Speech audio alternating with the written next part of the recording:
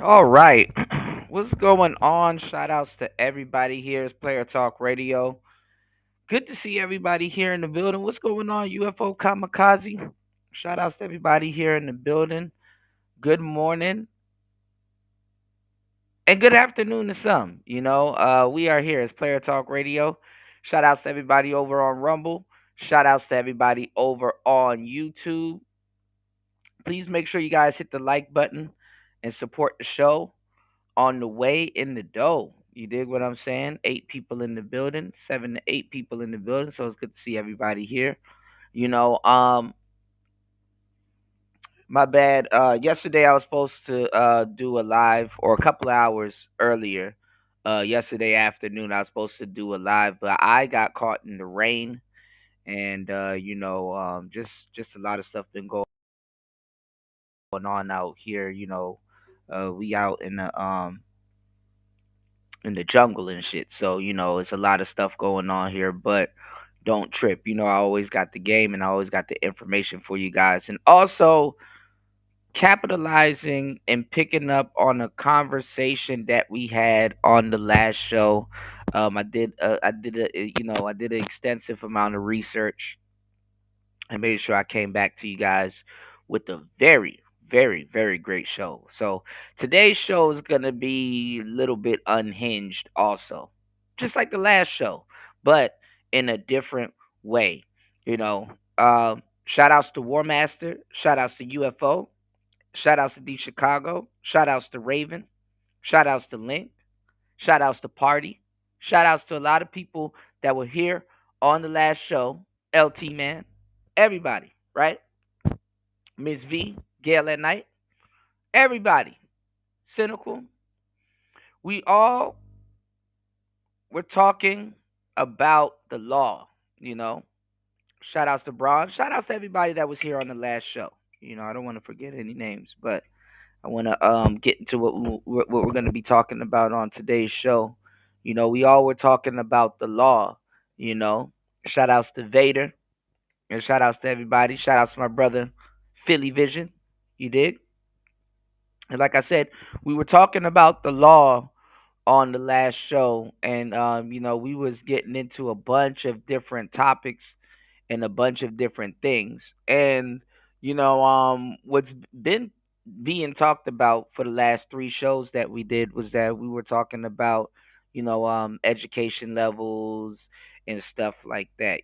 True enough, they do want officers and certain people in law enforcement at a certain education or IQ level. But let's face it, common sense is common sense. To just base certain things solely off of IQ is to a certain degree being disingenuous. You know what I'm saying? Um, if something's wrong, something's wrong. How certain things go, certain things go. But with law enforcement, there is a hierarchy. You know what I'm saying? There is a hierarchy, and enforcement of the law doesn't necessarily stop. You know what I'm saying? It doesn't necessarily stop at a police stop. It doesn't necessarily stop. With the police officer.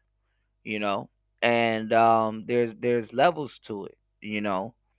So some people that get irritated and agitated, during a traffic stop or certain things going on, you know, they'll even get frustrated with their lawyers telling them, "Hey, fight it in court," because they're not thinking like that. They're not thinking of court while their rights are being violated and all kinds of stuff is going on.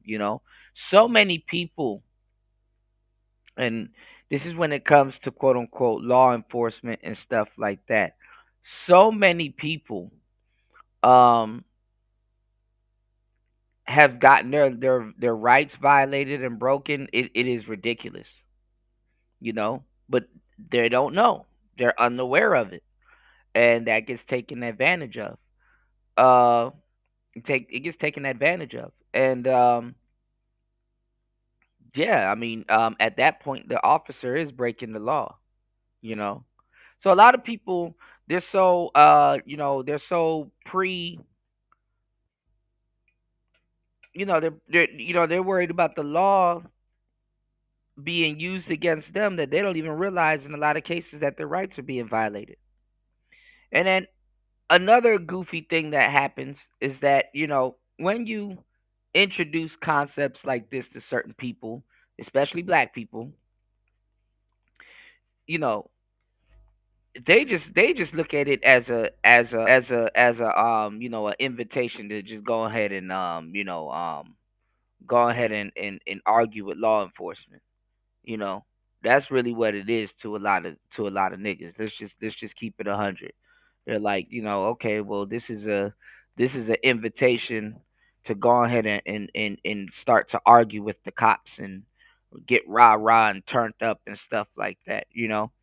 And it's crazy because in the black community, even just regular citizens, which is crazy, has the same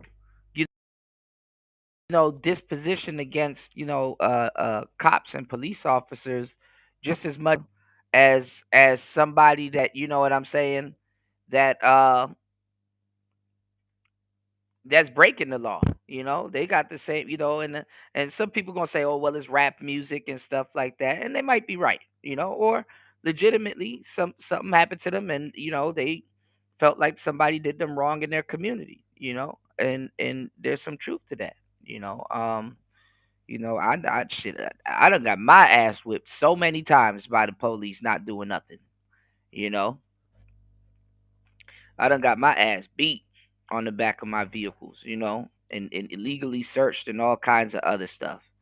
And I know what it is and what it was. You know what I'm saying? I'm a black man. I'm in America, and I had a certain style of hair. So there you go. You know what I'm saying?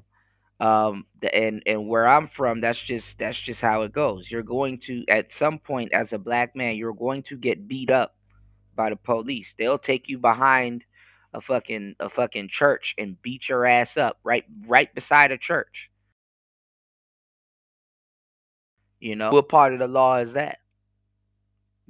But that's the reality of some of these places I'm from. Where I'm from, the police is just as known as me,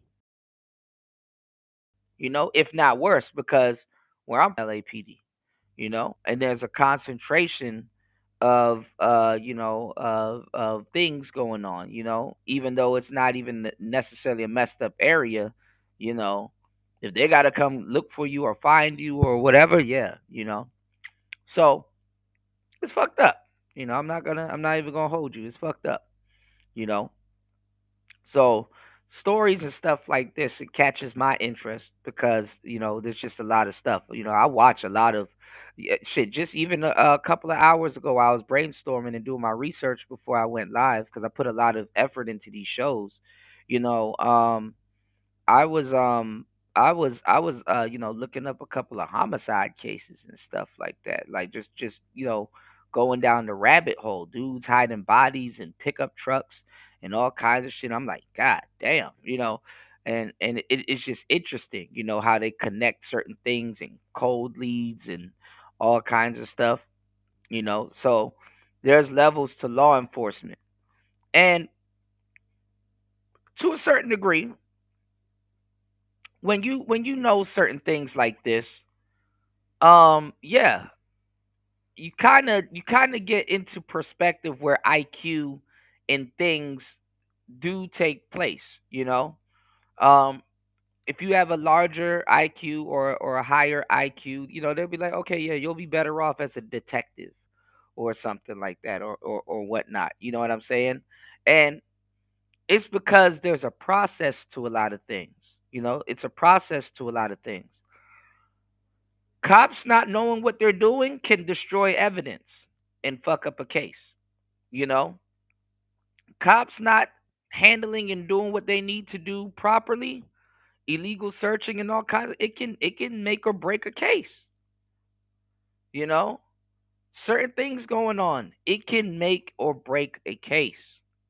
you know, wording, all kinds of different stuff. It's actually crazy once you get into it. You know, it's actually crazy once you get into it.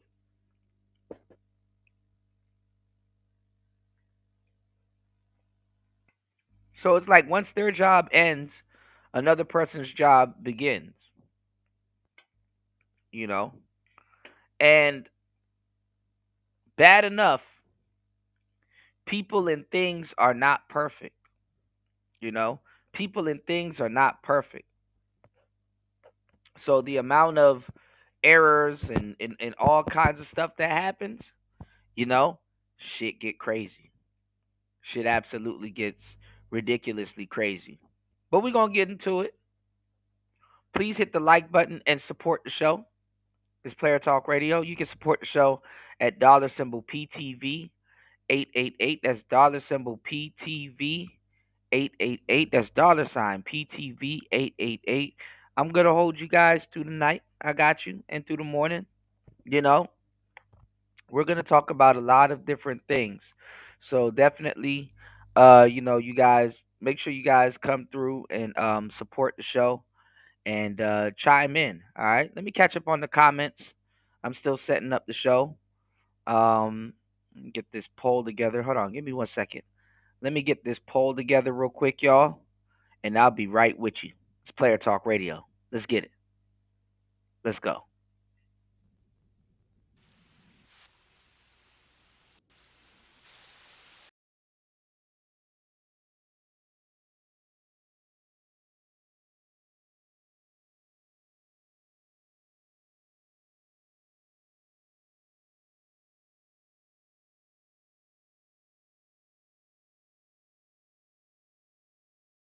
All right, hold on. Let me finish this poll real quick. Give me 1 second. I'm gonna catch up to the comments and the y'all going crazy in the comment section. Hold on, y'all.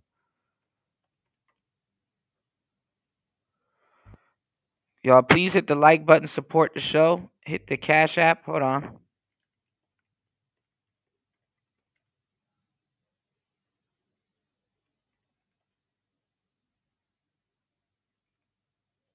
Hold on.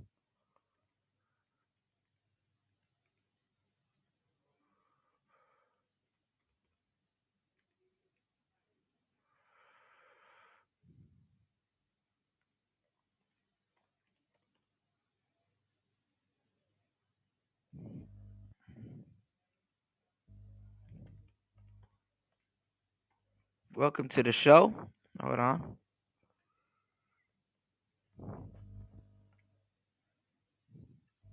All right, there's a poll in the chat.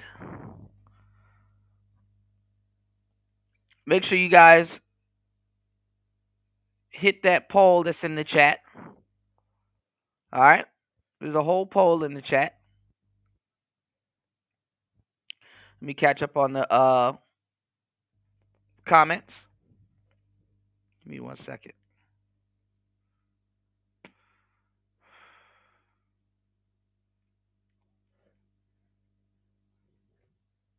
UFO said best believe TLA knows suspended driver's license make any arguments of his right as illegal. I mean that stop. We're gonna talk about that case too. That stop right there. He already pled guilty. He didn't. I don't think he took a plea deal or anything like that. He pled guilty. So like I said on the last show, UFO, it's in his best interest to be like, hey, I pled to my wrongdoing of the side of the crime. Now the police need to own up to their wrongdoing on the side of the crime. I mean, honestly, that would be the reasonable answer to that situation. That will be the reasonable answer. You know, if you're gonna pursue anything, that would literally be the reasonable answer. You said had an old woman pulled out in front of had an old woman put out in front of me in the rain and totaled my Toyota Supra one evening. She told the police my headlights weren't on. So she couldn't see me. Yeah, they lie. They lie. I had a lot of people run into the funny part is I never ran into anybody. People run into me, so I done flew through some vehicles, my share of vehicles too. You know, you said she had a restriction against evening against nighttime driving. She wasn't even supposed to be on the road. Yeah, I got hit by a white kid with a learner's permit, and nobody that was in the car that had a valid driver's license was there. And the black police officer did everything in his power to not take that kid to jail. Meanwhile, if it was me, I would have gotten taken to jail. No questions asked. And I looked at him. I'm like, "Yo, are you gonna at least take him in? It was a car that I just bought. I still have my paper tags on it and stuff like that. And I don't know about y'all, but if y'all ever had to fill out some goofy ass insurance shit and you still got paper tags and all that other stuff, and that shit complicates every single thing because they want hard tags and the information and all this other stuff. Then your new tags come in and you don't even know if you're gonna keep the car. You just done went through all that goofy ass paperwork that you did, obtaining the car. You try not to mix up documents. Then you got to go to fucking therapy and all kinds of shit. Man, it's the worst shit ever. I wouldn't wish that on anybody. Just because somebody couldn't pay attention on the fucking road, you know? Shout outs to everybody here. Give me 1 second. I'm catching up on the comments. Please hit the like button. Support the show. You said law enforcement had the highest standards when I graduated the academy at the top 1% of my class. That's what's up. You said just a reminder of who niggas are debating with on shit they know nothing about. Well, it's the internet, man. You know, trust me, I know way too well. I'm an actual content creator, and there's really no level of debate that don't get no higher than where I'm at. you know,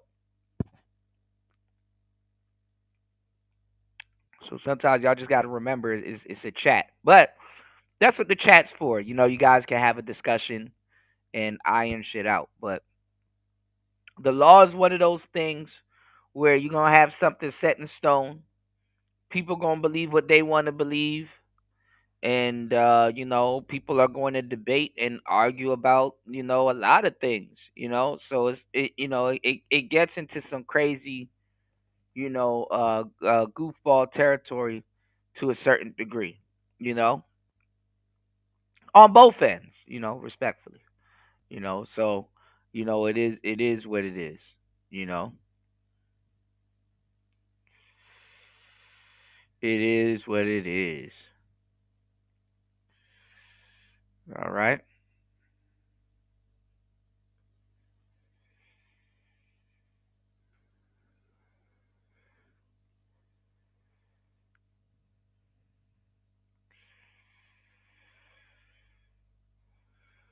Hold on. Give me 1 second.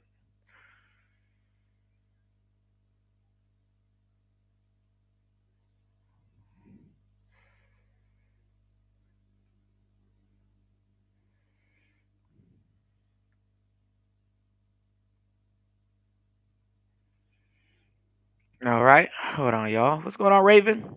Good to see you, bro. Good to see you, bro.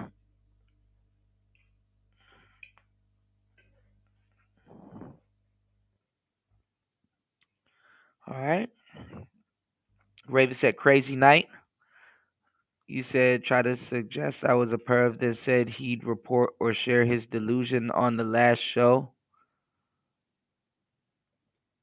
T Chicago is a T app Keisha minded lame nigga. Uh-oh. How can one keep their license after being documented mental health issues? What's going on, party? I just gave you a shout out. Good to see you, brother. You said be a Manchurian candidate. Yeah, Manchurian candidate. You said someone in the chat had said that party. Ravens UFO said Raven, you mean driver's license or gun license? Raven said no concealed. Party said the news populating the news again. You said or control the news or control the news. They're on set and got info. Real shit. They can play real shit. They play catch up. True. UFO says depends on the nature of the mental issues. He said he has an active medical prescription for his mental illness and still owned a revolver, the M4 and the A. Yeah, I saw something. What's going on right now? I thought that was in New York. I did see a black man waving the AR they said an M4. You know, what's going on, D Mac? Good to see you, player. Welcome to the show, as always. You said this song got me plenty of ass back. Oh man, D Mac, you are come on, man. You already know. Man, I saw. Speaking of Keisha D Mac, I saw. Because we've been talking about Keisha Cole a little bit lately. Since I was talking about her getting that honcho tattoo removed, I saw. I guess it was at the BET Awards. Somebody sampled her song, and she had a song with Glorilla, and she was sitting on top of this piano singing, and she didn't sound right. See, Keisha always sounds good. You know what I'm saying? Live. But I don't know. Maybe it was the type of song. I don't know. Glorilla sounds better than her though on that performance. I was like, oh shit, I didn't even know they did that. It was pretty cool. You said make the insane asylum great again, and until it's all actors and linchpins. Man, listen, anything with the word asylum on it, they turn that shit into Batman. What's going on, new? You said should have put neither on the poll. That's funny. That's funny because that's true. I wish they had an extra option, man. I wish they did. I wish they had an extra option. Police are expected to enforce the law to the best of their knowledge. Lawyers are paid to manipulate the law to the best of their knowledge for their client, and that is true. A good lawyer knows the law, but a great lawyer knows the judge. Giving y'all some good game. Y'all hit the like button. Please support the show. Let's get at least one supporter.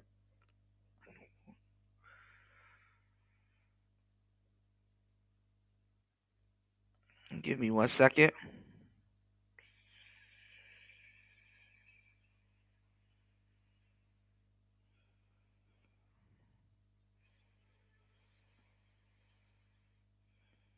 Hold on.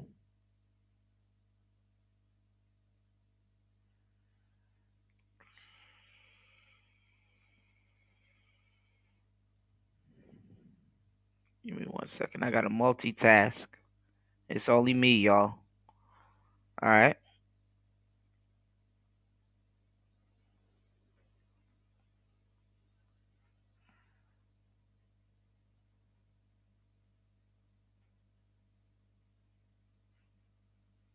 Hold on.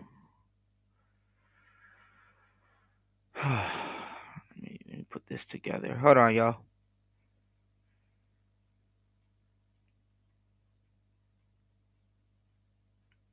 If you guys can do me a favor while you guys are waiting, if you guys could share the show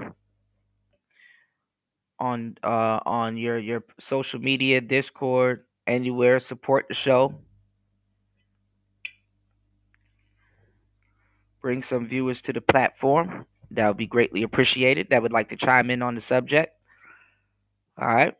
You said, I wonder if one of your favorite YouTubians are on the T app. Well, people got regular lives, probably. Hollywood ain't been getting paid and doing what since COVID. That's true.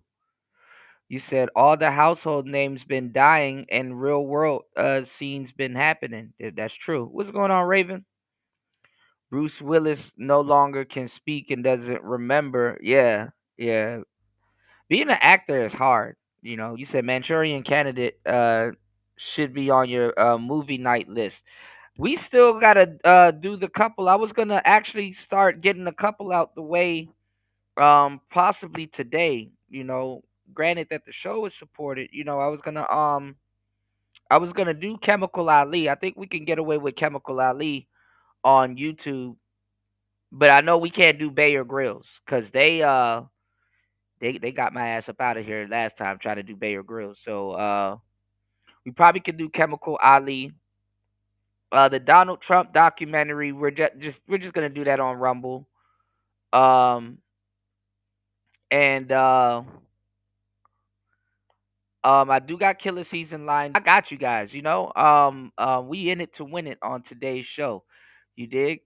Oh man, already. I appreciate you, man. As always, shout outs to Party. Now we gonna put it down now. Shout outs to Party dropping. Hold on, I gotta check it, but I appreciate you supporting the show. Now, hold on. I want to get into some other stuff because it's going to make you guys probably upset or just straight up mad. Some of the stuff that we're going to get into. Now, I talked about this a little bit. On the last show, but I did not go too deep into details about it. You know what I'm saying? A lot of people talked about this, and it was a minute ago. Okay, it was a minute ago. Um, there was a sister. Shout outs to Party. Thank you, bro. Shout outs to Party supporting the show and also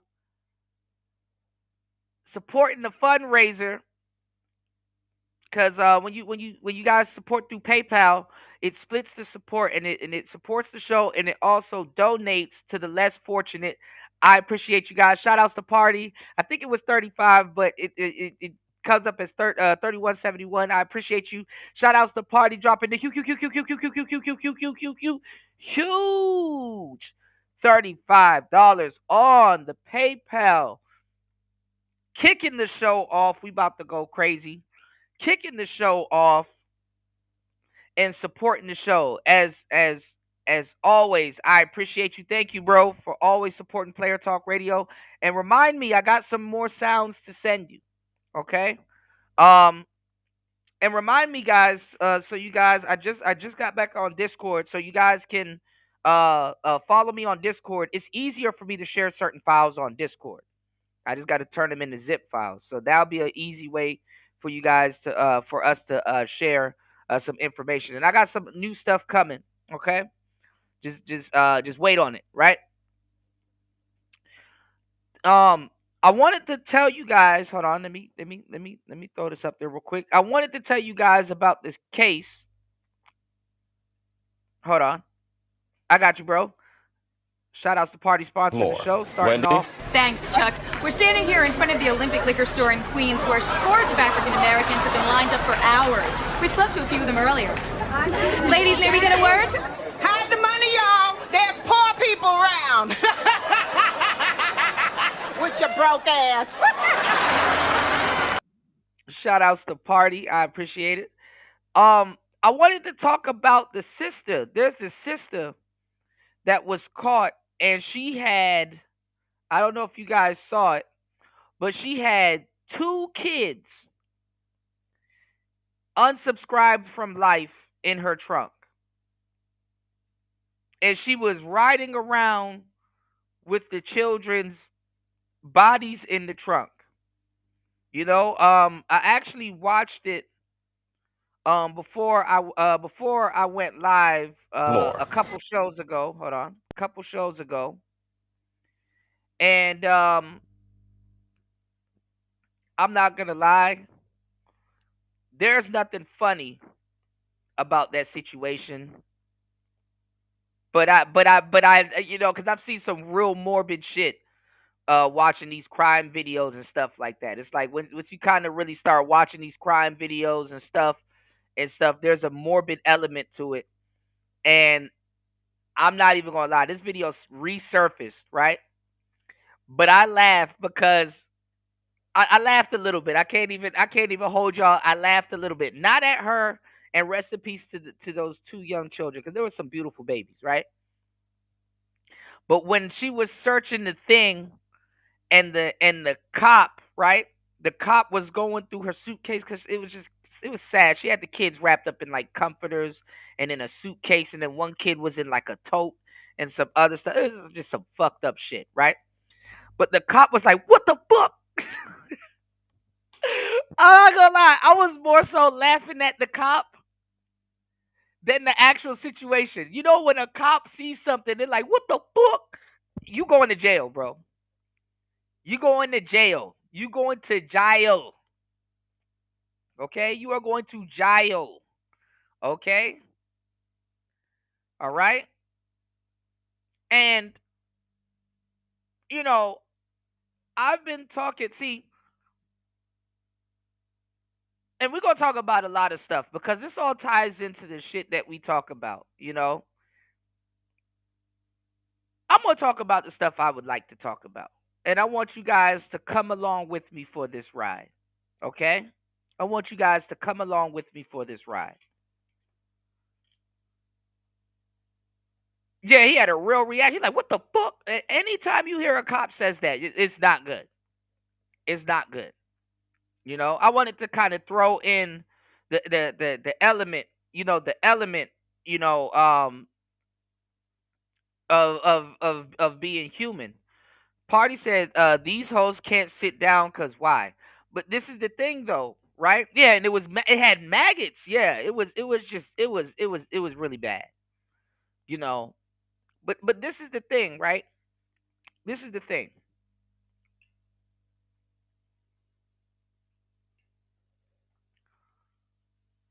Because you got some YouTubers out here talking crazy about red pill cats, right? And y'all, my audience, y'all listen to me. Y'all listen to me all day, daily. Y'all are red pilled as fuck. You know what I'm saying? Because just and I want you guys to give yourselves a pat on the back and stuff like that. You know what I'm saying? Because you guys can keep up with the real red pill conversation. Y'all know what real red pill sounds like. Y'all, you know what I'm saying? Y'all know what the hell going on. Y'all know how this shit goes, right? Um,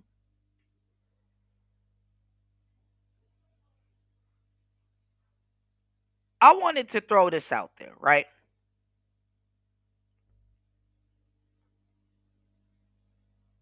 You have how do I want to approach this conversation? You've heard so much quote unquote fake pro black content, propaganda, and all just all kinds of debaucherous shit, right? That comes from the actual black community. And nobody ever wants to talk about how pro black people are in a state of delusion because they do worship women, right? The actual factual matriarch, right?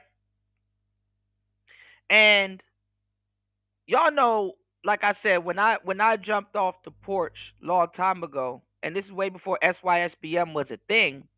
What's going on? What's going on, Prime? Good to see you, player. Good to see you.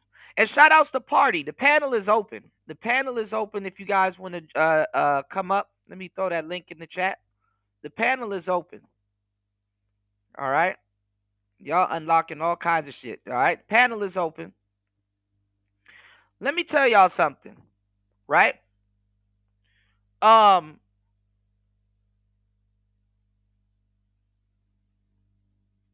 I told you guys, right, that what made me, really look at, what made me really look at hold on. Let me put this in here in the chat. Hold on. There we go. All right. You said they actually worship females and the colored man. They don't really worship black men like that. Honestly, them Hotep niggas put themselves last. Only real time you really see them Hotep niggas put themselves first is if they're in some type of weird polygamous marriage. All right, they put themselves last, honestly. You know, they spend the majority of their life simping, and then if they can luck up and get some goofy woman to marry them, in a lot of cases, the ones that don't know what the hell they talking about, if they get that under control, sort of, then you may see a little bit of a difference in behavior. But usually, it just goes down the Dr. Umar route. That's why I'm not really super surprised about Umar. You know what I'm saying? I'm not super surprised about Umar. But listen to what I'm saying, right? Let me get to it. All right. Um,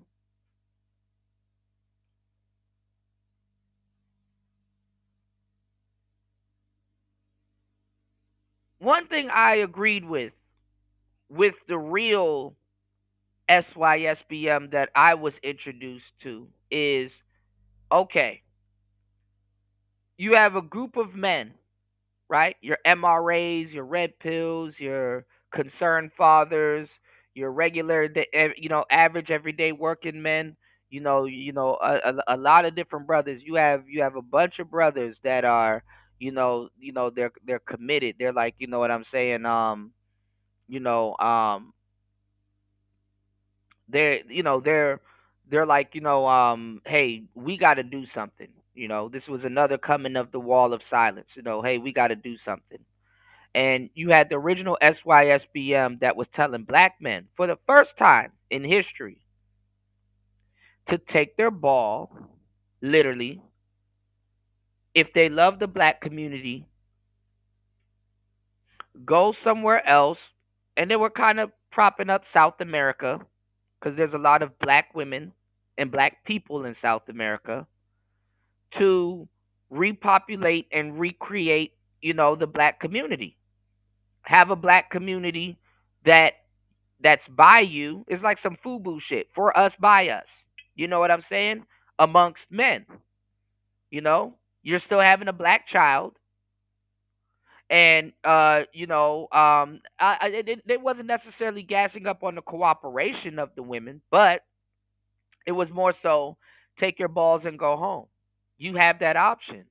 You don't have to feed the structure that's not really going in a direction that you don't like it going in, that you don't want it to go, you know? And I said, well, that's a reasonable answer, you know? And this was before certain things took place because I was telling you guys, before, a lot of this stuff took place, that there were certain things that were on the way right before 2020. And those two things was, for men, the male birth control pill for the first time in history, even though it's always been there, but niggas don't know what to do. So this is still a revolutionary thing. But for the first time in history, a man can control when and when, where and when he wants to have a baby. And they were coming out with the male birth control pill, you know? Now the reason why I said men have always had this power and control because there's something called coitus interruptus for the slow and impaired, the pull out method. Okay? Or just simply, you don't have to sleep with this woman raw. It's called condoms. Or, you know what else is birth control for men that nobody talks about because they're not player enough to mention it? Rejection.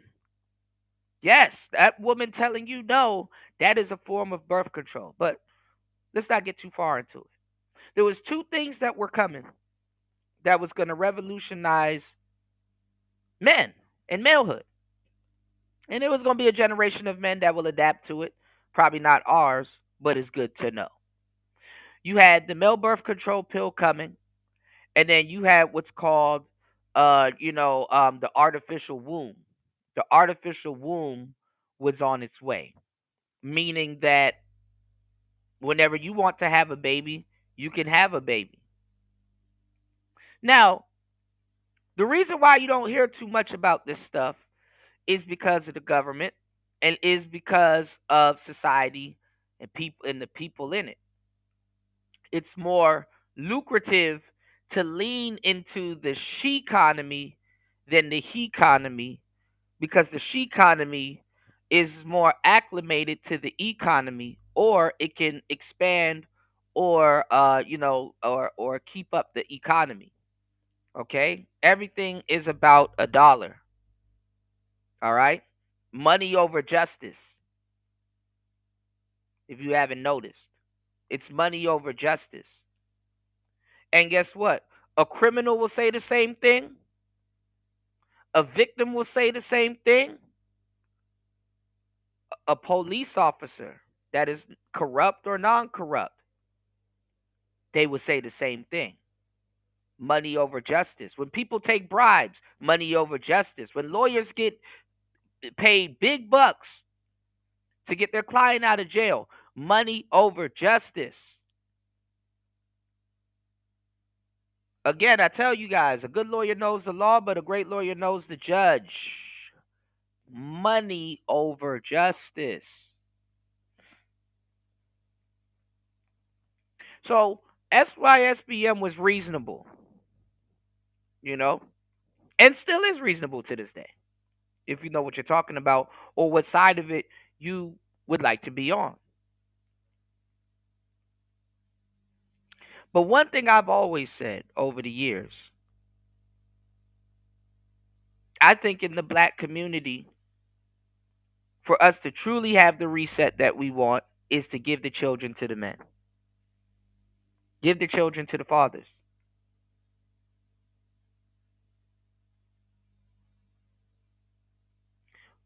That's the rinse, you know. What they said, don't come out in the wash, gonna come out in the rinse, right? And I wonder, I want you guys to put in the chat. I wonder if the children goes to the fathers, what will the sisters do? As a parent and being on social media as a black man, a full-time parent or part-time, you know, men will find logical places and things and in ways to raise our kids and have them being upstanding citizens and contributors to the world, because that's how we see the world. What would the sisters do? What would they do? What would they be doing if they really didn't want the accountability or the responsibility of children, of the children? You know, the ones other than the families. You know what I'm saying? The ones that choose to be single. You know, actually, the funny part is that they have the kids and we get to see it anyway. You know, but I want you guys to think about that. Now, this particular woman, these weren't her kids. She was their auntie. So they didn't have, you know what I'm saying? I mean, there absolutely is a bond there, but she didn't have no real bond to these kids. Her accountability and obligation to her nieces and nephews stressed her the fuck out. And as you see the end result here, this isn't postpartum. This isn't, SIDS or none of that, other, goofy shit.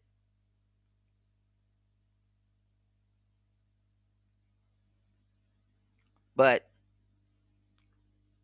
hey, like I said, give the children to the fathers. And it's fucked up because black fathers are the most involved fathers in their children's lives, which is crazy. And that stereotype and stigma is still placed on black men. You know? Mm.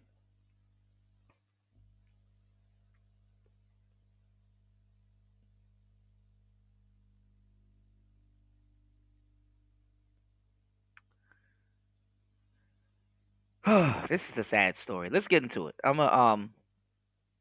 gonna add more onto it.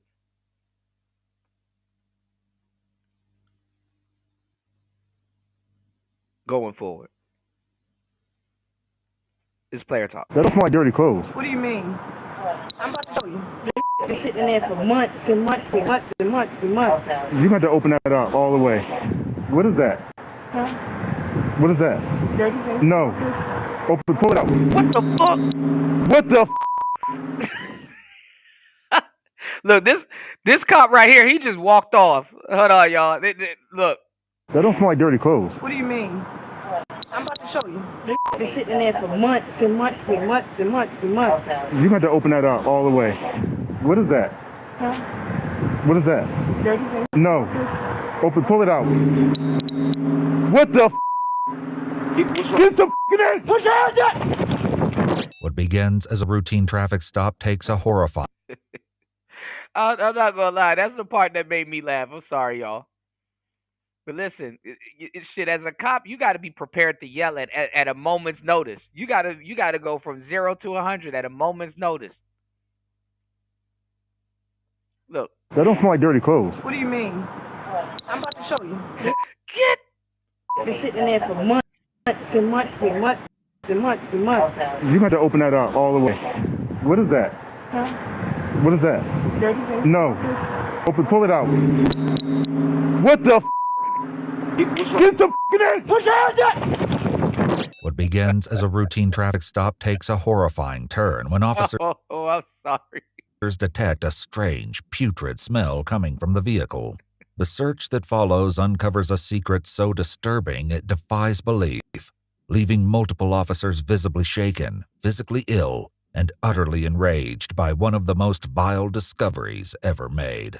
Listen, I need you to calm down. I need you to calm down. I'm trying. No, I need you to focus. Listen, calm down. We need to verify. We don't know what this is. what is Jesus Christ.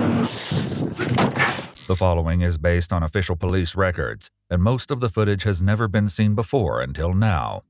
In Essex, Maryland, just after 11 p.m. on July 28, 2021, an officer with the And Baltimore the crazy part is that she's from Maryland, y'all. She's from Maryland. Oh my goodness.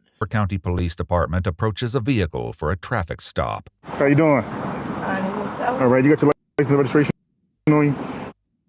What, you know why I pulled you over? What it is? No. Okay. Speed limit is 35. Oh. And you was doing well over it. Oh, I'm sorry. I swear I only thought I was going 40. The driver, 33-year-old Nicole Michelle Johnson, hands over a state ID. Sitting beside her in the front seat is a friend who she calls BB. The officer heads back to his cruiser to run a registration, but the information doesn't quite check out. And it's coming back, vehicle requested, not found, or on file. Simple. So you don't have a driver license? No. Okay. And also, this vehicle is not even registered. Those tags in there are fake tags. This car has to be towed. Damn. Yeah, you get everything out of it, but how long did you have this car? Like almost 30 days. As the officer returns to his cruiser to issue citations, Nicole and BB exit the vehicle. Nicole walks to the rear and opens the trunk, revealing several large bags tightly packed inside. Ms. Johnson, you come over here. So you got pulled over for the same stuff already. But that's why I went, and I really, really thought I got good tags. You gotta be careful with that I know. stuff off the internet and all that kind of stuff like that. That stuff that don't even be legit. Like you literally see, like we literally, well, not her, but me and my kids literally living in the car. Like.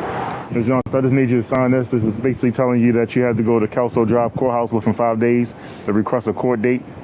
If you don't request a court date within 5 days, they can issue a warrant for your arrest. This is not meant to guilt. Be here in 5 days. I swear to God. Last day, like I can't go through anymore. Like, Can you just take me home, please? See, she just doing too much. Even the mentally challenged woman, even the mentally challenged woman is like,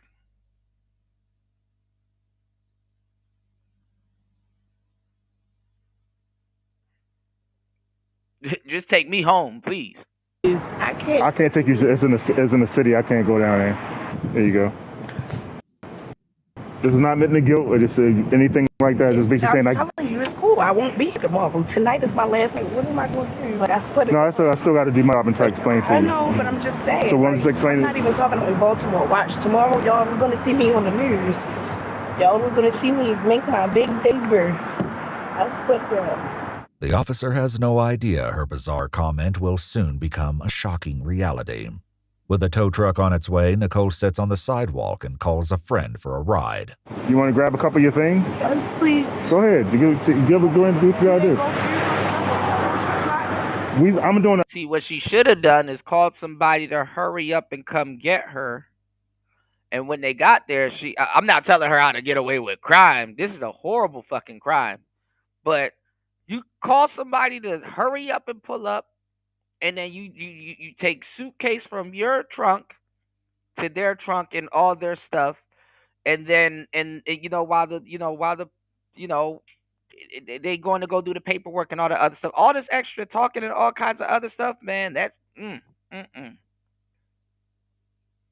Now, the only reason why I'm mentioning this, and I don't care about this woman, and rest in peace to those little kids and stuff like that. The only reason why I'm mentioning this is because I want to get you guys into the mindset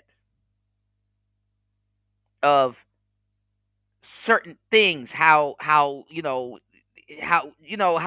traffic stop can turn into certain things, if certain variables and things weren't introduced. You know what I'm saying? To the top, to what's going on. Like, this woman here should have just shut the hell up. But then again, criminals aren't the brightest people on the planet. Criminals aren't the brightest people on the planet. Riding around with 2 dead bodies in your trunk is crazy.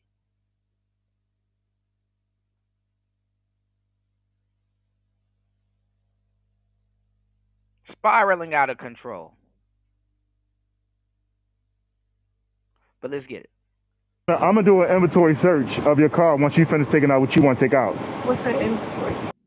So an inventory search is when I go through your car, for instance, $15,000 in the trunk of this car right now, and you taking it to it and it's gone. Yo, I'm in the middle of nowhere, and they taking my car. I gotta take all my stuff out because I don't have anything. So if I lose this is all I got. Y'all keep asking me to move on. Y'all keep telling me one more day. Y'all keep saying everything's gonna get better. Y'all keep saying this, it can't get no worse. And listen, let me tell y'all something. Half this shit that black people go through in traffic stops would go to hell away if they just shut the fuck up. Shut the fuck up. Fuck. I should have, man, I really wish that, I should try this poll again. I sincerely really wish I could add a black man to the options. Just a regular black man. Because as a black man getting pulled over, I hate to say it, fucked up as it may sound, as black men, I think niggas should become lawyers in droves. Who knows more about getting pulled over than us? Or dealing with law enforcement than us? See how a shortcoming can become a blessing? I'm not saying everybody should turn into Judge Mathis, but fuck. I think every black man to a certain degree has a pullover story to tell.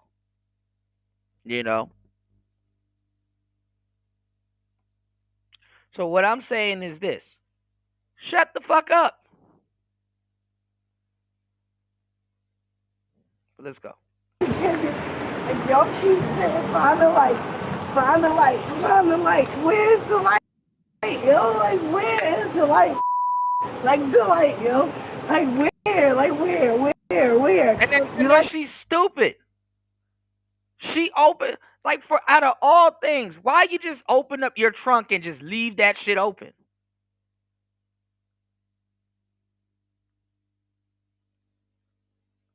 Why is your trunk just out of all things just the only thing open? Not the 4 car doors. Not that you just open up your trunk and just Jesus Christ. Inspirational conversations. Here we go, because I can't take no more. Like I really can't take no more. And you're not shutting up and waiting for your ride and waiting to move all of your stuff. Dumbass bitch, man. Hey, listen, man. Y'all gonna need men more than y'all think. And it's crazy because we're going to get into it. Let's just let this go. When backup arrives at the scene, the officer taps his colleague on the arm and quietly shares that something is very wrong. Come here for a second. I'll push. Come here. Stop there. Do me a favor. Walk over to that car and just You up there airing see what out you whatever's smell. in Not the drugs truck. or anything, but see if you smell anything other than drugs.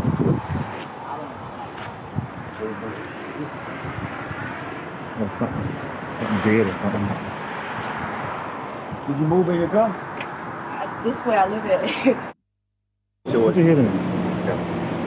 No, seriously. I just need to find. I need to know. I told you it was street. What is this right here? Huh? What is this? A bunch of dirty clothes. A bunch of dirty. That don't smell like dirty clothes. Huh? That don't smell like dirty clothes. What do you mean? I'm about to show you. Dumbass. I'm about to show you. I'm about to show you right now. Kids got justice. There's a bunch of dirty blankets. Well, this been sitting there for months and months and months and months and months. You're gonna have to, ma'am, I'm honest, you're gonna have to open that up all the way. I'm about to open it up all the way. Yeah, you're gonna have to open it up all the way for me. Bugs and stuff all over it and everything. Because it's bugs and stuff over it and everything. I know, but I don't know what it is though. The stench is unmistakable, but finding the source of the smell is easier said than done, as whatever is inside is buried beneath endless layers of plastic trash bags. Literally ripping through all the veins so we can see all the dirty stuff. I don't think that a guilty person would be doing it like this, bro. Good ass. If I take all my stuff out, where am I gonna? I just need this right here is drawing my attention to it, so I need to see it. I know. Just feel it. That's why I'm trying to show you. No. I'm with you. What happened? No, I'm just telling him, giving him some advice. Okay. I'm telling you, you're just gonna find a bunch of dirty blankets. Yeah, but I need this. I need to know what that smell is. I am. I'm about to show you. Nicole turns to the officer for help, and he carefully begins cutting through the thick layers with a knife. You gotta get all the way through to the dirty, pissy clothes. Why you got all these blankets? Huh? Why you got all these blankets? Because we stay in hotels, from the hotel to the car. Like, I can even get the hotel. No. You can finish it. I was just curious. Oh, yeah, I can even get to the hotel receipt for you. Okay. They want You ain't got to go through that. I was just curious. keep finding blankets. I ain't got one blanket. Keep finding. Oh, you can keep finding them. What? You see them right there as soon as you open the suit. Plastic. Huh? Keep finding plastic. Oh, yeah, because as soon as you open it, you gonna find them. Let's stand on the front of this car and make sure she don't go nowhere. After cutting through multiple layers of trash bags, officers finally uncover a black suitcase. Just open the suitcase and we can be good after that. There'll be more blankets still. Can you cut it from here? Can you cut it one more time? And this is what smells, Rita. What is that? Huh? What is that? Dirty thing. What the fuck? No. Pull it out. Pull. Dirty thing from my husband. Pull the whole bag out. I am. My husband just said it. The dirty. See, my husband is. I'm telling you, it's always some imaginary nigga that they gotta blame some shit on. My husband, your husband, what? You have a husband? What did your husband do?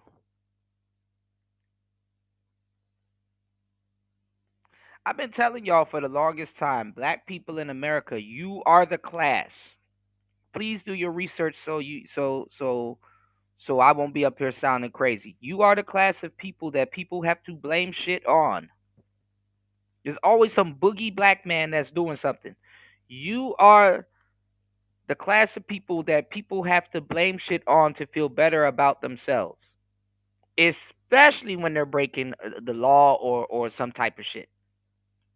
Okay? Not one man in sight, but you got to hear about a black man. My husband. Your husband what?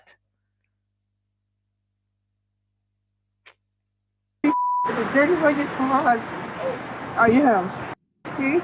Take it out. Take the bag out. Take that bag out of there. I am. Okay. Pull that bag out.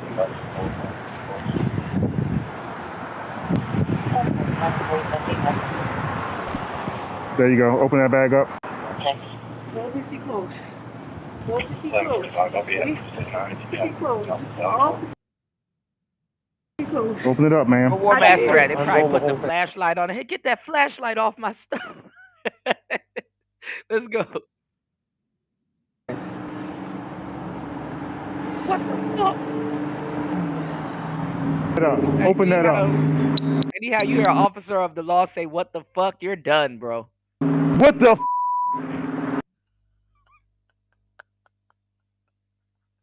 What the fuck? Get the in! Put your hands up!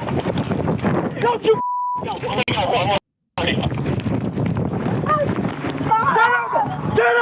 Turn over! Turn over right now! You're under arrest! Don't you move! Don't you move! Put your hands behind your back!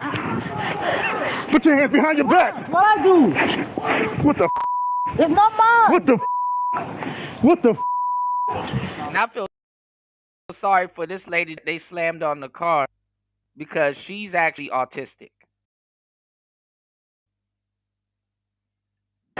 What I do? The officer's like disgusted. I know that's I know, with paramedics, car accidents, there's no doubt in my mind that you see a lot of fucked up shit on the job that you got to be prepared for. You know what I'm Shout out, law enforcement. That's also an ex-law enforcement that's in the chat. Shout out to my brother Kwafi. Kwafi's law, ex-law enforcement. You know what I'm saying? So this is the thing, right? Aside from the whole IQ thing, it's on the table, but it's a stretch. It's not questioning, and how I talk about it, it's really not questioning an officer's intelligence or anything like that. But I want y'all to also keep in mind the stuff that officers and paramedics and people that are out here serving, basically, service to the country, what they're seeing on a day-to-day basis. This is shit. This is beyond shit that people pray not to find. You understand what I'm saying?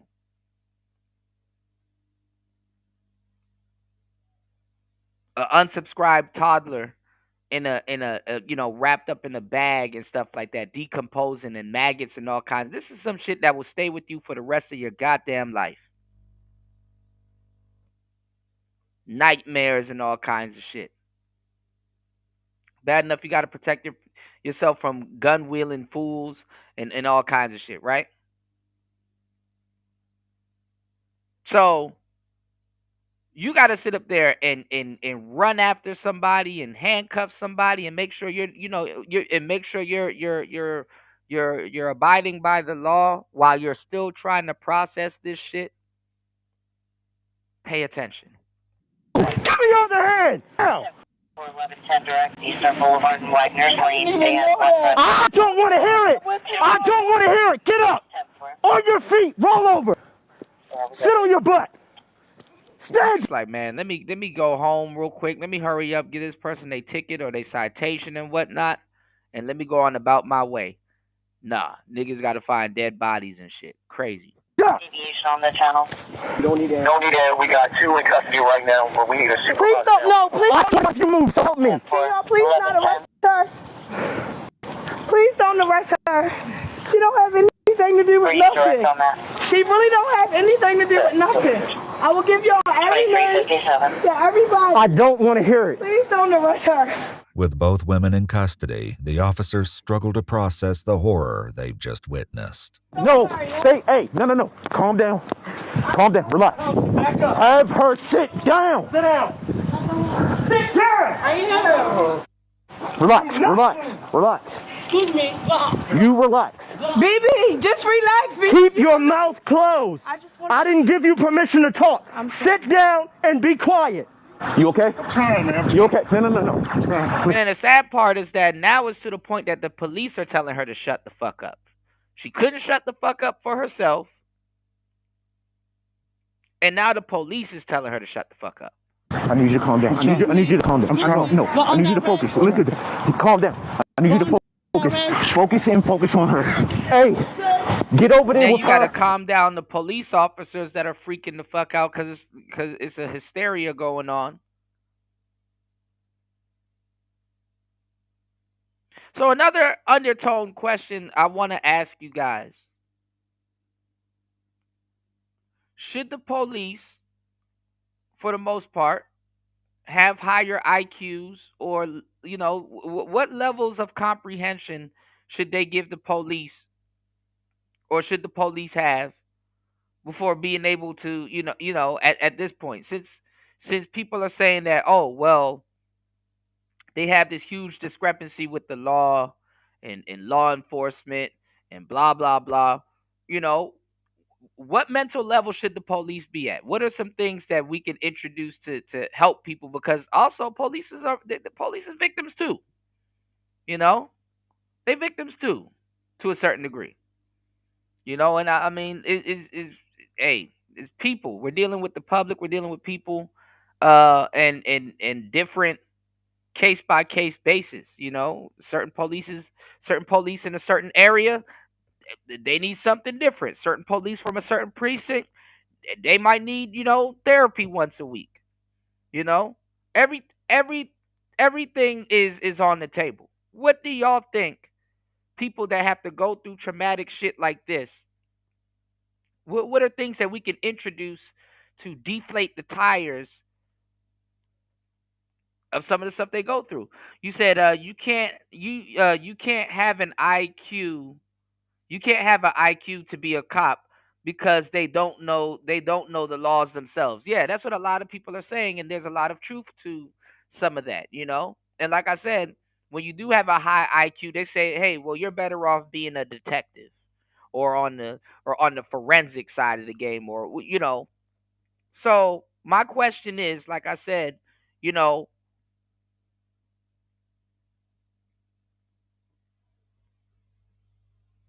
how can we introduce a better structure to law enforcement? What's going on, Red Door Woman? You said okay. So yeah. But look, the cases and the severity of each cases is going to evolve as we go. I'm kind of pulling this up. This is actually probably going to be the most severe thing we're going to talk about. I think pertaining to the police and later on. But I'm warming you guys up for the conversation. Make sure you guys hit that poll and let me know. And if you have an explanation for your vote on the poll, you guys can let me know in the chat. All right, let's get it. Put your mask on. Put your mask on. All right. Put your mask on. Mask up. You're under arrest. Gloves, everything. Okay. Everybody should have. I said polices. All right, it's a slang term. Stop coming in here trying to be a subject matter expert. Relax. You lucky I didn't kick your ass out with a name like that. So chill out. All right. I'm actually opening up a conversation a lot of people are afraid to have. All right. All right. And I'm not questioning nobody's intelligence. I'm just putting variables on the table so we could talk about it. All right. So stop coming in as a subject matter expert. I'm not trying to present myself as a subject matter expert. I'm actually sitting here and having a conversation. I'm doing a bunch of things at once, running a show. Okay? Your job is to chat and at least somewhat be pleasant. You're already rubbing me the wrong way. So relax. Okay? And second of all, I'm multitasking right now. So if I want to say polices or policia or whatever the fuck I want to say on my channel, I can do that. Start your own channel if you have a big opinion of something. So let's go. Man, yo. What's in there, bro? It's a baby, yo. Come on. Please. Relax, bro. I'm here. Need you to breathe. Good instinct. Okay. I need you to breathe, okay? I'm good. I need you. I'm sorry. Don't worry about it. Can I ask you? No. I'm sorry. I just want to ask you one. There's nothing for me to talk about with you. Do you understand that? I know. Do you understand that? He probably from Baltimore too. Anyhow, you hear somebody say they ooze and use like that, they're usually from Baltimore. It's a Maryland thing, but let's go. I'm going to want all the information anyway. We'll get to that point, but right now you need to be quiet. This is not a game. No. And then also too, before we get into the deeper layers of this conversation, you even have police officers telling motherfuckers to be quiet, even for the sake of their own lawyers, even for the sake of, that they just don't want to hear it. You're already going to jail. They don't give a fuck about court or any. You're guilty. So they're past certain layers of the investigation. By the time they got to chase you down and just the stuff that he's still trying to process this shit, and then have to babysit you in the middle of this shit. But listen to the request that she makes for this officer to do while she's in this position. Check it out. Absolutely not. No. No. Absolutely telling him to take his pistol, his service weapon, off his hip and unsubscribe her from life. She said, please take me out. Please get rid of me. But let's go. Absolutely not. Absolutely not. I'm not going to. No, ma'am.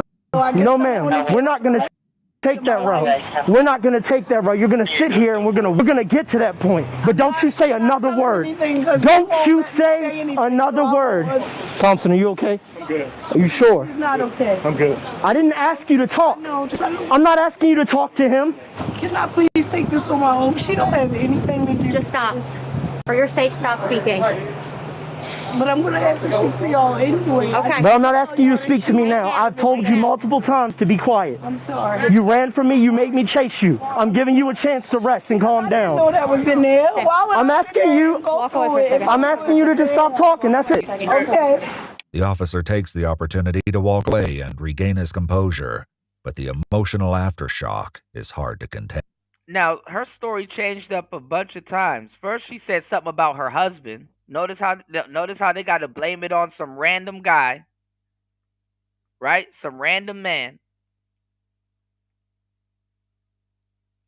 Then she said that she didn't know that was in there. Then she's like, she's in a state of hysteria also. Shout outs to Red Door Woman. You said I used to work in Baltimore on the west side at a hospital. Okay, yeah. Yeah. Where's that hospital on the west? Is that what's it called? Butcher's Hill or something like that? I've done a lot of stuff in Baltimore, but I'm not too familiar with Baltimore. I'm from the DMV area.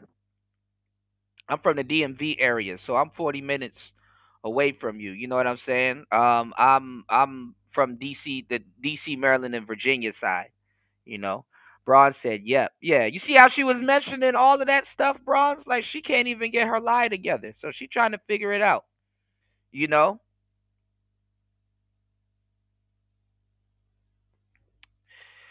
Okay,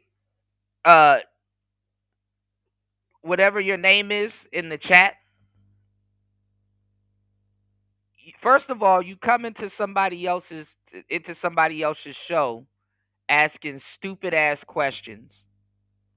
Second of all, if you're gonna come in here and try to tell somebody else what to do on their platform, and you're presenting yourself as a subject matter expert, it would be smart of you to actually have your variables together.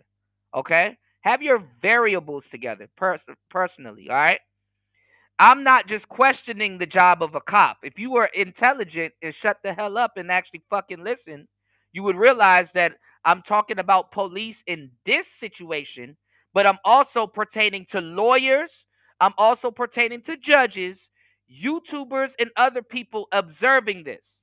Okay? The name of the podcast is called Mental Chewing Gum. Do you know what that is? It's to get you to think. I'm not saying one or the other is right or wrong, including myself. is to get you to think.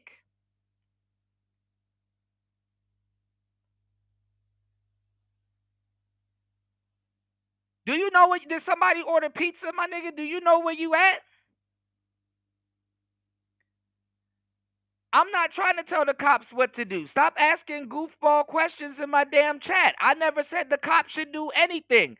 I'm pointing out what already happened. Why am I telling the cop what to do when I'm reviewing a video that of something that already has been done? What sense does that make?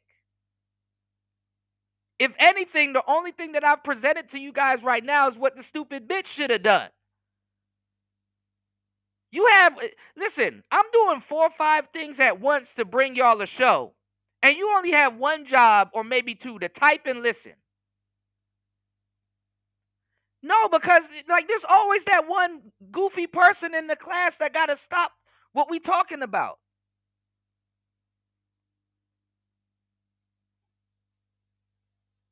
Goofy as hell, bro.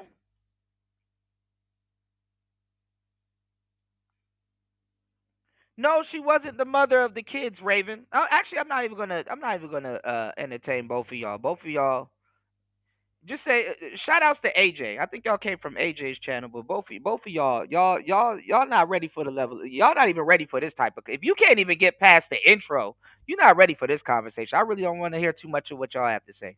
Sit back and enjoy the show. Hit the like button or the dislike button. Either way, it's engagement for me. And whatever. Raven said, I don't think she was the mother. I don't think she was the mother. The kids were her niece and nephew. That's what I said. She wasn't the mother.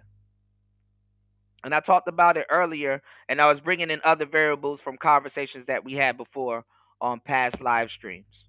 You know, so yeah, she's not their mother. She's their auntie, and basically, she was in charge of taking care of them. And basically, the story's gonna open up a little bit more as we go. Like I said, you know, I want y'all to really just pay attention. Because honestly, I'm stepping to the side. I'm throwing the variables out there. You know, I know some people don't have any good, a lot of people don't have good comprehension skills, but it is what it is. All right. So let's go back into the specifics of this case. Okay. They pulled her over. She could have easily got her car towed, called a friend or whatever to hurry up and transfer her suitcase and all this other stuff. But no, she decided to talk. She decided to keep the cops around her pungent vehicle for a long fucking time. Gave herself up. I don't know why she was just walking around with the trunk open like that. And now she found herself in a whole BB the African lady, y'all here, she's autistic. She didn't know what the hell was going on. I don't even think she autistic. I just think she African. Like fresh off the boat African type shit. But anyway, fresh off the plane African type shit. You know. So right, Raven. So yeah, the interview, because the interview gets crazier. So I wanted to point out though earlier how she was mentioning a husband and how she was mentioning other variables and stuff like that that really didn't have nothing to do with any of this stuff. But take a listen. Let's go back into it. All right, let's go.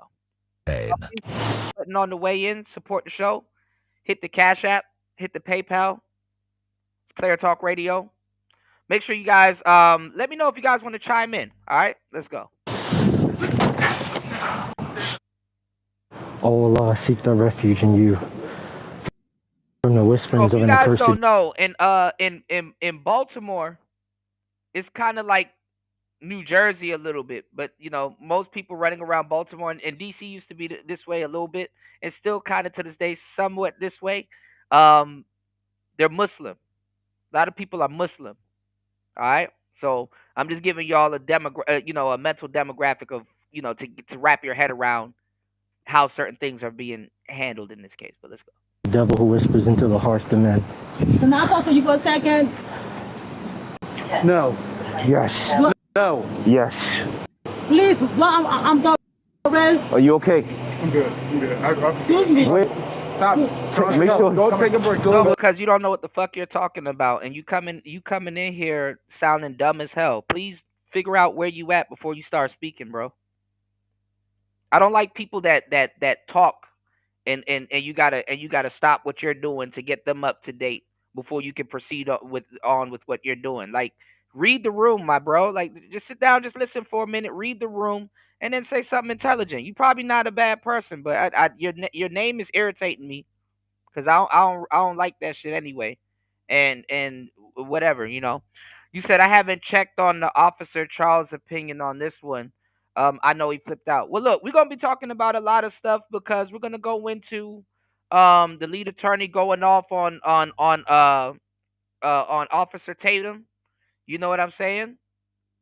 We're gonna be going in on Officer Tatum, and we're gonna introduce the courts and the lawyers' perspective to this conversation. So I want y'all to kind of the reason why I'm warming y'all up with this conversation and this particular stop is for y'all to kind of get out of the shoes of a citizen or or a regular person and kind of put yourself in the mental position of a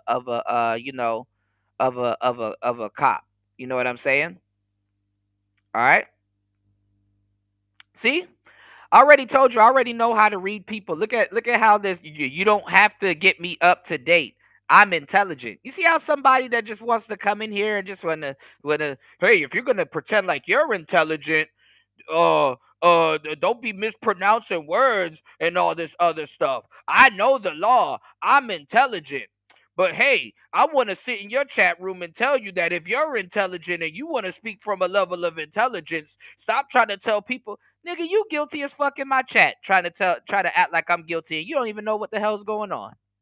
Y'all see what I gotta deal with? Y'all hit the like button, support the show. This nigga guilty as fuck in my chat, coming into my chat projecting onto me what they're trying to do. Like, you don't even know how to even establish yourself as somebody trying to do what you're trying to do. I already know you were trying to come in as a subject matter expert. You trying to come into my chat as a subject matter expert and project that onto me, sir. You have a comment and some bias or whatever you want to project onto me to do. And what you're not realizing is that I don't give a fuck about you. I got a show to run. All right?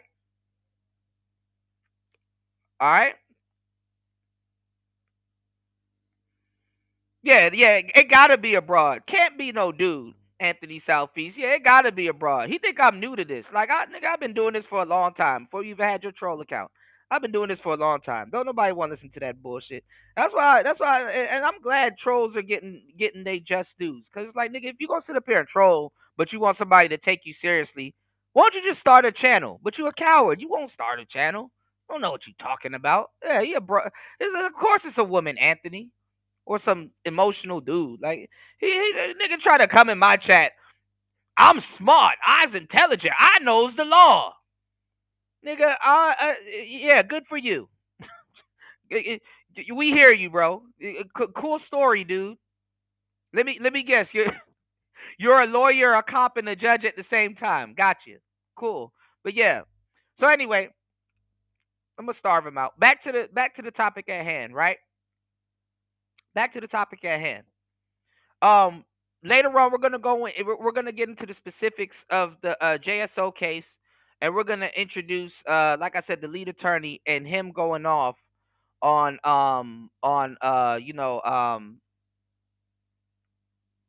what's his name? What's the officer's name? I'm tired of having to remember all these fucking names. Hold on, y'all. Hold on, y'all. We have the lead attorney going off on your boy. He called him a bootlicker, Officer Tatum. Okay, and I want to show y'all. I want to show y'all the difference between what a cop does, what a lawyer does, what a judge does, what the victim does, what the look, the public does, and you know what I'm saying, and just the whole process. All right. So I want to give y'all a full scope of the thing. not really a bias, you know? A cop is going to have a bias. A judge is going to have a bias, right? A lawyer is going to have a bias. The victim is going to have a bias. And everybody else is going to have a bias. What my thing is to do here, right? My goal is to just give you guys an overall encompassing thought of what you guys are taking in. Okay? And then whatever y'all want to do with that train of thought once it's presented to you, that's up to you. Okay? All right. Shout outs to Red Door Woman. Red Door Woman says, Jesus H. Christ, intelligence means nothing if you don't know the whole story and facts. Just chill out. Right. You know?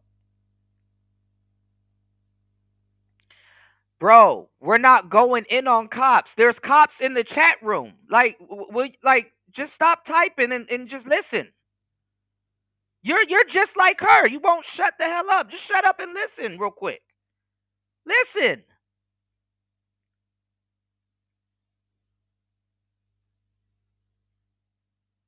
I haven't even presented anything I like what a cop says, done, or whatever.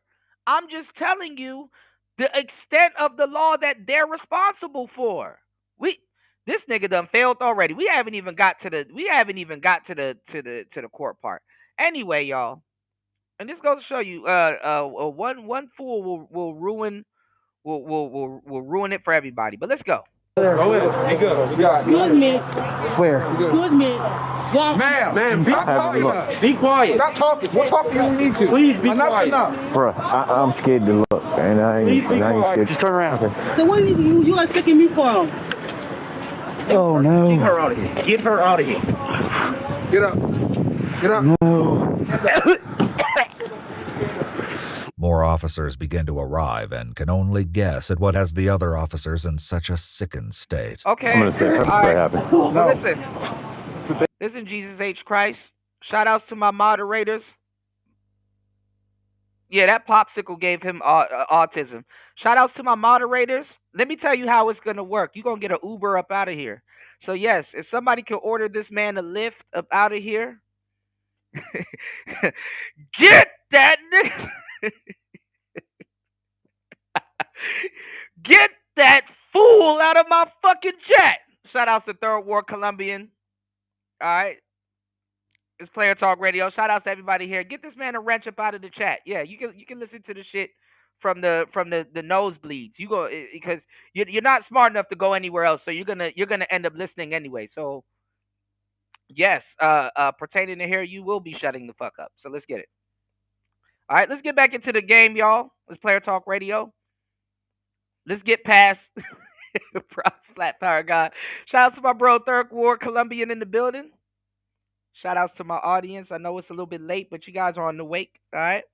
You dig? Yeah, get that nigga up out of my chair. We finna have fun, y'all. It's Monday. All right. We don't got time for this bullshit. All right, let's get into it. All right. We're going from the traffic stop. We're gonna get to the court section and we're gonna get to the whole thing. All right. Please hit the like button. Support the show. It's Player Talk Radio. Let's get it. That baby not back. And rest in peace to these two toddlers that met their demise at the hands of this lady here, this monster. Hey, you come back.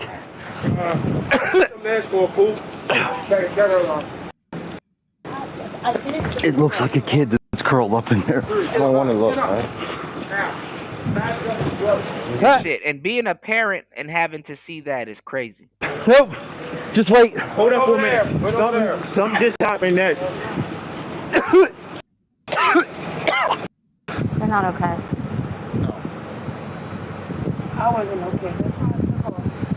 I sat there and I dug through that stuff the whole time. As soon as I seen who he was, I took off running too. So no, they not okay. Took their out of the car. Like, you take it out in front of the police. Speeding around with bodies in my car.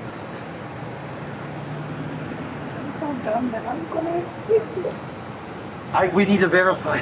We don't know what this is. I didn't know we're going to Oh God. Oh, what is? Jesus Christ. Oh Jesus. Oh my God. See, and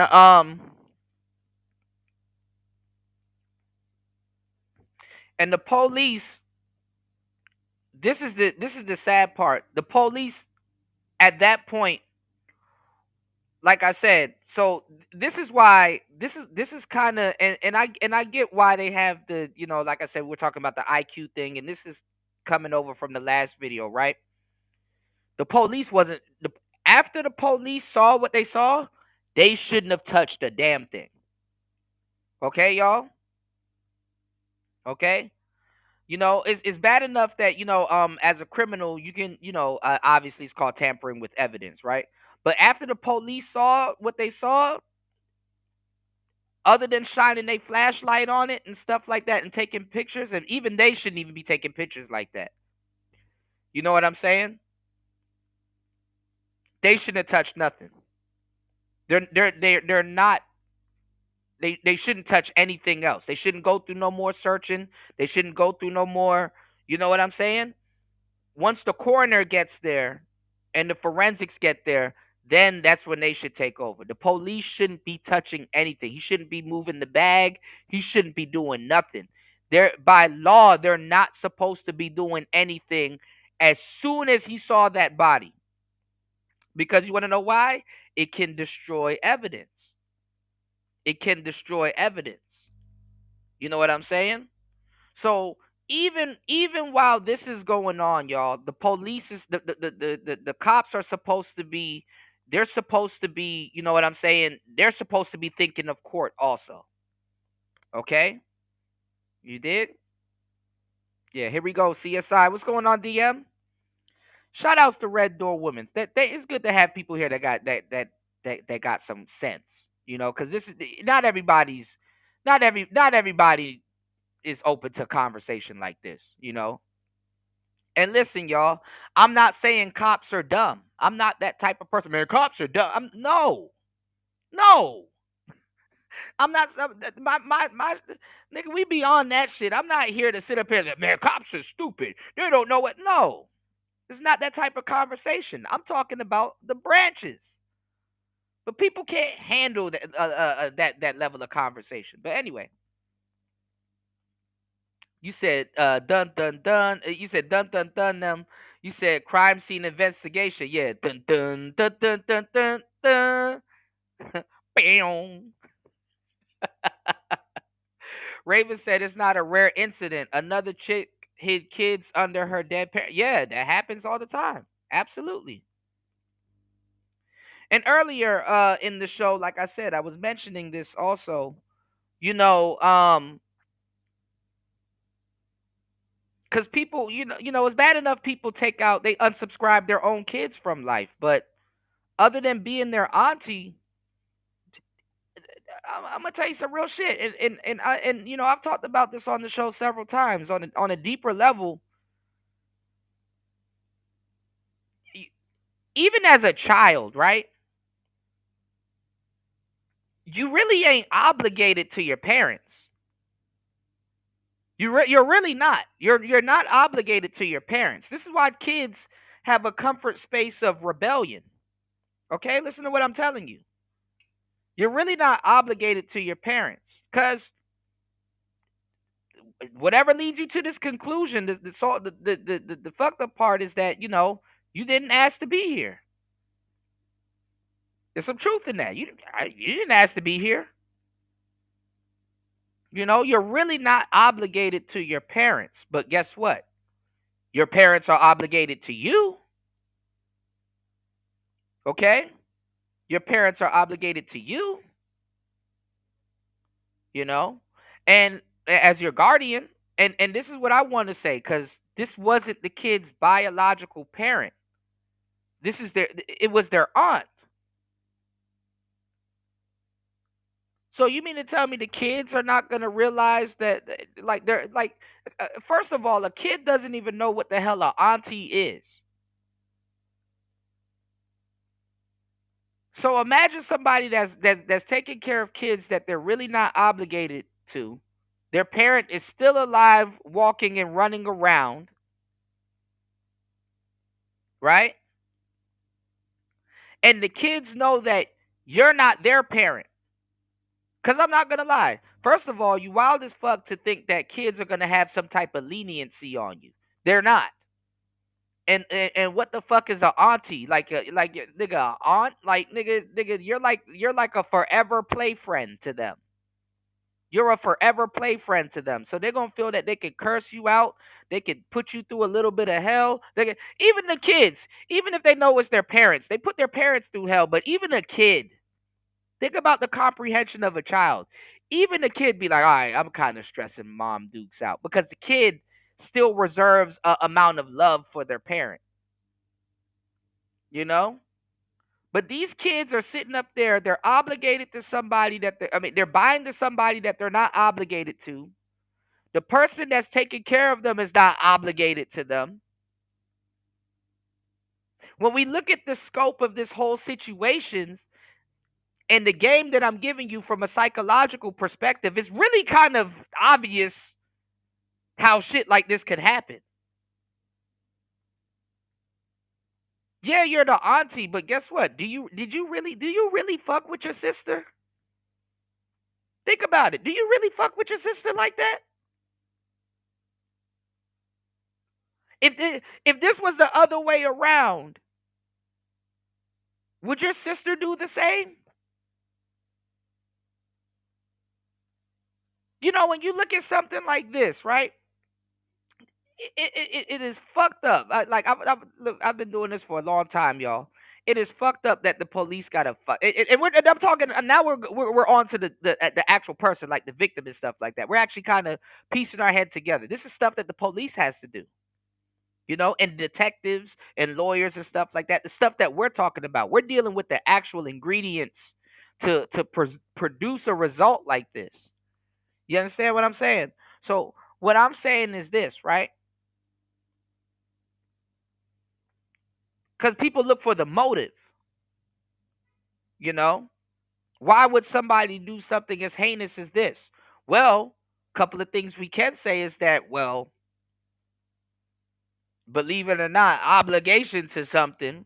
And to a certain degree, she is obligated. I mean, as a family member, but listen, I'm going to tell you the truth. Your family don't have to do shit for you. Believe it or not, your family is not obligated to do shit for you. Nobody is obligated to do a goddamn thing for you, to tell you the truth. You know what I'm saying?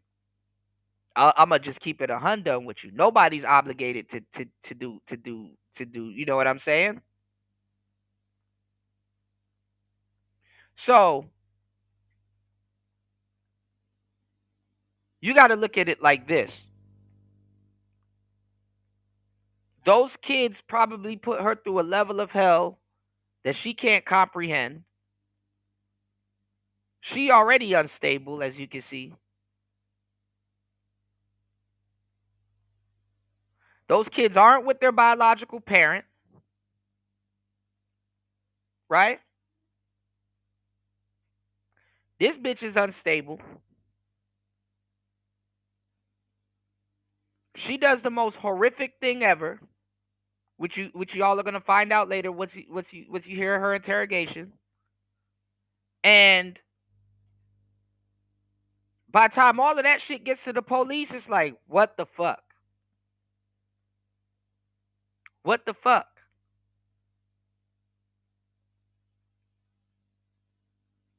So if I'm not mistaken, this woman got what, 50 years?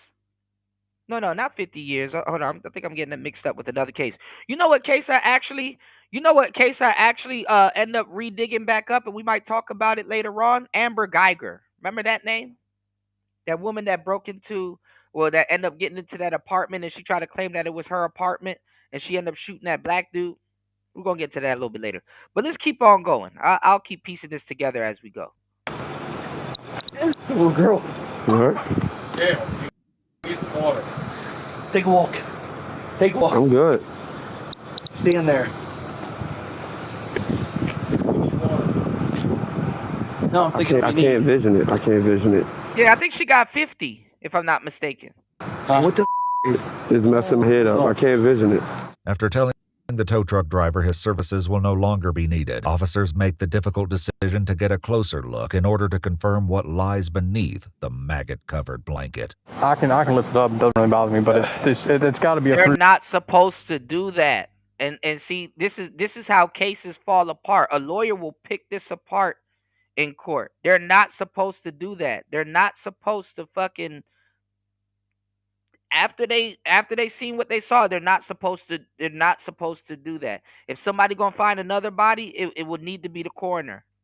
They're not supposed to do that. That is a crime scene. They should be setting up tape from now and quarantining off the perimeter. They're not supposed to do that. 3 or 4-year-old kid. Get it? My gloves are already. The problem is the body is so It's in a thin. See, they're not supposed to be doing this. And, Oh my God. and this is where good law enforcement, and I'm not gonna necessarily throw the IQ in it. You know what I'm saying? But this is where that shit comes into play. That's a 5-year-old. 100%. It's got a girl clothes, female clothes. Put it. Come here.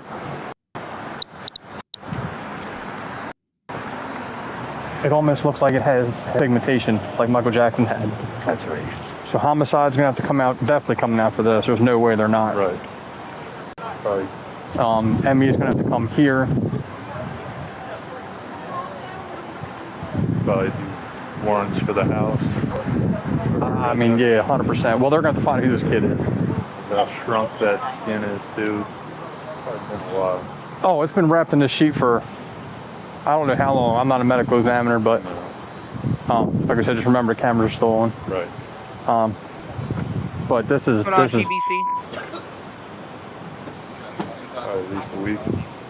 I mean, No, there's a trifecta going on there. The being a cop, being a woman, and being white. You know, but yeah, you nailed it. Being a cop and a white woman helps. No, you're a cop, you're white, and you're a woman. That's a trifecta right there. That's the perfect trifecta. I've seen some stuff, but it just sucks. It's like, I don't know, I guess it hits them harder than me. 'Cause I'm just I've had trauma earlier on, but basically, like my daughter turns 5 Saturday. You know what I mean? This is 100% a 5-year-old kid. What they've uncovered is just the beginning of a dark and tragic case, with more horrors and buried truths still waiting to be uncovered. For now, the decision is made to take both women to the police station. Stand up for Well, I'm going to. We're going to be to going the back to the precinct. For what? Ma'am, stand up. Enough. Stand up. Walk. BB, be good. You are okay. You know you don't be with me. You know you are okay, BB. Just be good, yo. Just be good. I'm gonna tell the truth. All Baltimore girls sound like Krishan Rock. Let's go. Just be good. Come here and stand over here. Just stand here and lean up against the car, okay? Can you please tell them who she is? Ma'am, you can talk to whoever you need to talk to. I just want to say why she was reacting the way Ma'am. she is. Because she mentally retarded and she really don't know anything that's going on. You can talk to anybody you need to talk to back at the precinct, okay? That's how we're going to do this, all right? I'm sorry. It's nothing. I don't have nothing. I'm clean. Ma'am, can you stop talking, please? Enough. Please don't yell Enough. at me. You just keep talking. You just keep talking. It's When I not- told you stop talking, you just keep talking. Hold on, get the bag over. My phone is in there. You got a knife? No, don't cut it. No, Don't call my bag. Don't cut it. Relax. Don't call my bag. My phone is in there. Ma'am, it'd be in your best interest not to move when I take the handcuff off. Put the bag off her. Put it back on. Hey. Put it on back. Stop playing. I'm not playing. Get in the car. Get in the car. Now. So what I do? Get in the car. I'm gonna put you in the car. That's your choices. Can I have my bag then? I don't care. Get in the car. My phone is Get in in the there. car. Your bag will be with you. Okay. What is she diagnosed with? I don't know, but she can't read. She can't anything. Like she's Okay, really retarded. Like she don't have anything to do with nothing. Just because she can't read doesn't mean she's retarded. No, Okay. I'm telling you, like I don't know what she slows with, but she really don't have anything to do with anything. You got anything on you? No, man. All right. It's $20 in my bra. In your bra? Yes, ma'am. On Where? this side, I think. What is this? Part of your underwear? It's a bead chain. Part of your underwear? No, ma'am. It's like a waist bead. For what? You can rip it. Just rip it. Just pull it and rip it. Like why you rip it? Yeah. Sorry, is it just a bead? Is it just a bead? Yes, ma'am. They're gonna have to take it back. They're gonna have to take it off when they get the precinct, so make sure it's nothing else. That's why I said just. All right, go ahead. You got $20 right here. Both women arrive at the station and are placed in separate rooms. While Nicole seems to understand the reason for her arrest, BB appears confused and to demand answers. So how many ma'am? About 3-4 times. And I done told you the same answer about 3-4 times. I'll tell you again. You are in police custody. You are going to be sitting right there in handcuffs with your bag right there until somebody with either equal rank that knows that was out there with this call or somebody. She don't know what the hell this nigga is talking about. Look. Until we do something else. So get comfortable, relax. All right, give me 1 second. Let me head to the chat. Y'all please hit the like button, support the show. I got you guys. This live stream about to get a lot deeper, all right? Please support the content. I got you guys. We about to get a lot more deeper. She don't know what the fuck this man talking about. She's like, what'd he say? Nigga, her head jarled right now. She don't know what he talking about. She trying to figure out the law, you know? All right. Yes, GBC, and I'm bringing that in there also too because man, there's a lot of stuff we got to talk about because people think that being an officer of the law to a certain degree is a job, which it is a job, but it's a brotherhood, it's a fraternity. All right, GBC giving y'all some GBC giving y'all some, you know, some good game right here. That's how y'all got to look at it. That's why people say the police is a quote unquote gang. As much as people try to say it's not, it kind of is. Any type of brotherhood can be considered a gang. And GBC is giving y'all some good game. A lot of the brotherhood, the police, it's a brotherhood. Us versus them.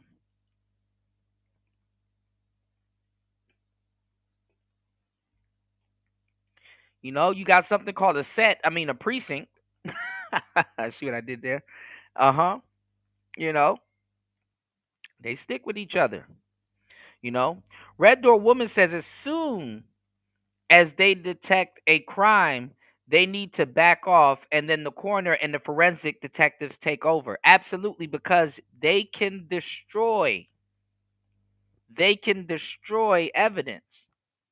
Okay? You know?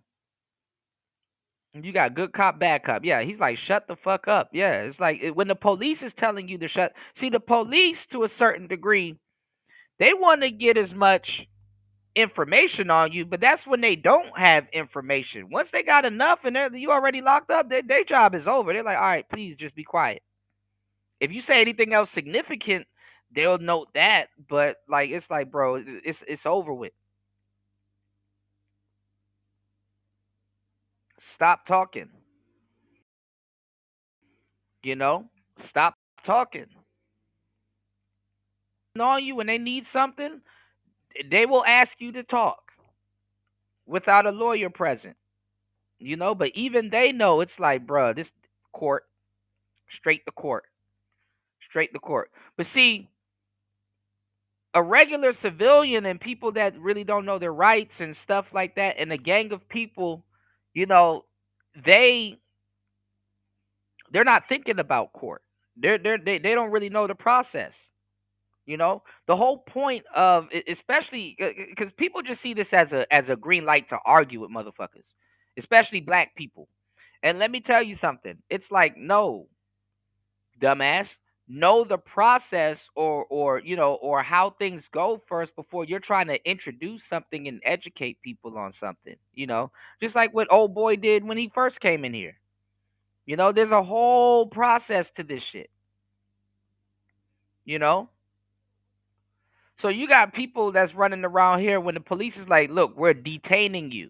It doesn't mean you're under arrest. We suspect you of a crime. We're detaining you. They don't know. They're like, oh, why are you putting cuffs on me, shorty? Why are you arresting me? And you gonna hear about my lawyer? And then they get themselves in the cuffs for real. You know. So people are dumb as hell. You know, people are dumb as hell. And especially when this information makes it to niggas. Cause once this information makes it to niggas, niggas be like, okay, good, I got a green light to go argue with somebody about some shit they don't understand, which is the dumbest shit ever. You know.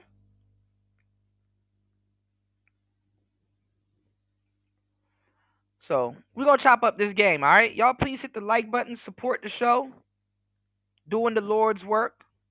It's Player Talk Radio. Let's get it. Let's go. You're gonna be here for a while. Is what it is. Sorry. So what's my right? So you just See, this woman right now doesn't understand that she's being detained. She's being detained. Ma'am. You know my right? Ma'am. What's your first name? Kazadi. Kazadi? Yes. It's Kazadi. Do I kill somebody? Ma'am? Do I kill somebody? I don't know. She don't know. Did I kill somebody? Did you? Shit, we don't know. You're being detained. Yes, Broad's Flat Power God. A lot of them are masons. Are masons, absolutely, and Shriners and all kind. Absolutely. Oh. So why? But what I do know is you're gonna be in handcuffs. Absolutely. And that absolutely, UFO. And I'm trying to bring light to that. You know. And you got a lot of stupid people that was in here earlier, thinking that they were gonna have a more. You know what I'm saying? I'm illustrating a point. You know. And I'm trying as hard for my point not to come from bias. What I'm doing is I'm multi-threading and I'm throwing out a myriad, right? I'm throwing out a myriad of thought-provoking statements and things to get you guys to think. Let me tell y'all some real shit. And this kind of y'all have to understand this from the audience perspective, and y'all got to understand this from a real content creator's perspective, okay? I've been doing this for a long time, y'all. I understand that it's you on your cell phone or on your computer or on your television listening to me, and that's cool and all. I know some people, y'all, some people, they're the ones that like to yell at the TV, knowing damn well they ain't gonna get a response, right? And I get it, it's interactive. Y'all want to get a response, but listen, you have to understand. You got to understand, and I'm coming from the theater of thought that I'm not just talking to one person. Yes, you in particular in your house or your job or wherever you are, you're hearing me. But you got to remember, I'm talking to a bunch of other people, and I'm talking to people that's not just on YouTube. I'm talking to people that's on Rumble also and other platforms. Okay, and the people that's gonna watch this after this goes off air. And I'm telling y'all, I'm throwing out a bunch of different series of thoughts. That's why it's called mental chewing gum. And I'm going to bring it all together. You have to get people thinking. Okay? Most people don't know. They're dumb. And I hate to say it, but to tell you the truth, because we're going to get into the legal side of this shit, cops break the law all the time while trying to enforce it. And y'all don't even know. And no, this is not an invitation for you to fucking argue with them. It's just so everybody can be aware of what the hell is going on. And you got to know how to de-escalate, and or you got to know when things are have escalated far past the point. Okay? And just a lot of different things. Now, shout outs to UFO Kamikaze. And also, too, I appreciate you for your service. I've told you this multiple times. But UFO says being in shock from the discovery can impact an officer's decision making. Lawyers who look for technicalities in cases like this are assholes. Absolutely. But guess what, UFO? As you know, and I know, and what we're going to talk about pressing further on into this case is that that's the lawyer's job. That's the lawyer's job. Why is it the lawyer's job? Okay, well, you see how the cop says, hey, well, I'm a public servant. If the cop thinks about what side of the law he's on and how he might enforce it, if he's quote unquote a good cop or just his theater of mind, right? Um, he'll say, I got this fucked up person off the street to keep the public safe. So in that situation, he feels justified because the public is his client. And I'm using that in air quotes because cops really don't have a client. That's what kind of makes it a gray area. It's really open, you know. They're a public servant. That's kind of the moniker that they go under, and that's really to the extent of the law. You know, can they sway certain things in court? Yeah, but that's after other procedures take place. You know, tag them and bag them. The lawyer has legal grounds to be an asshole because guess what? The lawyer is not behind justice being served, to tell you the truth. I hate to say it like that.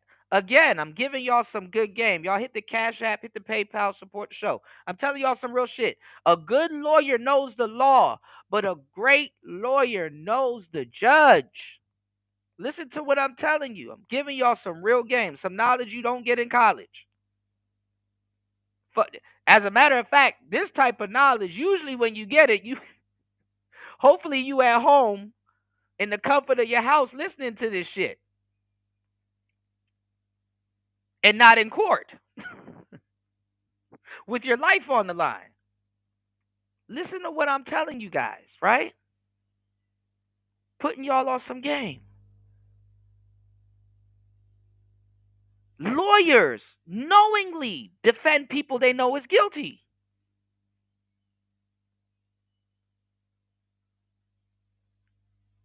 This is how dumb and corrupt our system is.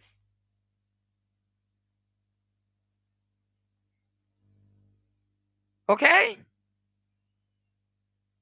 Lawyers defend people knowingly knowing that they're guilty. Yeah, you're guilty as fuck, but this is a way to get out of it. And guess what? All of this is done in the fucked up name of justice. All of this is done in the fucked up name of justice.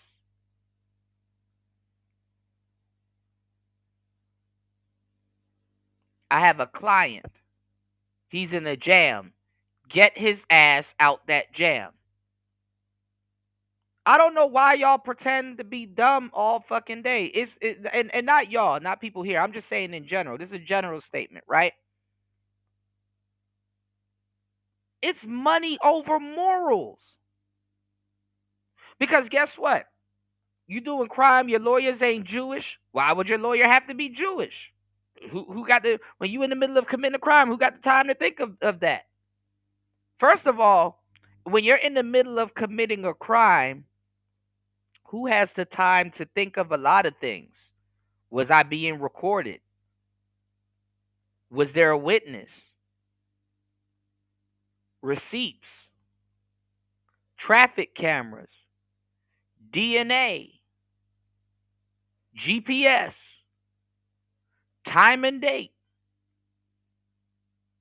This is all afterthoughts, y'all. This is all afterthoughts.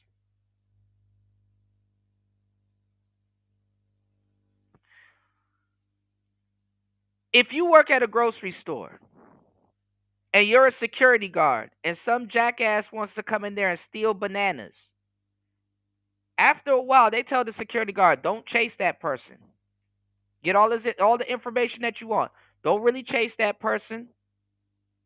Nigga, you really about to, what are you, a monkey, nigga? You really about to lose your life over a pack of bananas? Don't try to be RoboCop. Don't try to be a superhero. Just follow protocol. because there's steps after that. There's steps after that. Getting stabbed up for trying to fucking be RoboCop is crazy. And losing your job. Nigga, your job will replace you. So, in less than a week, too. So, what I'm saying with your coworkers. So, and new people. What I'm saying is this. You got to look at the whole scope before you crash out. You got to look at the whole scope before you crash out. And people that know certain things before they do certain things, this is where you start understanding the laws. This is where you start seeing the different tiers and the level. It's actually really interesting when you get into it. To go down from involuntary manslaughter to premeditated, you know? We got a lot of stuff to talk about because I want to go over it also. There was a twist in that case where that young girl stabbed that worker at McDonald's. They said there's a twist in the case, even though her shit is premeditated. She left and came back. You see what I'm saying? And the reason why I was talking about the IQ of the cops,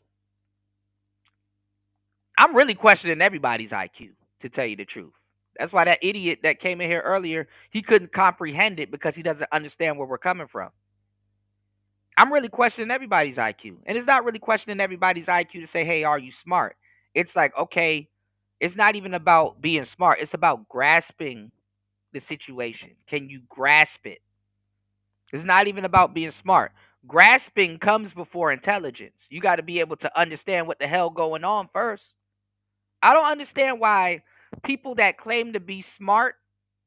Yeah, and I'm gonna go in on the queso case too, because that's on the table too. But I don't understand what's going on, Stoic. I don't understand why people that claim to be smart never understand that there's a bunch of different schools of education. You don't have to be book smart. There's a difference between being book smart.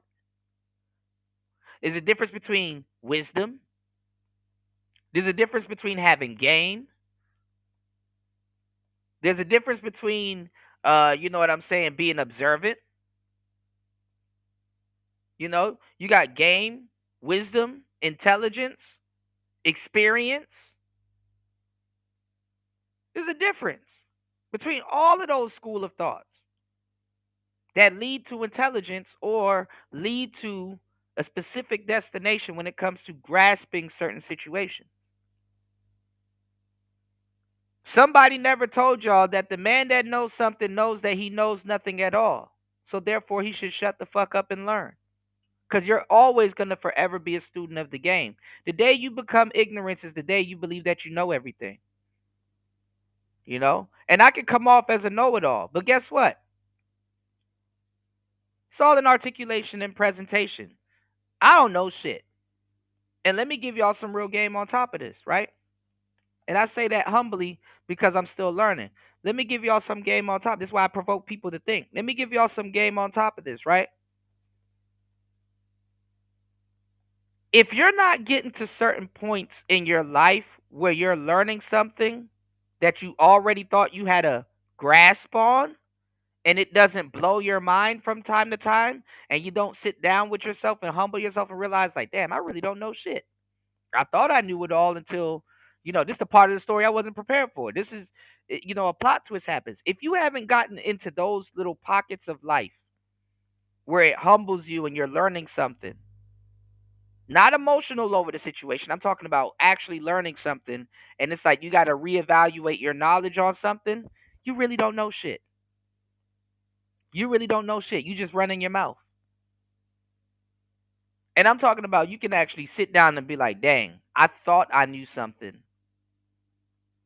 But it amazes me how I can be re-educated on something that I thought that I knew everything about. If you ain't going through those little spats in life, bro, you don't know shit. You don't know shit. I'm not the type of person to try to be the smartest person in the room. As a matter of fact, I'm quiet because I'm always observing. I am afraid to be the smartest person in the room. I'm afraid to be the smartest person in the room. I don't want to be the smartest person in the room. I'm in the wrong I'm in the wrong fucking room if I'm the smartest person in the room. But let's get it. There until someone says otherwise. I don't got no one. So why I'm on that red? What's your last name? Kazadi. What's your last name? Chibola. Both of those are very hard to pronounce, so I'm just gonna call you madam. And I'm sorry about that. So now, so you guys are going to lock me and frame me for something you guys cannot tell me. Man, I didn't frame you. This woman thinks she on the first 48. She don't know what the hell going on. All right. GBC says the government is a mob, as we can see. Mob. Goddamn, mobocracy. Mobocracy. You said frats and IBEW gang. That's me. UFO says Miranda. Yeah. You said okay. So the gunman had a S note stating that he had a brain disease due to a head injury. Okay. Okay. You say he knows he's staying in. He knows she's staying in those chains. All right. Red Door Woman says it makes me laugh when people scream for their Miranda rights during the traffic stops. Yeah, a Miranda is only needed when you're being questioned or you're already arrested. You know. And shit, a lot of cops arrest people and don't even read them their Miranda rights. So that's why they read your Miranda rights again once you get once you're getting booked in. You know. Yeah, identity crisis is absolutely a real thing. But you know what we're going through right now, GBC? We're going through a day and age with the internet right now because, like I said, I've always said that it's a horrible thing to own a social media before you own a social life. So you have what's called extended identity crisis. People's identity crisis is extended now. You know, it's extended. So, you know, good luck with that. You know, that your identity crisis is extended now. It's like an extended warranty. Like people are going through their identity crisis in their 30s and 40s and stuff like that, you know, and will continue once, you know, this external organ that we have called the phone, people will continue to go through an identity crisis well into the years that they should have already have at least somewhat identified themselves, you know. There's a difference between growing and there's a difference between not knowing.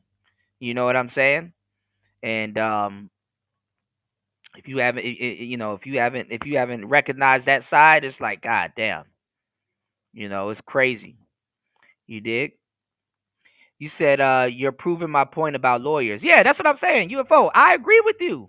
You know, I agree with you. I'm not against the police and stuff like that. I'm actually drawing. I'm actually putting everything to the forefront, bro. Lawyers are fucked up. They gotta defend people that are fucking guilty. Absolutely, they gotta defend piece of shit.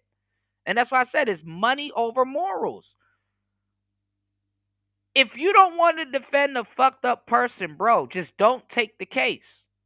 But a police officer does not have a choice to say, hey, man, I don't want to pull over somebody that's going to be fucked up today. You understand what I'm saying? You know. Shout outs to UFO. Bro, you come on now. You already know, player. So there's variables of the law that's on the table for law enforcement that's not on the table for lawyers, that's not on the table for judges, that's not on the and then we got to look at it like this, bro. It's a case by case thing. There's a story that happened before it got to you. What's the whole point of piecing all of this shit together if you're not going to understand the full scope of the story? Even though I will say this, if you're a cop, a lawyer, a prosecutor, or whatever the fuck you want to call yourself, whatever branch of the law, at the end of the day, you have a job to do, then you take your ass home. You understand what I'm saying? You have a job to do, then you take your ass home. If a policeman said, listen, I don't give a fuck what was in that bag, I pulled the bitch over, it was crazy, let me sit here, do my paperwork, take all the notes, call the coroner, show up the court if I need to or whatever, but let me go ahead and move on to the next. Because that's going to happen anyway. That's their job. Is it going to weigh heavy on your mind? Yes. Are you going to have to go back and revisit it and recall some things from the case when you're being questioned about? Yeah, of course. Of course. You know? Yeah, definitely UFO. That's why I said they do it again once they're being booked in. Cuz they're letting them know. They're like, you have a right to an attorney.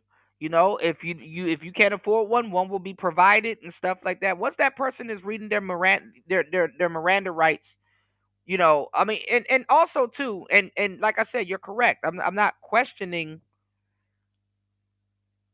the police. What I'm saying is, I've even seen people get their Mirandas read to them while being detained because technically they're being questioned. Even if you're being detained, you can request a lawyer.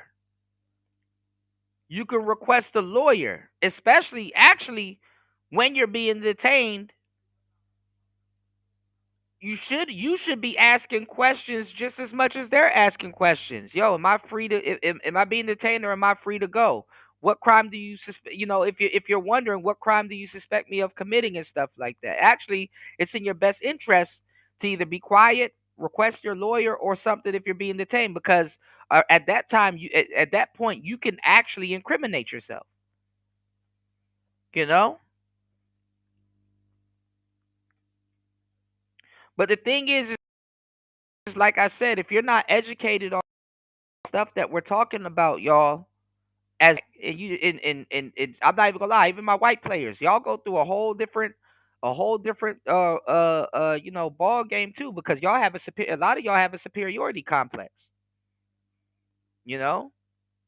But I will say this: somebody with a superiority complex, they'll be quicker to exercise the law more than somebody with the inferiority complex. But I'm gonna say this, and I said this on the last show. If you guys have been keeping up with the conversation, um, cops definitely don't like when you really try to question them like that, or if you think you're a fucking wise guy, they don't like the wise guy types. So if you come off as a know-it-all like myself, because it rubs people the wrong way, and they think you mean something when you probably don't. Like I said, if you come off as the wise guy type, oh yeah, they'll roll out. Some of them will roll out the red carpet for you. You know, and some of those cops, I'm gonna tell you the truth. They know the law because guess what? Back in the day or recently, prior to other cases and incidents and stops and stuff like that, they got reprimanded or they got humbly educated on something. And guess what? They end up doing their research on it and they're like, oh, okay, since I'm out here doing pullovers and stuff like that, never again. I'm not about to have nobody feel that they can educate me on this ever again. Okay, now I know my rights and my boundaries and stuff like that. If you look at if you look at if you look at the law, let me tell y'all something how to grasp the conversation that we're having a little bit better. If you look at the law, think of it as boundaries and rules. You know what I'm saying? When somebody says, "Hey, I'm within my rights," or I'm within my jurisdiction or legal obligation to be doing this," they're basically saying, "I'm within my I'm within boundaries and rules of what I'm doing right now. Like I'm in compliance." You understand? So that's how you kind of got to look at it. You know, can you do this? Are you obligated to do this? Are you, hey, he's asking for an ID. Do I have to present my ID? You know, or are there's layers before it gets to that point? Am I abiding by the laws? Is he abiding by the laws? Are we doing this civilly? Are we all within our boundaries and nobody's laws or rights are being violated? Or I'm not going to have to find out later on, damn, I kind of did give up my right to do this once I realized that the situation escalated into something else.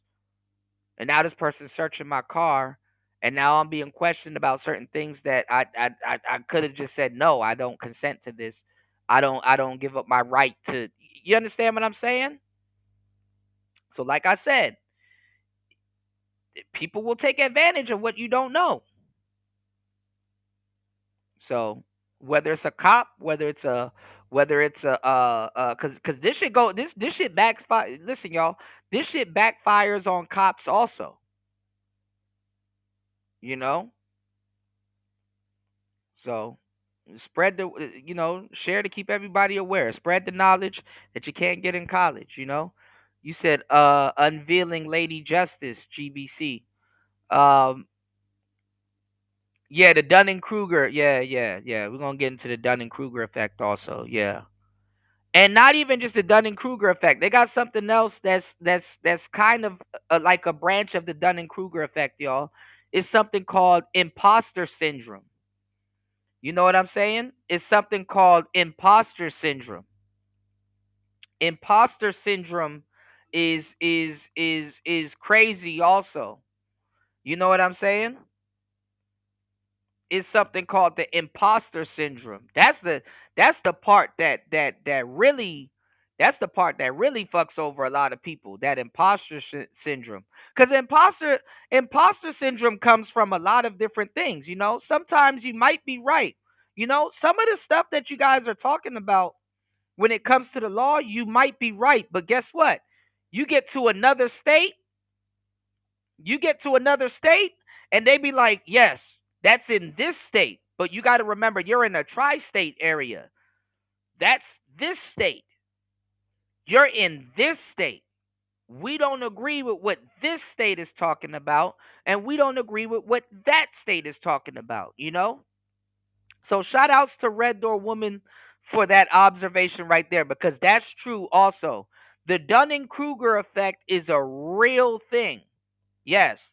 And to add on what Red Door Woman says, which is very masterful, is the Dunning Kruger effect also, because I've been a victim of the Dunning Kruger effect. You know what I'm saying? Um, it's also too, and let me tell y'all something fucked up about the Dunning Kruger effect also, because it goes both ways. If you know about the Dunning Kruger effect and you observe somebody to a certain degree, if you're not right with your experience with something, you may diagnose somebody else with the Dunning Kruger effect, you know? So that's why I said it's all about articulation. It's all about articulation, also, you know? But shout outs to Red Door Woman for bringing this concept up, because this is true. But I also want to bring to your attention, everybody here, and Red Door Woman, because I'm so glad that you mentioned this. There's another thing called imposter syndrome, which is a completely different concept, but it involves parts of the Dunning Kruger effect and parts of actual experience. You know what I'm saying? Because aside from the Dunning Kruger effect, right? Um, it's also confidence. That's the fucked up part. Confidence. Now, I'm gonna give y'all the game, and I've been giving y'all the game about the dating pool and everything, and how certain things go. Confidence is, to a certain degree, a repeated action.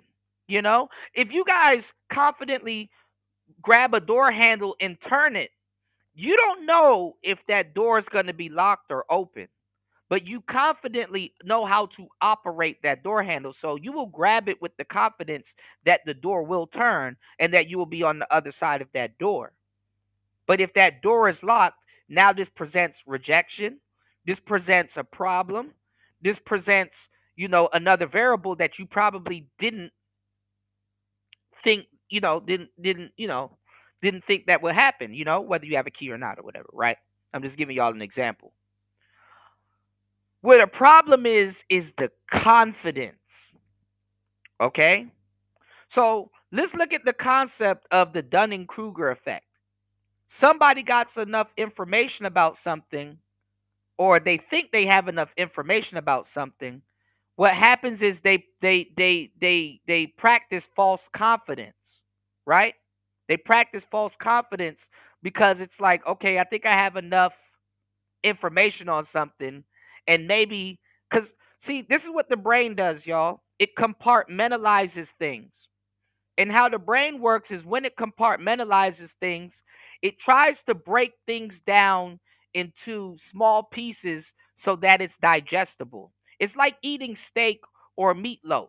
Some of y'all niggas are savages. Y'all just gulp down a whole steak and then it clogs up your arteries or you choke. But what do? You cut the steak into fine pieces so that you can chew it and digest it, right? So if you look at the Dunning Kruger effect, it's basically kind of like false confidence on it's like being a subject matter expert, but it's like false confidence where you still have to learn about something and be humbled by that something that you thought you knew. It's called the Dunning Kruger effect. Imposter syndrome is basically, if you think about it, it's something that's new. You know what I'm saying? Some people think things are hard. It's like, no, it's not hard. Pause. It's new, you know? And imposter syndrome is being able to have the knowledge and probably the experience, but you're like, but but it's about thinking that you don't have enough confidence to accept the title of something, you know? When you're going to law school, you're damn near a lawyer. You're gaining the information and stuff like that, but guess what? Or if you're going to medical school, you are a doctor, but guess what? You're a low level doctor. You're a low level doctor. It's malpractice if you were to try to do what you think you can do. But you are a doctor. You just feel that you haven't read, write, regurgitate, or have enough experience and lifestyle and everything put together to call yourself a doctor. You know? So it could be a part of a bias if you want to look at it a certain way. And the reason why I'm talking about this is because I want if you're forever learning something, I want you guys to understand that sometimes it could be the Dunning-Kruger effect. Sometimes you're actually that smart. Sometimes you may have imposter syndrome because you're like, I'm aspiring to be something. And I know I've taken the certifications, I've taken the classes, I got the degree and stuff like that, but you don't feel like you're ready. And most people don't feel like they're ready, which more leans into imposter syndrome. But what I'm saying is this: it's good to know the variables of things so you can recognize those things. So I appreciate Red Door Woman for actually introducing the Dunning Kruger effect into the conversation because that's something also to consider. I appreciate that. Shout outs to Red Door Woman. Thank you so much for supporting the show.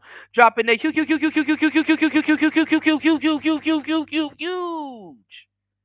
$20 on the Cash App. Red Door Woman says, Kuda, thanks for the great commentary. I appreciate it, and I appreciate you. Thank you so much. It's Player Talk Radio. Let's go. More. Wendy? Thanks, Chuck. We're standing here in front of the Olympic Liquor Store in Queens where scores of African Americans have been lined up for hours. We spoke to a few of them earlier. Ladies, may we get a word?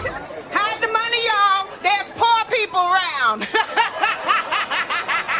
With your broke ass.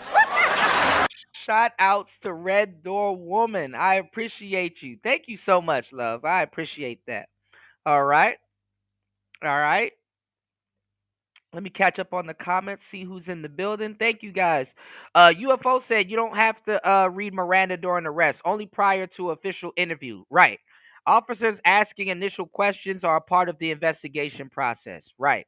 Little Meech is absolutely a snitch. Yeah, you got to keep it player, GBC. All right. Shout outs to Auntie in the building. Yes, Sirski. And listen, guys, if you aren't subscribed to Auntie's Boiler Room or Auntie's YouTube Purge channel, listen, you missing out. All right. Daily dose of not even fuckery. Because the funny part is that, Auntie, like myself, he actually puts the medicine. He actually puts the medicine in the food. You know what I'm saying? He actually puts the medicine in the food.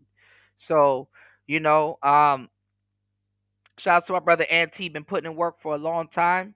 Definitely he's family. And definitely, I want you guys to definitely head over to his channel. Let him know that I sent you if you can, and definitely check out what he got going on because, yeah, his take on a lot of different things is real and is practical, and it will also give you that mental chewing gum to stimulate your thoughts.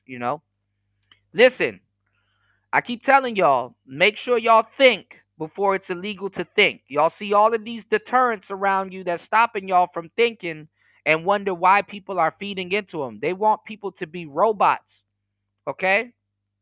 It's the mechanic emulating the organic. If you see right now, and there's no knock against AI or whatever, but it's like, human beings are like, oh, well, why should we think?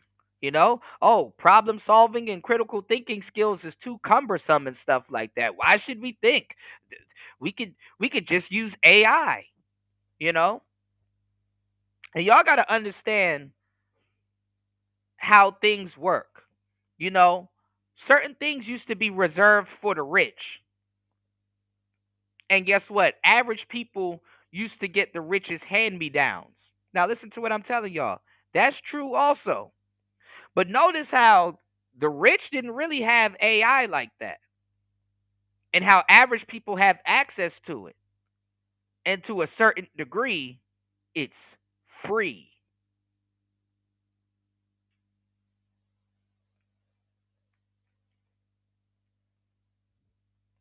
Listen to what I'm telling y'all. Are you really a free thinker? And listen, AI is a blessing. Don't get me wrong. AI is a blessing. But what is the road to hell? What is the roadway to hell paved with? Good intentions? Blessings can be misused. Oh yeah, oh yeah, oh yeah. Blessings can absolutely be misused. Keep that in mind. Keep that in mind. Okay? Thank you so much for supporting the show. Let's keep the support going. It's Player Talk Radio. You said I made it up. It's an actual PDF book on what I stated. What do you mean, GBC? Stand on your square and law. Yeah, yeah. You said I still take my legal advice from a lawyer over some guy in a uniform and a badge on a salary. Yeah, and Auntie, I really the reason why I jumped into this topic is because I wanted to pick up where we left off on the last show. You guys were having a great conversation in the chat on the last show, and we kind of brought IQ into it because y'all, if you have a higher IQ, they tell you, yo, be on the CSI team, be a detective, or be a private investigator, or you know what I'm saying. They tell you to get into other different parts of law enforcement. Be on the SWAT team or whatever. So they do keep police officers to a certain IQ level, because the thing is that you have to be able to follow orders. And it's real important that people are able to follow orders, because guess what? If you're doing what some of these officers in this case right here is doing, like after they found that the body was there and they start tampering with evidence and stuff like that, no, no. Once you see the crime, you got to stop what you're doing and preserve the crime scene. You got to quarantine the crime scene, uh uh and leave it. Don't lift up nothing, don't touch nothing. You can observe certain things, but all of that's supposed to go in your logs or on your notes. That's why the body cam is there. The body cam is a part of your notes also. All right? They don't need the average police officer trying to be Dick Tracy and shit, or Inspector Gadget. The reason why this is also, y'all, the reason why I'm telling you guys why this is also is because guess what? You have police officers that commit crime and they show up to the crime scene and destroy evidence. And destroy evidence. The police officer don't know if somebody else in Baltimore is related to her, or know her, or share the same last name, and be like, that's my cousin. And even though this is going on, and I get a call and it's like, oh, that's her, and I know about the death and I'm on the scene and stuff like that, her cousin can show up and start destroying evidence. You understand what I'm saying? There's a lot of, and listen, and if y'all know anything about criminals, to a certain degree, fucked up as it may sound, criminals return to the crime scene. See, we talk about a lot of these cases like the queso case and these hip hop cases and stuff like that. What's the first thing a criminal run and go do? They self snitch on themselves. Criminals will even go as far as recording the fucking crime. There's a guy right now that's on trial for shooting Mo 3. And he's on the phone talking in codes because he's talking to a YouTuber. And he's like, I need 250K before I shoot somebody like Mo 3. Obviously. And he's talking about Yellow Beezy because Yellow Beezy's on trial. And he's like, yo, he's going to say, he's like talking in codes, yo, Mo 3, Yellow Beezy's not guilty. You know what I'm saying? Somebody can put money on his books that got money. He's like wink, wink, nudge, nudge, talking in codes on the phone, trying to be behind the illusion of loyalty. And he's saying that, yo, I'm not a part of this case and whoop de whoop. There's another case going on with another rapper named Queso. And he got 2 murder cases hanging over him, one for Bibby and one for this other guy. And his own dad and the getaway driver is testifying against him.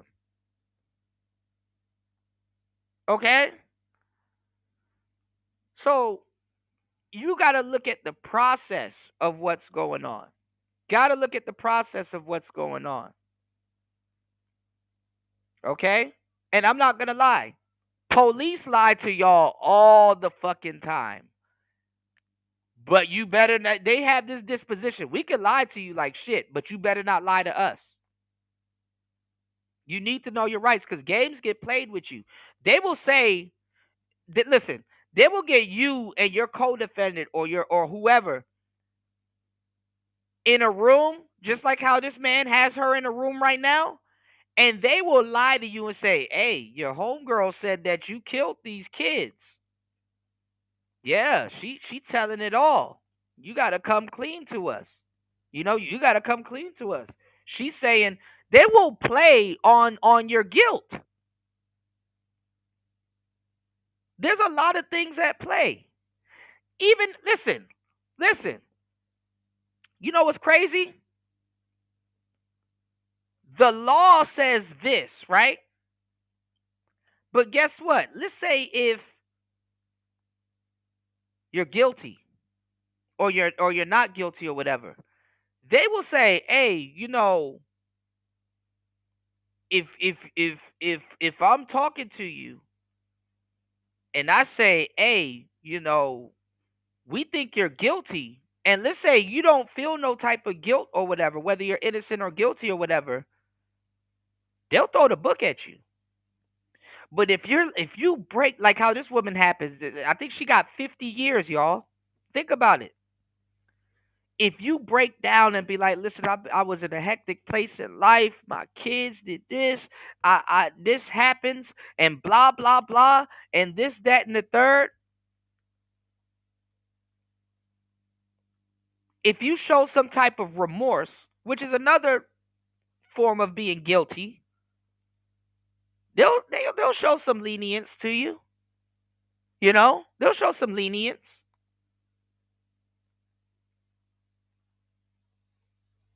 But the crazy part is that, listen, as much as y'all want to say the law, there's no bias with the law. Oh, there's bias like a motherfucker. And there's bias with every single part. There's bias with the cop. There's bias with you. There's bias with your lawyer. There's bias with the judge. There's bias with the jury. There's bias with the prosecutors. There's bias with the state. There's bias all over the place. So don't let these people tell you certain things don't come into play when they actually do. Okay? All right. You said imposter syndrome is a psychological experience that causes people to doubt their skills and successes. Absolutely. Absolutely. Absolutely. Couldn't have said it any better myself. You know, you said suspect classification. Suspect is a classification that refers to a class of individuals who's been historically subject to discrimination. The Equal Protection Clause in the 14th Amendment. Right, right. And T says at least lawyers have enough sense to refer to the information in law in a law library instead of just making shit up on the fly and hoping that it sticks. Right. And like I said, the lawyer, the cop, the judge, and everybody else in that courtroom have different objectives when it comes down to this thing that we call justice. All right?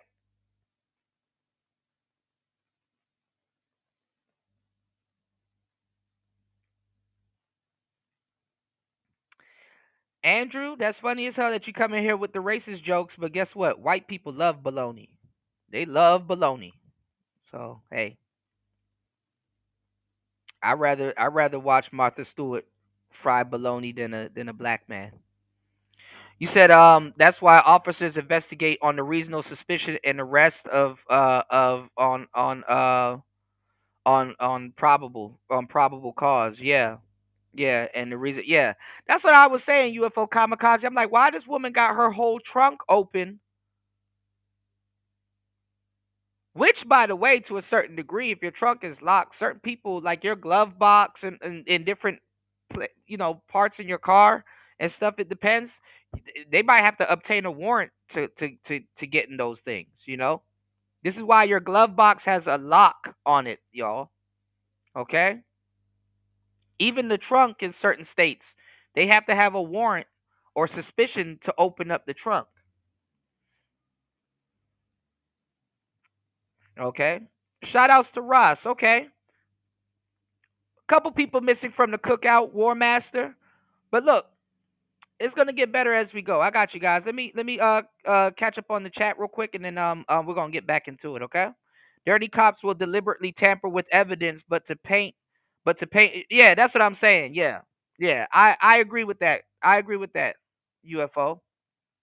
Okay. Okay. GBC. Okay. Yeah, we're gonna have a great show. My bad. I'm catching up. I'm catching up. Shout outs to Ross. Welcome to the show.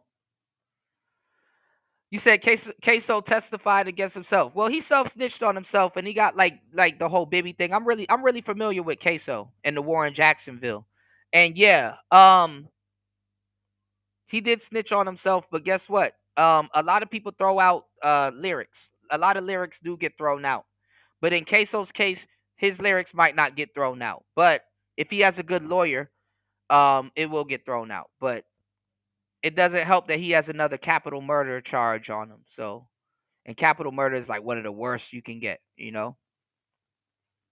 said, God forbid, plenty policemen and policewomen will tell you that it's never a lie if a cop says it. That's cap. Yeah, which is some bullshit. But I digress. Yeah, yeah. And listen, I understand it, but like to a certain degree, as a civilian, you got to understand.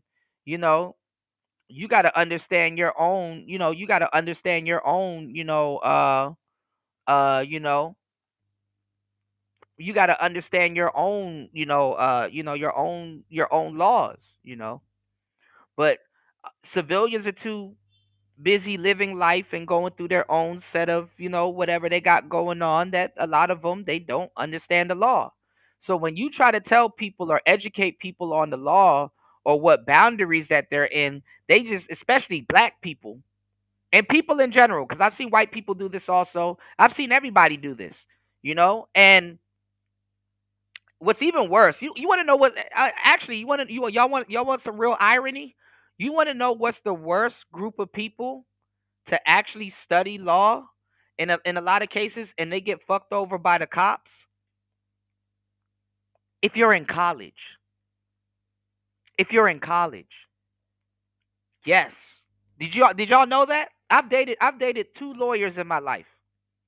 And I've dated a couple of other people that, that's I dated, damn, I dated about two cops too. But anyway, well, one happened to end up going on to be a cop. But anyway, the worst demographic to be in and know your rights is a college student. You want to know why? Because you're young enough for people to believe that you're naive, even while you're studying law, and at the same time too, you have different types of police that's riding around campus and doing certain things. You know, campus police got to call the real police. You know, campus police can go but so far. You understand what I'm saying? Versus the regular police. And it's a lot of shit to talk about on today's show. But this is the thing, like I said, when you do know the law, it's not a green light to argue with people to a certain degree, whether a cop's escalating it or whatever. But I'm going to tell you the truth and what you guys should know, because this is what black people do. When they learn the law, they see that, and people in general, but mostly black people, they see that as a green light to start arguing with the police. Hey, Mr. Law Enforcer, do you know the law? And the thing is that that cop might know the law. You know, you never know. Or you might be dealing with a rookie cop, you know? And this is the thing. It's like, bro, you shit. I'm gonna just give you the game. You know, you just better know. That's all I'm gonna say. You know, you just better know what's going on. You better have situational awareness and stuff like that, and know what know what's in your rights and what's not in your rights. All right. So let's get back into this. I got a lot of stuff to chop up with you guys before we even get to the lawyer part and in court part. Okay. All right. Shout outs to Ross. You said where are you from? Where am I from? I'm from the DMV area. I'm from the DC, Maryland, and Virginia area, tri-state. You know, you said even if she'd insisted on a search warrant, it would have been yielded. It would have yielded the same results. Absolutely, absolutely. Where she fucked up was that she got out the car. She was talking too much. She could have remained in her car or remained on the sidewalk.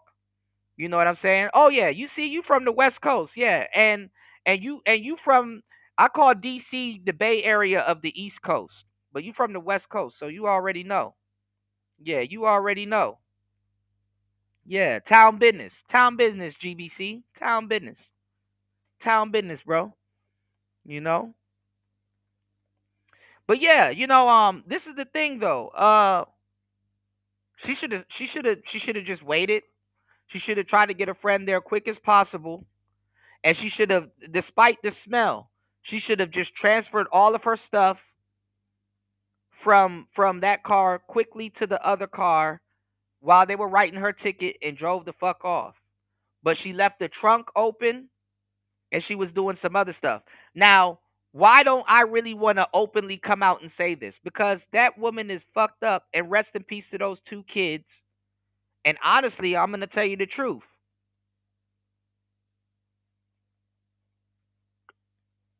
Why the hell would I sit there and tell a woman like that how to get away with crime or murder? You know? Crime or murder. Bad enough she got this retarded woman, oh my bad, this autistic woman drugged into into this bullshit. Now that she took her suitcase and put it in another person's car, she just transferred that body to another vehicle. And then think about this, y'all. Now, when that friend got pulled over with those bodies in their car now, because they smelt the stench, how do we know the friend don't know what she did and has become an accessory to the crime? Come on now. Shout outs to Red Door Woman. You said when I was dog searched, I got out of the car and kept my mouth shut. I had bags of sacred herbs to sell at a powwow. Okay. And this is the thing, and shout outs to my natives in the building. You did. This is the thing. I don't know if y'all notice or not, but the dog is trained. A canine is not the most reliable source. The officer can be like, and the dog gonna be like, hey, nigga, every time a dog comes out, he's gonna hit on something. You put cheap gas in your car, the dog gonna hit on it.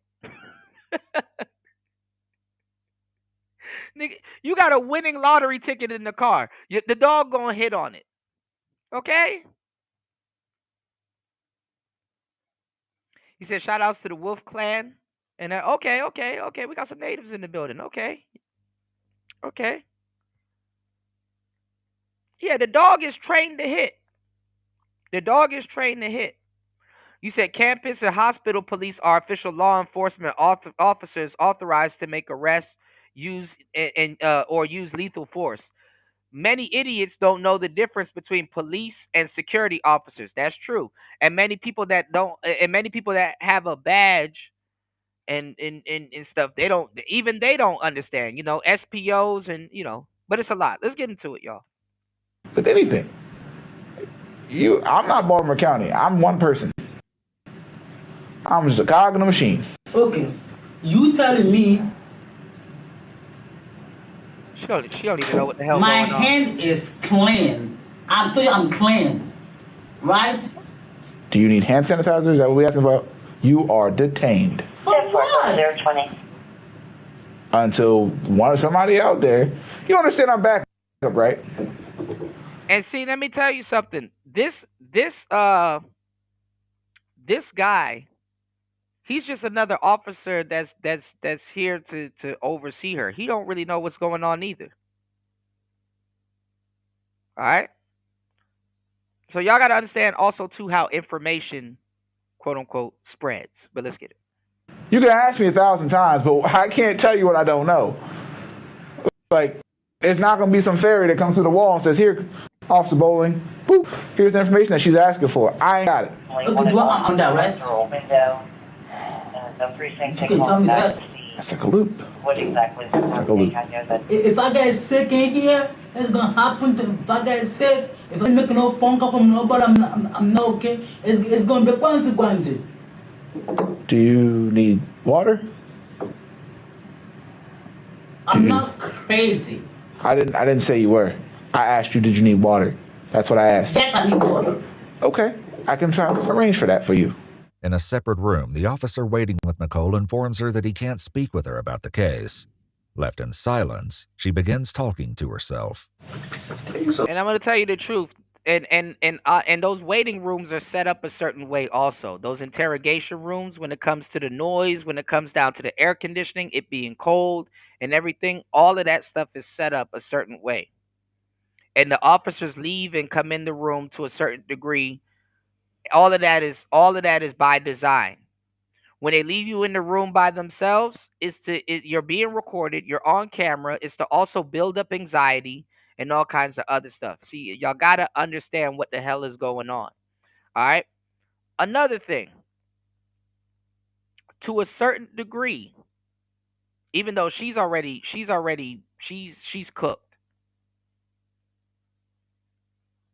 They can't tell you every single thing about the case because guess what? They would give up their position.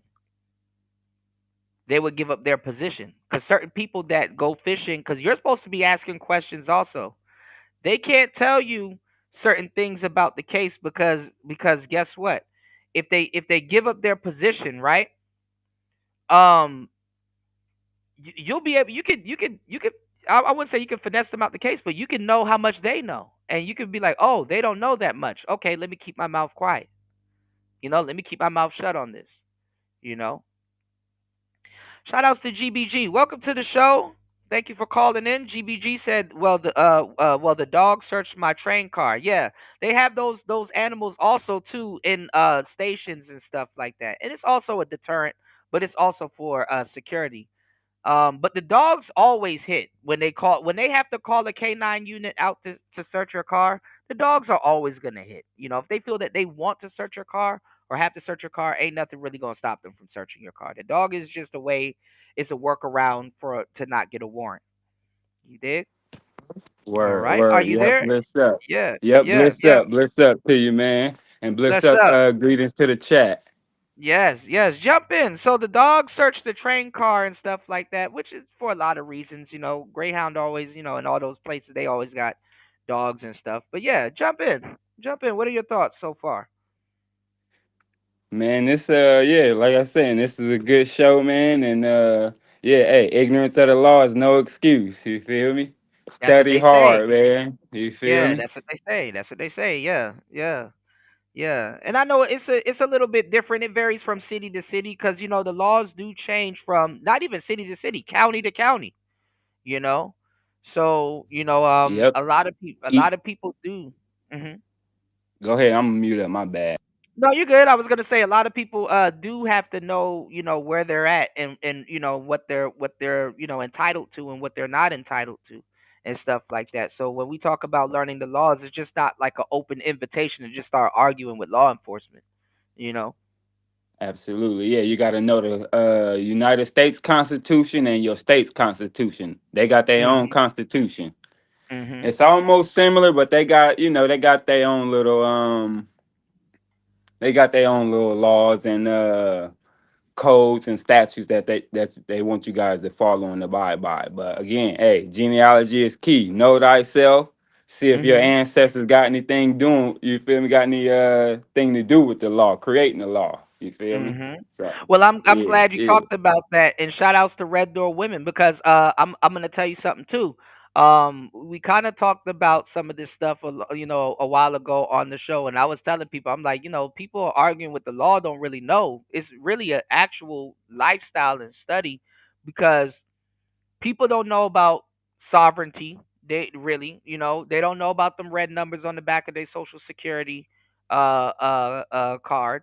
You know what I'm saying? Word. Trust, Um, irrevocable trust, estate planning, right, none of that. right, right. And also too, if you are of Moorish descent or certain native descent and stuff like that, there's actually certain documents aside from your driver's license and registration that you personally should be walking around with. There's Absolutely. certain documents and stuff like that, and actually they should be presented to the officer under law. If you're a Moor, there's certain travel restrictions even on the roadways of America that don't that you're not governed over. Not saying that you should speed whenever you want to or whatever, but it could change the nature of the pullover of your case and certain things. It's a lot of different little clauses and things and loopholes and stuff. I'm not trying to get into all of that, but yeah. And if those rights are violated, guess what? You still got to fight it out in court. So it's like, people are just trying to honestly, these shows are supposed to be more educational instead of giving people a leeway to just sit around and argue with the police because that will for sure get your ass whipped. Nobody wants to feel like they're stupid, especially when they're in a position of authority. you know Yep. Red Hey, Door like they Woman say on says. Hmm. Go ahead. go, Go oh ahead. yeah, my Jump in, bad. I was GB. gonna say like they say on the panel, shit, then I lost my train of thought. Go ahead. I'm gonna come back. All right, I'm sorry, bro. I'm sorry. I should have gave you the floor before I read the comment, but I got you, bro. Um, you said when I lived in Baltimore, I took a class in DC on profiling given by an FBI agent. Very interesting, right? And listen, FBI agents, CIA, and all that other stuff, all those different branches, they all have different schools of thoughts. They all have different school of thoughts and how they, procedure and how they go about certain things. Yeah, Chesapeake Bay, I said the Bay. Chesapeake Bay is dope, and yeah, Maryland Blue Crabs is dope also. As y'all can tell, I'm not in the DMV area at the moment. I am abroad, but yes. Um, Shout outs to everybody here. GBC, you got something before we jump back into it? And if you hear something or see something, let me know if you want to chime in on it when I going over this tape. Are you there? Okay. Yep. Word. Okay. Word. Okay. All right. All right. So let's jump back into it. All right. Let's go. Okay. She making an argument about that. I'm all like, what am I arguing for? Just open it and let So him she's get in talking it. to herself, y'all. She in there talking to herself. So stupid. So stupid. So stupid. I want to cry so bad. I can't even cry because it's love. It's love. Nicole Nicole, appearing to wrestle with guilt, will soon have an opportunity to explain the grim discovery. Meanwhile, BB makes a separate request. So can I go to hospital then? I go to hospital then? What is your health complaint, madam? Can I go to hospital then? What's wrong with you? Because my knee hurts. I'm not feeling good. Your knee hurts. You're not feeling well. I'm not feeling well. You're conscious and breathing, so to me. Shout outs to Nicer in the building. See, we got a bunch of natives in the building. Yes. Shout outs to Nicer in the building. Good to see you. Did you get my message? I sent you a message. You said Central Lack of Intelligence Agency. That's hilarious. Look, like I said, they got a specific job to do also. So, And look, y'all are seeing this now real time in real life with ICE. People got to come out with a pamphlet. Listen, this is what ICE can do and this is what they can't do. If ICE have done this to you, they're violating your laws, or your rights, But let's go. They're violating the law and your rights. My bad. Let's go. Me, you look fine. I'm not fine. Okay, then what's wrong? I'm not fine. Okay, then let's discuss what's wrong so I can get you the help you need. The officer informs his supervisor of BB's complaint, but when he returns for details, he met with an interesting response. How bad is your knee? You see? Can I have my knee done? Oh, wow. They switched my knee for too hard. What knee is hurting? This one! Okay, show me where you're hurting. Okay. She said, Mama say, Mama sa, Mama kusa. Give me 1 second, y'all. I'll be right back. I'm going to let this play. Give me like 2 minutes. I'll be right back. Get that! Why did you get that? Why did you get that? Okay. BB is then informed that if she chooses to go to the hospital, she'll need to wear shackles. I can walk. No. I can take that. No. That's not his You're word. going to the hospital, you're getting shackles on. Point blank period. If and a butt. That's not up for debate. For the bed? Yeah. Do you want to go to the hospital or not? Nah. I changed my mind. All right. All right. Mine has been changed. I bet you that I know my faith. I'm gonna right now. If they question me for something, I know my faith. But they better let me go. Who said what? Excuse. I'm sorry, man. The language barrier. You gotta slow down. Your accent is really thick, so I'm trying to peek through as you talk. Yeah. And zombie, I'm ready, but that's maybe V I'm going to say, maybe respect. Please sit down. Can I sit there? I've been sitting for long. I gotta stretch my legs. I'm gonna tell you one more time to sit down. I'm gonna put you back in the chair. Your choice. I'm gonna sit down. Madam, I'm gonna sit down. If I get out of this chair, I'm gonna put you back in that chair, and you're not gonna like me. So I'm gonna ask you one more time to sit down. I'm sitting down. No, actually, you're standing. I'm glad to be standing. Thank you. I'm glad to be standing. Like I'm asking. Let me make a phone call. Let me see what I'm here for, and then you guys are holding me with nothing. So you thought standing up was gonna solve that problem? No, absolutely not. You are detained. End of story. End of message. My name is Officer Bowling, and I approve this message. Bowman, you're not Bowman. My name is Officer Bowling. I got a name tag on my chest that says the exact same thing that I said. It's not Bowman. It's Bowling. It's not Bowman. Okay. In the other room, Nicole continues talking to herself, visibly wrestling with her own thoughts. I knew it was the reason why I felt like I knew it was the reason we just kept going through. So I said, I can't take no more. Look, since I said I can't take All right, I'm back. Much more. But that's what they told me. They said I was going to keep being punished and keep being punished. UFO Kamikaze said trained with local police, sheriff's office, SWAT, SBI, and FBI and ATF for active shooter qualification. Yeah, real shit. Yeah, and they all have different school of thoughts. You know what I'm saying, or mindsets on how they assess certain situations and stuff like that. Definitely the ATF. In Atlanta, I know you guys got Red Dogs. They call them Red Dogs. Well, the Red Dogs they're not together anymore, but Um, and then even military, military police. And there's levels to that shit. You know. Well, let's go. Is there such thing as a death penalty still? Certain state has it. Not this one. I think so. We need to have it. You don't think if I would have known, I would have ran before trying to go back. Was even polite. She up there talking about how much laws she would have broke. This bitch stupid. Excuse me, can you cut this for me?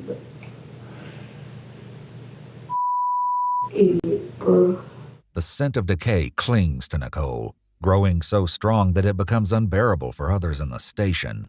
One officer fills the room with an odor spray, but when that fails to help, he brings in an air scrubber and tries the spray a second time. Soon after, a decision is made to transfer the two women to another facility for interviews with detectives. So, I got your bag. You got your shoes on. All you gotta do now is get in the car. And we on the road. So... Why do you want to talk to me? Why would you like to stand up or would you like us to drag you to the car? Your choice. You an adult. Why do you want to talk to me? Right now. Stand up. Walk. To the car. I am going up. That's fine. You said you had knee pain, so I was going to make sure you can walk fine. Come on. Get my bag, please. Nope. I want my bag. I don't care what you want. Can I have my things? Safe travels. Let's go. Like I said, if something happened to me tonight, it's going I don't think she's slow. I just think she's African, but let's go. It's going to be war. Yes, ma'am. I hate it here. Back at the scene, officers standing watch over the body discuss the tragic case and question the one thing weighing on everyone's mind. Coop's pretty up about this. Right. Really, everybody who saw it's pretty up right now. Well, I mean, I saw it. You saw it? I saw it. I ain't trying to look. But it's... Not the way he's got all these grown men all up. No, I mean, well, I was up before I got this job, but... I didn't mean like that. No. Like that. I'm just... No, I know. I'm just saying it's weird that I could understand if this child was younger, like baby stage, but it's not. So I'm like, it's kind of dumbfounded, like what the hell? Like, I'd love to just know the reasoning. Same. I'm so curious. The whole story. Yeah, like what? The whole story. Like what the hell? Like what? How did this even come to be? Nicole enters the interrogation room with much to explain. She tells detectives she was in Essex to meet a man for prostitution, while BB waited in the car. She claims she's been aware of the foul smell, but assumed it was a dead rat. Me and my homegirl was doing so much to try to get the smell. But we never noticed it was coming from the back because we don't sit in the back. How'd you try to get rid of the smell? We always thought it was coming through the front of the car, so we got it power washed. What? Power washed the car, try to get the smell away? The engine. See, right now she don't even know that she's admitting she's admitting to actively trying to cover up a crime scene or a crime, so it's like, can't no lawyer get her out of this one. You starting to understand why this sounds a little ridiculous? After speaking with detectives, investigators note it was clear that BB was mentally challenged and had no knowledge of the incident. That's a slap on the wrist. They contact her mother and arrange for her to be taken home. As for Nicole, her vague story isn't enough to... 50 years, not Afro-slow. Oh my God, here y'all go. Look, 50 years is not a slap on the wrist, by the stretch of any imagination, but that's a slap on the wrist compared to the death of two toddlers. 50 years that's still considered a slap on the wrist.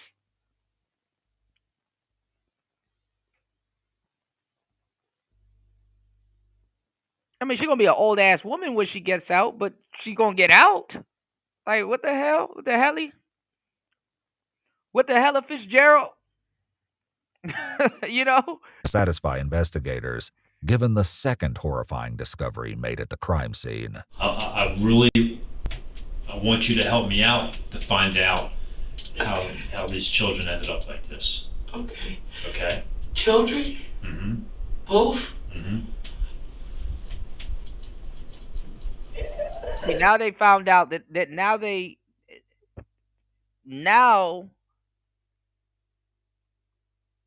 found out. Well, she found out that they found the other kid's body. Up until right now, well, I mean, they kind of chopped this up, but up until right now, they only found the little girl. The little boy's body's in a tote, which is fucked up. The discovery of a second child came only after You know that's gonna be more, and that's crazy to go in there to be like,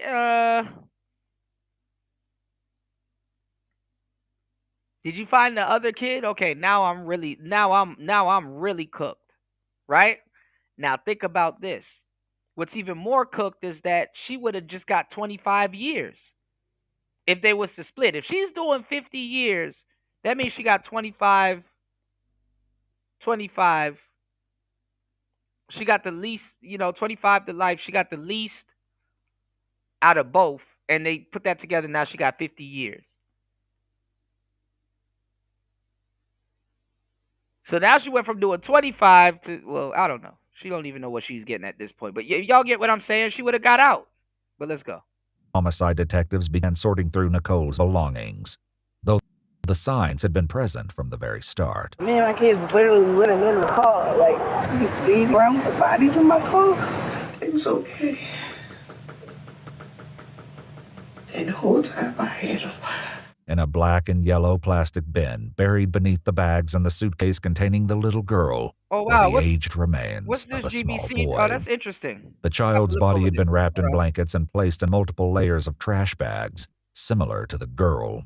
Their relation to Nicole comes as even more of a shock. Okay, I You got recognize this person at all? We have to definitely throw this one in. Who's that? Who is that? Their mother. That's their mother? Mm-hmm.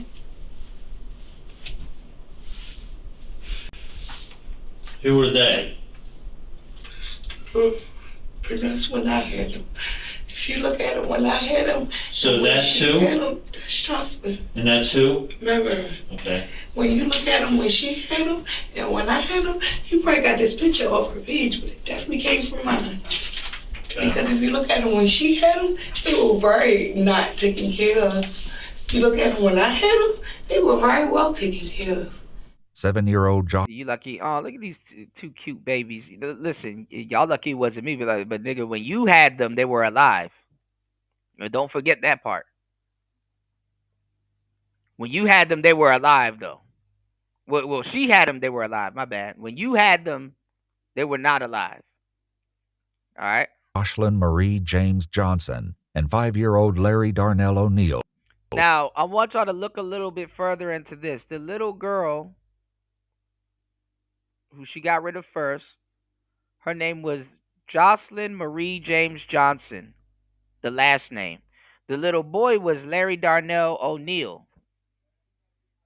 2 baby daddies, probably, y'all. But let's go. Were each left in Nicole's care 2 years. Her sister Deshelle, Okay, who claimed that's she was unable to care for them at the time. Investigators also learned Deshelle has an active case with the Baltimore City of Social Services for an 8-month-old infant who was temporarily taken into their care given the current investigation. I gotta chop it up with you about She this. didn't take care of kids. She didn't do to him what All happened good, to brother. him. Yeah, but it, We talk about FBA and she's Tariq a better Nasheed and person stuff for like leaving that. them You might be in interested any on my kind of take on it. predicament. Like, she knew the predicament wasn't okay. She knew the predicament was up. She knew. Like, she left her kids literally with me selling my. She left her kids in the room. She thought you were going to take care of him, I guess. So this is the thing. Again, like I told y'all, I know this case is fucked up and I know it's gruesome, but take a look at this. Think about it like this, right? And I'm not trying to say give this woman grace or whatever for what she did. But if you got a woman saying that my sister abandoned her kids and I ended up with them, how can she abandon her kids but I can't neither? I can't abandon this burden that's been placed on me. You know? You said they moved from Dayton to Baltimore. I don't know. They probably was originally from Baltimore because she got that heavy accent. You know. DM says, so one B Dub gave up her kids and left them with her homeless sister. No father, no orphanage. There you go. You see where I'm saying what I'm saying, DM? So you know, people are like, well, what's the motive? Why would somebody do something? Look at the ingredients. This don't sound like an explosion waiting to happen. I never told her I was going to. I never asked her to. Hey, come on, bro. You used to have to yell at the mother about washing them. You used to have to yell at the mother about feeding them. Like, I used to have to yell at her about everything. Despite portraying herself as the better caregiver, Nicole couldn't even spell the young girl's name. She also couldn't recall either child's birthday. Whatever belief remained that she'd shown love or responsibility would soon be shattered by the grim truths surrounding their deaths. She lowers herself to the floor as the interview continues. Well, let me tell you this, right? We spoke to your sister and a bunch of your family members, right? Mm-hmm. I don't know that everything that you're saying is making sense. What do you mean? Well, I'm just saying. What do you mean? What did y'all speak about? Well, y'all spoke about her leaving her children? Huh? Y'all spoke about her leaving her children? Well, we spoke about a lot of stuff. Speak about you killing them kids. And of course it's all going to be against me, huh? Oh, I mean, I don't know. Even my mom? Oh, yeah, we met your mom. He tells Nicole he won't discuss his conversations with her family, then steps out to check on her paperwork, leaving her alone to imagine what they may have shared behind her back. I'm not going to tell you what they said. What they say? What they say? What they say? I done bust my for all my life. My mother. Lady, you had me out here selling my. You told me not to give that girl her kids. I would have gave them back. I said this weekend when I'm coming back, I'm giving her her kids. You told me not to. They about to put me under the jail. They so selfish and so wrong. Uh-oh. There's a group of people here, yeah, all family, to speak on me backwards. Ask them where they been at when I've been growing up. I guess I ran away or something. Like, watch, I already know that's what they said. Now I'm not talking anymore. Now since I'm a liar, and since I'm a this, and since I'm a that, and since I'm a this, I'm not saying anything else. Hey, come on, bro. All the kids that I've been around in all my life, I'm gonna wait until my niece and nephew to kill one. I've been raising kids all my life so much they thought they were actually mine. I'm gonna wait until my niece and nephew to kill some. While Nicole earlier stated she was living in her car, investigators located a You see this shit? This shit crazy. hotel where she'd recently been staying. In the room, they find 2 stuffed animals, as well as 2 rose bears, one blue and one pink, with ribbons around their necks that read, "Always and Forever." I think they're like memorials, like that's what it seems like. Yeah, always and forever. The website though, and have all kinds of different ones, but even with the little ribbon, Is it a boy and a girl? Yeah. Is that for them? The bears. That's so freaking creepy. With the exception of the stuffed animals, there are no children's clothing, belongings, or items to indicate any children had been present. This, along with their advanced state of decay, leaves many questions as to how long the children had been in the trunk of the car and what led to their deaths. What can I talk through? Like, I need my mother to be a part of this conversation. What? Because she's a lot of reason for the conversation. But you're an adult. What's going on? No, like, I want to talk, but I want to talk to her. Like, I want to tell her. Like, I want to talk to. Yeah, they're like, right, Red Door. They're like incoherent kind of like, soliloquies, Did she cause this? Did she cause this? I want to talk to her, and everything will come out, and I just need to talk to her. The detective tells Nicole they won't allow her to speak with her mother just yet, and reminds her that it's important to tell her story to investigators first. And they gave them to me, and I was doing so good with them. And you didn't want to give them back? Nobody even wanted them back until maybe 3 months ago. Is that when someone reached out to you? Who reached out to you? Your sister? DM says, I've seen so many B-dubs like this. Mental illness and matriarchal dysfunction. Absolutely. And that's what I'm trying to tell y'all when these women be talking about, so we're going to fight the patriarchy and all this other stuff. I'm like, you do understand that feminism cannot exist in a matriarch. Women ain't about to protect other women like that. Yeah, they could probably all come together and stuff like that. But physically, oh, hell no. Hell no. Absolutely not. Absolutely not. Yeah, it's gonna take a lot. Our mothers and shit taught them not to trust each other. So you feel me? Then they Right. brought that down on us. You feel me? Sprouted Right. that down to us. So Right. yeah, Yeah, it's they gonna got take they a gotta lot get of this. work. Yeah, they gotta get this game. Women don't trust each other because they know what they're capable of. They're like really conniving. It's like it's horrible. I mean, it's like with women, y'all gotta understand. Women work, when with a lot of things. It's omission. If you're not good at if you're not a detective and you're not good at piecing shit together and you don't know how to really play the game how it goes or Blues Clues, you're not good at filling in gaps. Shit, women gonna eat your ass up alive. You know, because they omit. See, men, when men lie, we commit. We start adding shit to the story and making shit up. You know, baby, I'm sorry I'm late for our anniversary. I was trying to get the wedding cake and then my car exploded and then I had to go walk my goldfish and then you know what I'm saying? And the person that made the cake, he started going rogue on me and then I had to fight him and then like we start lying and shit. We start lying. Women, they leave shit out. Oh baby, I'm sorry. I got home late. I went out with my girlfriends. And what else? Yeah, she had her friend there and he was drunk. And what else? Well, my ex was there too. And what, like, you got to cross reference them. You know, that's how they do. And let me tell y'all something too, fellas. If y'all don't understand women or y'all don't have no game about you, man, I'm gonna tell you some real shit. Women really don't tell lies. They don't come up with lies like that. They come up with alibis. They come up with a whole alibi. All right, so let's go. Yes. Okay. What did When she reached out to me, Her alibis done fell apart. she barely didn't even care. And then we were supposed to arrange for her to get him back, and hey, maybe next weekend. Like, she didn't even care. They were forcing her.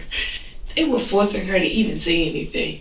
Text messages. Red Door Woman said, "Get a couple of women in the room together, and the walks start to fizz." Yeah, yeah, yeah. Their locker room talk is crazy too. And I hate to say this, ladies, y'all, because they're like, "Oh, I'm an alpha woman" and stuff like that. No, you get a couple of women in the room, they for around each other for a long time. They periods start to sync up like Wi-Fi. So let's Obtained from Nicole's phones reveal multiple conversations with her sister Deshelle, who sent Nicole money and checked in on the children frequently. She asked several times to see them, eager for them to meet their new sibling. However, and her Deshelle sister's still out here reckless and having kids. So she feel like she the sibling that got held and left with the bag while her sister can be out here recklessly fucking around and having kids. It's a cold world we live in. Let's get it. claims Nicole blocked her from seeing them. Now, for the first Watch the walls start to fizz. Okay. time, Nicole begins to explain the reason why, beginning with what happened to her niece, Jocelyn. It was an accident. Okay, what happened? I gave her a beating. I can't hear you. What? I gave her a beating. And then the next thing I know, she just wasn't saying anything or nothing or nothing or nothing. Like, Damn. Okay. So you gave her a beating? And then she was not responsive anymore? Like, it was mistakes. Like, I took care of them children so good. Like, it was a mistake. Like, I just was trying to discipline. Like, Explain to me how it happened. like, she got in trouble for something one day that I didn't beat her for. Like what? Stealing something or going in the refrigerator or doing something or something, and she did it again and she did it again, and then the last time it was just like, and I was probably more frustrated than I should have been with life, period, with everything, with why they leave me with the kids, why nobody's helping me, why nobody's calling me, where's their mom, where's my family, like, well, like, Mm-hmm. And then what happened? I told you. Let's go GBC. I got you, bro. Peter. How? Huh? With what? I don't even think it was anything. I think it's just my hands. Investigators interviewed a resident at one of the hotels Nicole frequented, who reported that Nicole often used harsh language and regularly cursed at the children, particularly the girl. Another witness recalled hearing Nicole abusing Jocelyn through the thin walls and, at times, hearing the child yelling for her to stop. You were upset because she was taking things, like from the refrigerator and stuff. She was doing all kinds of stuff. Okay. Like, she was taking stuff. Like, she was getting the boy in trouble. Like, she was just doing all kinds. And you disciplined her. Yes. Okay. And it went too far. Okay. How many times do you think you might hit her? I don't know. But I know she fell. Fell on what? On the floor. Was she standing on something? Or how was she? She was just standing up straight. Okay. And where did you hit her? I just started doing that. Okay. Like punching her in the head? No. Or? No. Where? Like, I think I maybe slapped her in the face, but I didn't punch her in the head. Like, it was more like me hitting on her body, and then she fell. How did she fall? Backwards? Forwards? Side? Yeah, that's what I'm saying. I think she is lying because her sister did try to contact her and basically tried to ask to see the kids. And then also, too, y'all, it's not even about the sister trying to necessarily physically see the kids. FaceTime.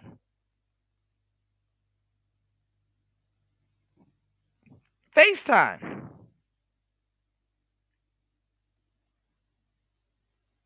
You can FaceTime.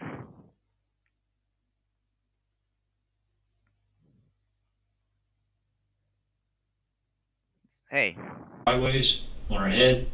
I know she had a head, but I can't remember exactly how it was that she fell. She hit her head? Okay. Do you remember where on the head? No. Did she hit her head on something other than the floor? No, but the floor was extremely hard. The floor was extremely hard? And I was so scared. Like, I was so scared. Okay. What did you, when she went to the floor, was she crying or was she quiet? She was quiet. Quiet? And what did you do after that? I tried. I just tried to bump her chest.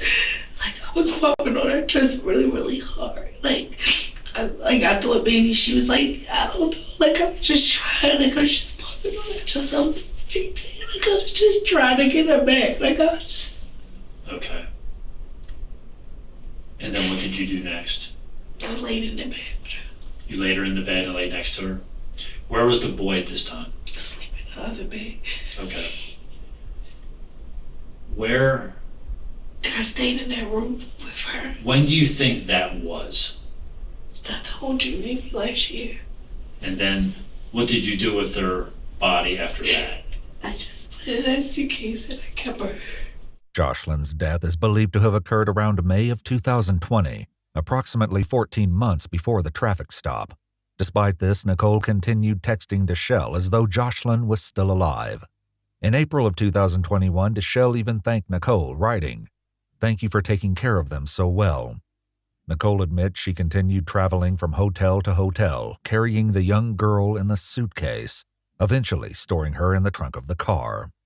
Jocelyn's body arrived at the medical examiner's office still wrapped in a comforter that contained a cigarette butt. What's going on, Misha? Good to see you. I hope you're doing well also. This is a horrible case. Have you heard of this case, Misha? Numerous bruises were found on her body, but an exact cause of death could not be determined due to the advanced stage of decomposition. Still, investigators ruled her death a homicide, citing evidence of physical abuse and neglect. With Jocelyn's fate uncovered, investigators turned to what happened to her nephew, 5-year-old Larry, whom Nicole refers to by the name Stink. So help me explain the other child. What happened? See, them kids was driving her crazy. Them kids was driving her crazy. You know? And then, like I said, because I'm not going to lie. I mean, kids drive their parents crazy and stuff like that, but kids are unforgiving, man. They'll take you through there. They'll absolutely, definitely take you through there. But the thing is that, you know, if if you don't, I'm not gonna lie. I mean, even some kids, they'll feel a little bit sad. What's going on? What's on? What's going on, Link? Good to see you, bro. If those kids don't have no obligation to you, oh, they're gonna take you through there. If those kids have no obligation to you, they're gonna take you through there. Shout outs to everybody in the building. This Player Talk Radio. Hold on, give me a second. We in the building.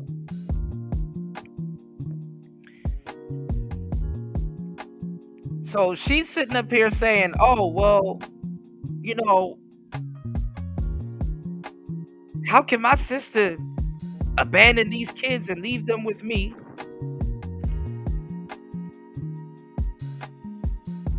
And I can't do the same.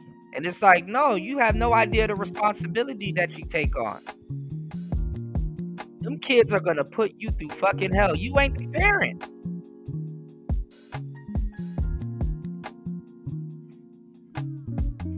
I'm saying like black men.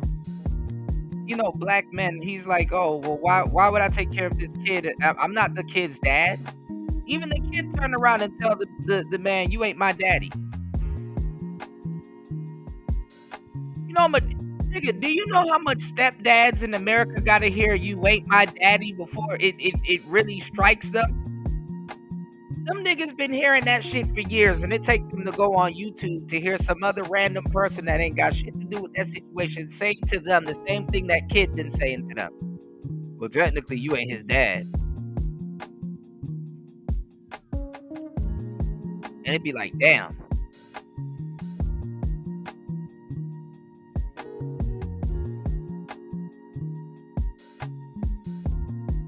I ain't his dad.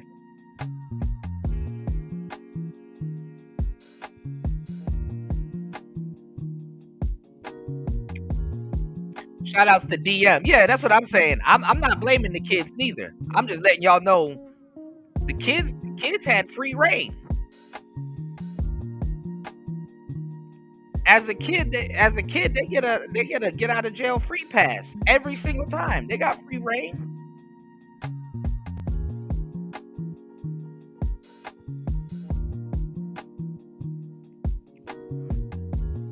But you see how this woman she regresses back into a child. Most adults regress back into a child when some real shit happens. You know what I'm saying? Call my mom. Reach out to this person and blah blah blah. Why do I got to take accountability and this person can just run? You know what I'm saying?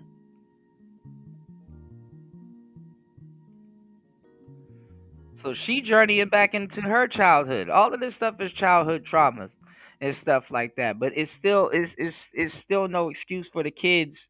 You know what I'm saying? To be unsubscribed from life. Kids are doing what kids are gonna do. And yes, and that involves running you up to your boiling point. You know what I'm saying? But this is the thing though, right?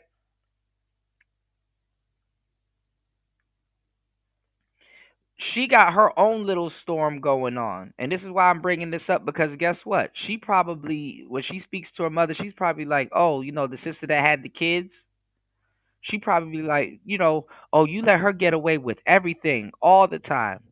I could never get away. You don't know if this is the younger, I don't know if she's the younger sister or the older sister, that felt that she got to take on the responsibility of the family and stuff like that. So, people be having their own storyline going on in their head, y'all. You know, she probably resents her sister. The sister probably could just go out there and willy nilly and have all these damn kids, and nobody, nobody says anything.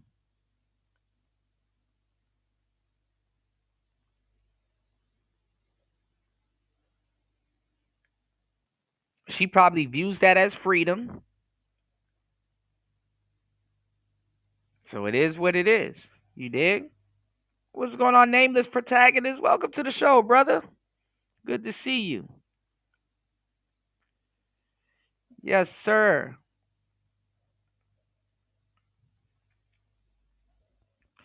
You said, in my tribe, shout outs to Red Door Woman. In my tribe, children are called Wakanija. Don't, let me know if I butchered that. Wakanyeja. Wakanyeja, which translate to sacred beings or little sacred ones. I gotta ask nicer. Also, what do they call the children of her tribe? Wow. So Wakanyeja. Wakanyeja. You said when you think that started, when do you think that started? The late 80s or early 90s? What do you mean? You said cuz back in the day felt it was a little bit more respect. What do you mean, Link? What started? Like the women taking care of the kids? I mean, when did Losing Isaiah come out? you know? Shout outs to nameless protagonists in the building. The phone lines are open if you guys want to come up. It's player talk. So he was still with you when the girl's now in the suitcase in the car. So, he didn't even want to go anywhere else. Like you can. That's why they said they talk to my family. My family don't know me. Like you can. So that must have been so sad that the little brother all of a sudden just didn't have a sister anymore, and probably don't know. You said the "You Not My Dad" talk. Oh, the "You Not My Dad" talk been around for the longest time. But I think I think it was more indoors. You know what I'm saying? I think it was something that was more said amongst the parents.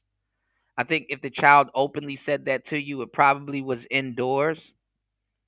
And then also too, it get to a point where your spouse or the baby mama that you're dating, the parent, if you don't have no kids of your own, it gets to the point where the parent will tell you you're not that kid's father. Obviously. The parent will try to establish boundaries or saying you're overstepping your boundaries or something like that. And then think about it, because we talk about this too. Usually, single fathers would, and do date single mothers and kind of have all their kids together. They all go to the same schools or the daycare and stuff like that, or whatever. Usually, when holidays or something comes up, it reminds that man that those kids aren't his. When he goes out to go get some McDonald's. Okay, remember back in the day that this was a talking point. Are you gonna buy McDonald's for the other kids, or are you just gonna treat your kids?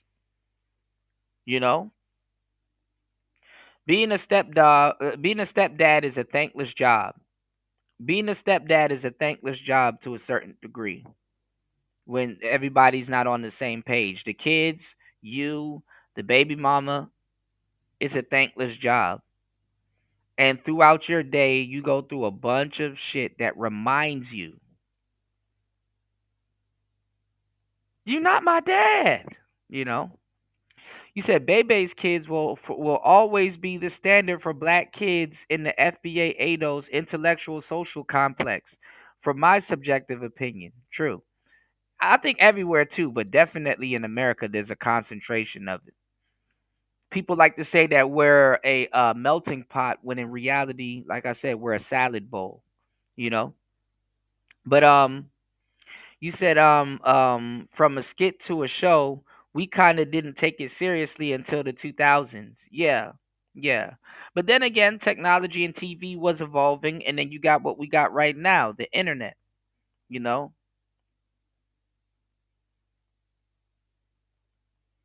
You did. Red Door Woman says, "My son-in-law is black. Blessed that he is a great husband to my daughter and father of my two grandsons." That's what's up. That's cool. That's cool. That's definitely cool. Yes. You know? You said Bebe's kids are a godsend compared to the young Negroes of today. I agree. I agree. What's going on, Long? You said keep providing enlightenment from your perspective. Yeah, I'm trying. I'm trying, you know. I don't want to sit up here, y'all, and give y'all information to enrage y'all to just go argue with cops. And I'm not about to do the, oh man, all police are bad, show it. I'm not about to do all of that stuff, you know. What's going on, Sin? Good to see you. Good morning, everybody. Good morning. But yes, yes, y'all. You know, please hit the like button. Please support the show. Hit the Cash App, hit the PayPal. I appreciate everybody for hitting the like button on the way in. This is a sad case, you know, and sadly, a lot of people aren't willing to have the conversation or really, you know, give people an enlightened, perspective, on certain things. You know, what's going on, Chris G? Shout outs to Chris G in the place to be. Yes, sir. You said the Vine opened the gates, but WorldStar made a lot of these behaviors canon. The "You're Not My Dad" meme was real. They ended up making a whole Baltimore bounce track off of it. Yeah, yeah, that absolutely, absolutely, absolutely. American Aboriginal, Aborigines. Yeah, yeah. Yeah, shout outs to GBC. GBC dropped some dope shit in the back chat. I got that saved. We got to go over that when we get back on that topic, you know. And shout outs to the real Aboriginal and FBA brothers and sisters in the building that actually do their research, and they're not up here just false claiming, you know what I'm saying, a group of people on the internet. And like I said, for my FBA people, because y'all know I got a bone to pick with some of y'all. Not the fake ones. I mean, especially the fake ones. I got a big bone to pick with the fake ones. But the stuff that I'm talking about is really for the real FBA brothers and sisters here in the building. You know that you guys need a blockchain, and and certain other things. I'm not trying to tell y'all how to do something, but it's not even for the sake of tethers and all kinds of other stuff. It's like, no, like, real talk, you guys need a blockchain, because that weeds out all the people, you know what I'm saying, false claiming anything y'all got going on, and definitely, if y'all gonna make a reparations inquiry, you definitely need to have as much stuff, even just for the sake of what you guys want to back up y'all, to back everything up. So you guys definitely need a blockchain, and that blockchain alone by itself will definitely do the work for you guys to say, hey, yeah, there's a lot of people doing things, and it's a lot of injustice going around. So and people false claiming certain things. So yes, this is the exact group of people we need to direct the reparations, or whatever. They need to know where they about to allocate stuff. They're not about to just sit up there and allocate shit to a bunch of people that's false claiming and don't know their own history and stuff like that. So just how y'all navigating it, it gotta make sense. even to the people that have yet to do their history and their research and realize like, damn, I'm actually a foundational Black American. You know, they start to see familiar family members and stuff pop up on that goddamn blockchain, and they're like, okay, you know.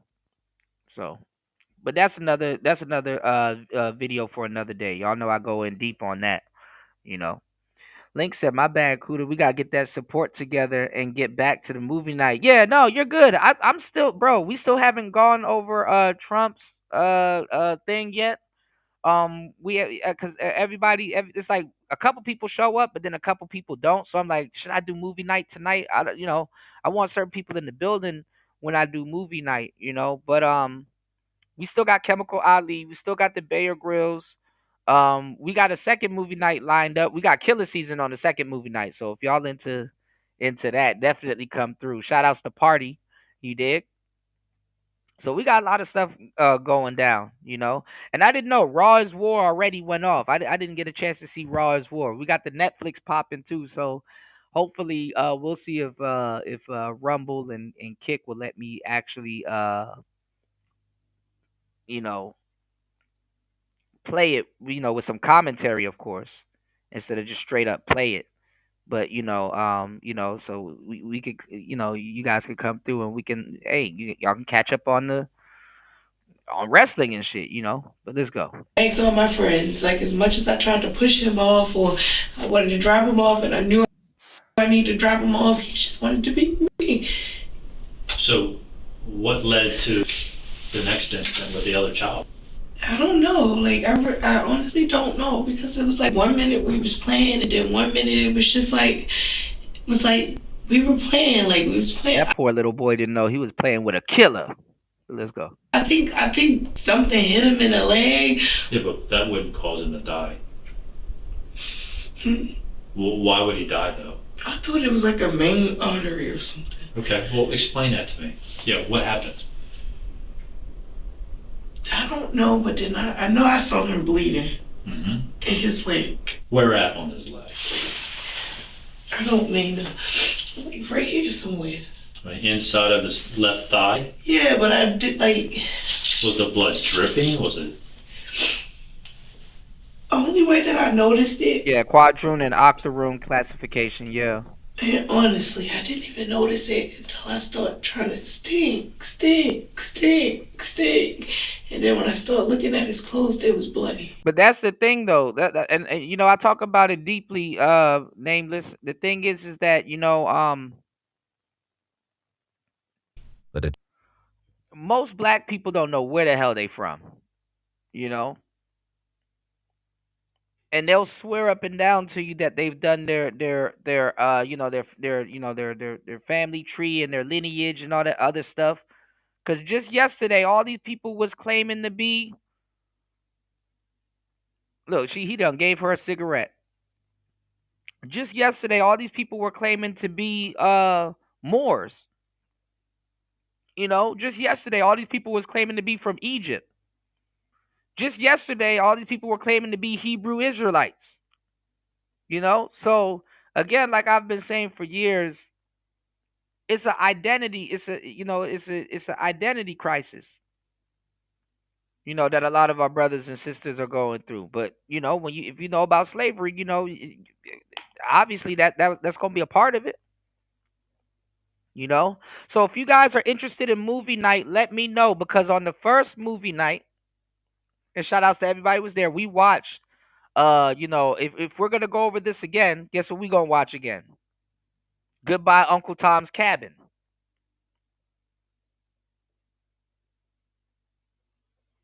Y'all will be very hard pressed to see what was in that movie compared to what people are talking about today with all this technology, by the way. Let's go. Not one book in sight. Detective offers Nicole a cigarette and allows her to smoke in the interrogation room as she continues her story. What caused the boy's injury with the blood in his thigh? I can't remember what exactly he was playing with. And I think I yelled. I think I swung on him for playing with it. but I can't remember what. Is there a chance She said she swung on him. God damn. You didn't. Never mind. you hit him afterwards and? I didn't see the thing. Okay. I told but you. You said you swung on him. Yeah, because he was playing with something. I didn't see the thing that. I told you I didn't see the thing that was in his leg until it was like. It was just like. And what was it? I never even looked at it. I never even took his pants off. I just seen the blood. And I yelled at him like, well, I didn't yell at him when I seen the blood. I yelled at him like, I don't even remember what it was. Larry's body arrived at the medical examiner's office still wearing Paw Patrol pajamas. Damn. His body was also covered in bruises, and while superficial wounds were found on his legs, they showed no signs of deep bleeding. However, internal bleeding was noted around both his knee and elbow, suggesting trauma. Shout outs to GBC. He said that's a problem. Wait, hold on. Nameless said that's a problem when using race to identify rather than ethnicity and tribe. Right, exactly. And you don't see people going into that. People just get on here and say, I'm FBA and just want you to believe them. And it's like, nah. That's why I'm like, shout outs to the real ones and not the people that's just up here repeating Tariq Nasheed. Because that's what most people are doing. They're just repeating Tariq Nasheed. They don't even know. They're just repeating Tariq Nasheed. Because just a minute ago, they were ADOS, So it's a lot that's going on, like I said. And I told you guys in Link, remember, we were talking about it too.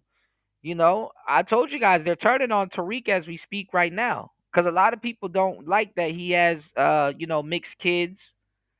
You know what I'm saying? A lot of FBAs aren't marrying other FBA women, producing FBA children.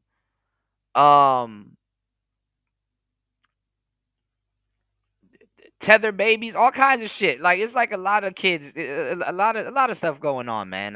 When we get into it, But they're turning on Tariq because they didn't like that he took out Yvette Carnell and Michi X. They looked crazy as hell, still claiming ADOS after he took out Yvette Carnell and Michi X, and then Yvette Carnell and the other dude, they stole it from another black man, a Southern black man that they could have, but it's just a lot of cultural appropriation. I mean, a lot of the pro black shit it was on its way out the door, and niggas needed a new identity to take on. So that's the thing, and that's the spirit that true and real FBAs need to stop. The spirit of taking on the identity of something and stuff like that. That's the same thing that they're trying to tell you that the tethers are doing, and it's like, hold on, wait a minute, whoa, you know. So I'm like, shit, and I say this as I guess a proud card carrying tether. I'm telling y'all that if y'all, if y'all have if y'all have a tether problem like that, you have to have a blockchain. Listen. I've studied. Listen. My name is Black History. You know what I'm saying? I've done all the studying.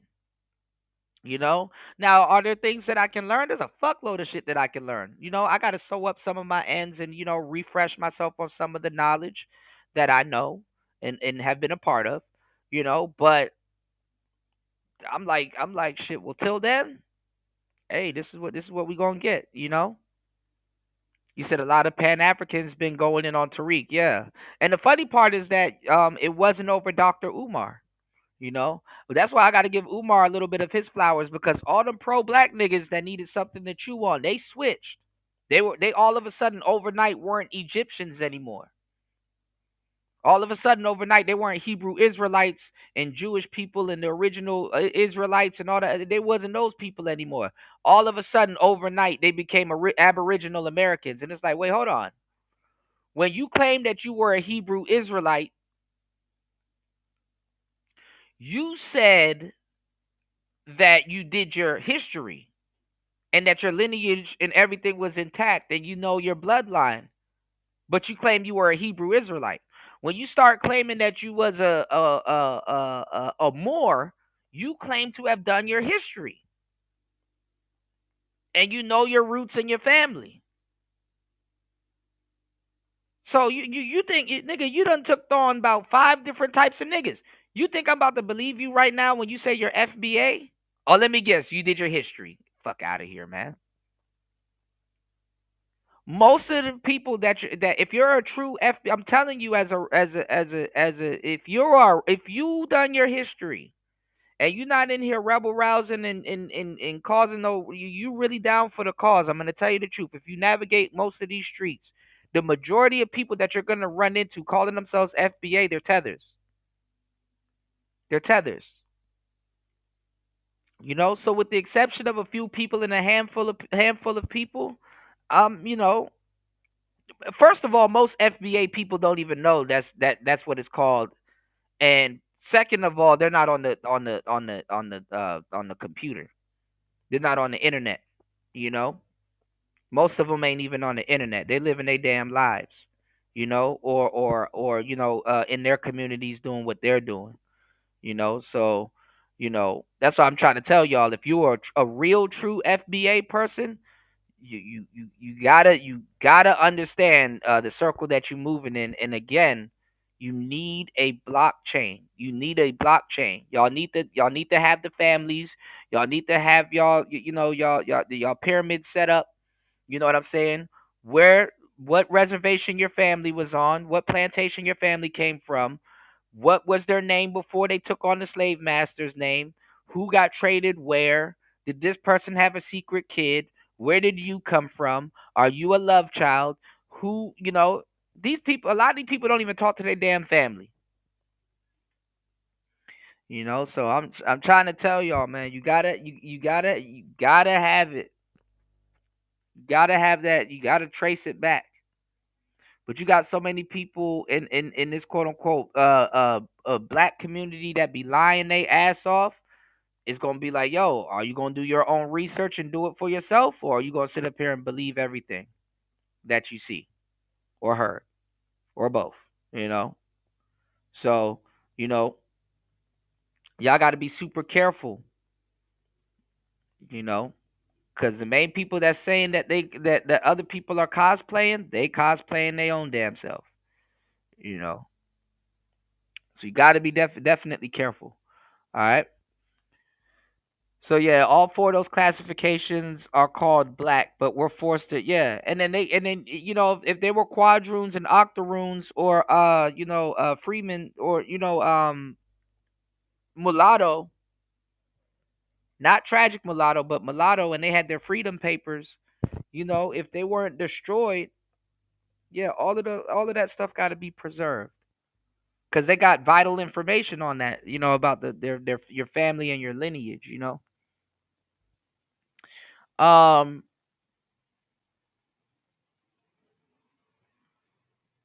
but yeah, absolutely, GBC baby. That's if that's the case, you did most what a lot of people wouldn't do, which is yeah. Shout outs to Dane Calloway. Yeah, if you woke up and you went to your so-called slave owner and went to your family and they bust out the records and stuff like that, and you can really that's your blockchain right there, brother. That's your identification. You know. But I'm telling you to challenge some of these other people around you calling themselves FBA. Make sure them niggas can produce equal paperwork. You know, that's the first thing. That's the first thing. They gotta be able to produce, paperwork. Paperwork party. Shout outs to Red Door Woman. I have my tribe rolls from 1865. You see? When we were put onto the reservation, the government had to identify us and keep track of us. Exactly. Exactly. So a lot of FBAs should be able to identify themselves or at least find some type of record or as a starting point, you know. You said there are a lot of people who are Native American and claim Native American claim being of African and in enslaved descent. You said so they could stay with their families and communities. Yeah. But the thing is though, you had Africans, you had slaves, and you had Moors, and you have actual Native American people here. There was a bunch of different ethnicities that are actually tied to America. and certain parts of America and stuff, you know? Like I was telling y'all, what's going on, Larry? Like I was telling you guys, with the Redskins and stuff like that, a lot of people don't know, like that goes back to tribes in Africa where, they used to rub the clay on their skin, and a lot of people's skin start taking in the nutrients and stuff like that. And yeah, a lot of people, and even then, brown skin can take on a reddish, patina. You dig? Without rubbing clay on your skin. Is a part to protect your skin and also good for your skin. You know. So if y'all go to some of these spas and shit like that and see if they don't rub clay on your ass, it's like you gotta put two and two together. You know. In fucking public school, I was mad as fuck when I found out. Like, hey, they had us wearing chief masks and all kinds of shit and hopping around on one foot in them classrooms. And whole T, niggas were Native Americans. And the funny part, what made it even funny is though, even though a lot of those tribes got together with other African tribes, a lot of Native American tribes and African tribes that were indigenous to America, they were warring against each other. There's a whole lot, there's a fuckload of shit that been going on in the States before people really got over here and really start going crazy. So the majority of people that y'all are gonna run into here are gonna be of African descent and shit like that, because the thing is that you know it costs too much to bring Africans over here. They had to make sex farms, and that's why I don't really talk to people about these topics and shit like that, because niggas want to talk about slavery all day and what somebody need to do and all this other goofy shit and shit like that, and they can't even have a conversation about the sex farms and stuff like that. They don't even know about the sex farms. So I'm like, damn, this person don't even know. This person don't even know if they here or not. How the hell you want to get into a native conversation or a lineage conversation, and you don't even you got to be re-educated on what was going on these sex farms? How do you know your lineage when you don't even know that black people were bred like pit bulls? So certain people should refrain from certain conversations.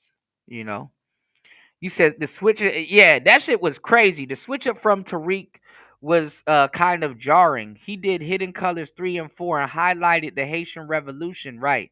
Um, this just looks a little too alignment when Ados and got reparation traffic. Yeah, yeah. And shout outs to Dan Calloway. You know. I got another guy that was talking about that. We might have to switch gears for a little bit because I want to show y'all something also. You said the tether conversation is a temporal conversation if you didn't have family here during, or at least at that time during, at least prior to 1865 when the radical Republicans did their thing. It's a question mark, absolutely, and an exclamation mark. He said, but Jim Crow had everyone on race. So skin tone became the qualifier for non-white and black-based melanin presence or lack thereof on your skin. Yes, sir. You said I found the name of the guy wanting to buy 7 acres from us. His attorney called last week. We're most likely gonna sell. Oh, you still gonna sell it to the guy that was trying to slight you out a little bit, the UFO? Shout outs to Red Door Woman. I'm a Dakota Yanktonai Sioux from South Dakota. My grandfather and great grandfather were both chiefs. That's what's up. That's what's up. And I was getting educated on it a little bit. I know they how the hierarchy has to kind of be bestowed. I know a lot of women aren't referred to as chiefs also, but like through family, I know some women do get chief status or higher rank. I'm not sure how that goes. I would definitely have to ask nicer, but I think Nicer alluded that like it depends on certain with certain tribes, and but I think I don't know if Nicer's still in the building, but let's go. Before death. Like his sister, Larry's advanced state of decomposition made it impossible to determine an exact cause of death. Although she claims not to know exactly what caused his injury, she clearly remembers what happened next. He was just like getting drowsy, like just getting drowsy. Like the last thing he said.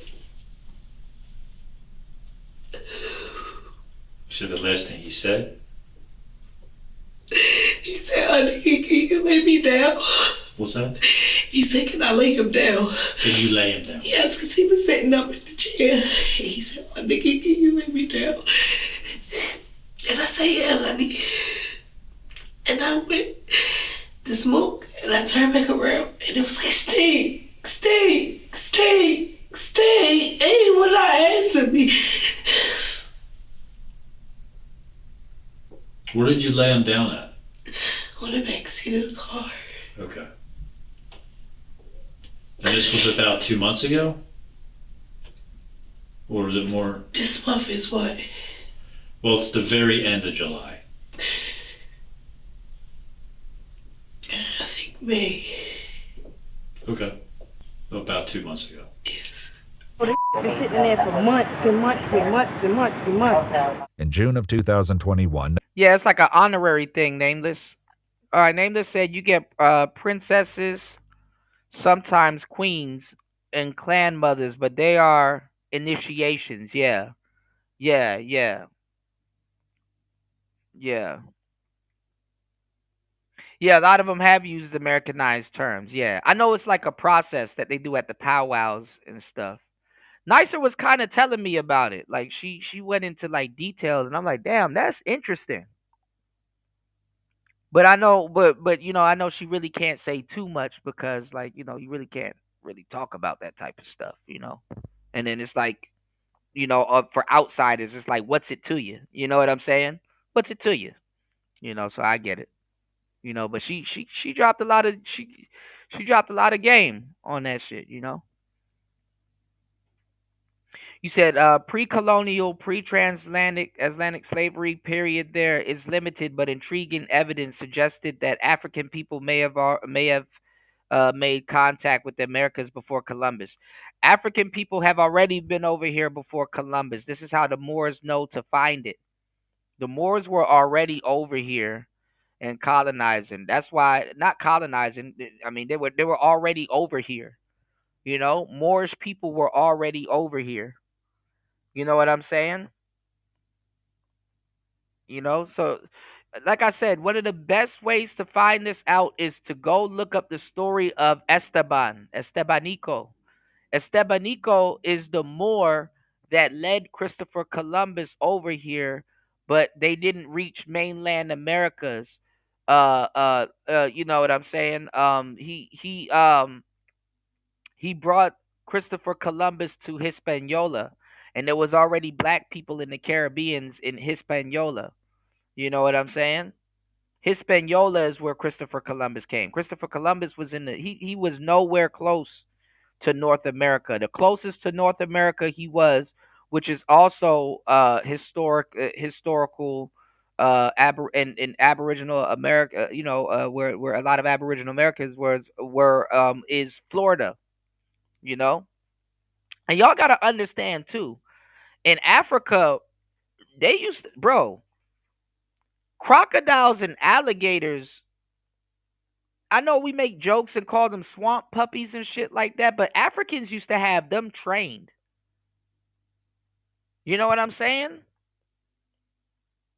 So a lot of people don't understand why would a lot of Africans and people stay over at a swamp and stuff like that. It's like no, a lot of those crocodiles and alligators were pets.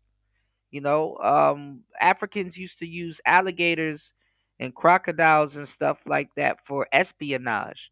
You know, you ever seen a crocodile or an alligator in the water and they pop their eyes out and they look and stuff like that? Man, they used to warn people about shit. You know, so there's a lot of stuff that you would see that happened in mainland and in Africa and stuff like that that was going on in America and stuff like that. Certain things that you know, a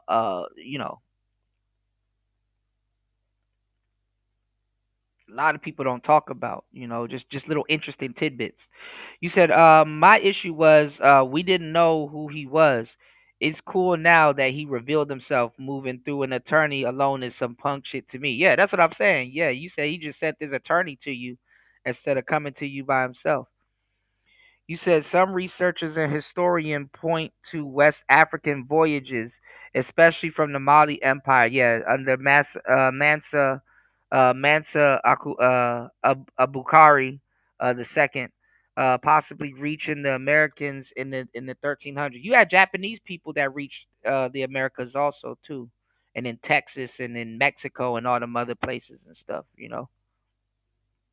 Remember, Earth is on an axis too, so a lot of times when you think you're going straight across, you're actually moving downward.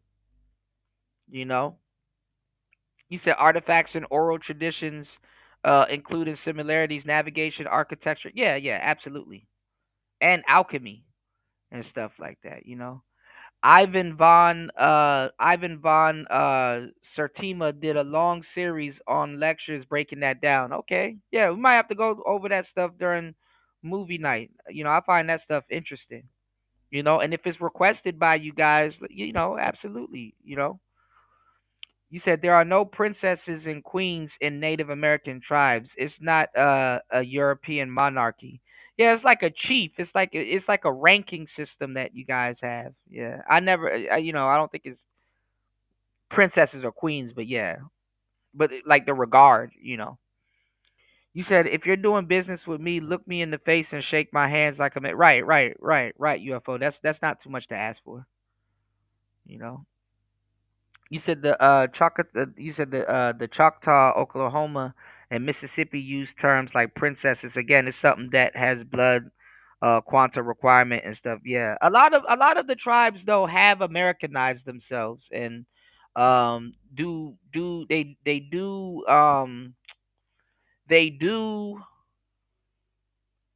what's the word I'm looking for? They do uh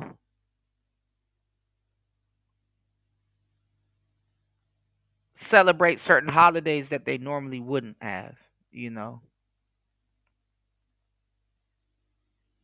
Yeah. They use the terms that we would use, like the term mayor and governor. Things are different. Yeah, yeah, yeah. Yeah. It's like chief status, you know? Nicole sent a video to her friend showing the black and yellow tote in the back of her car and spoke about getting odor absorber. According to the child would have Yeah, already so see Nicole up here trying to figure out how she gonna clean up this crime, y'all. been deceased at this time and would soon join his sister in the trunk of the car. Investigators later discovered that neither child had ever in Maryland, had never been enrolled in school, and neither had been reported missing. One additional detail raised further concern. Both children appeared unusually small for their ages. It's got to be a 3 or 4 year old kid.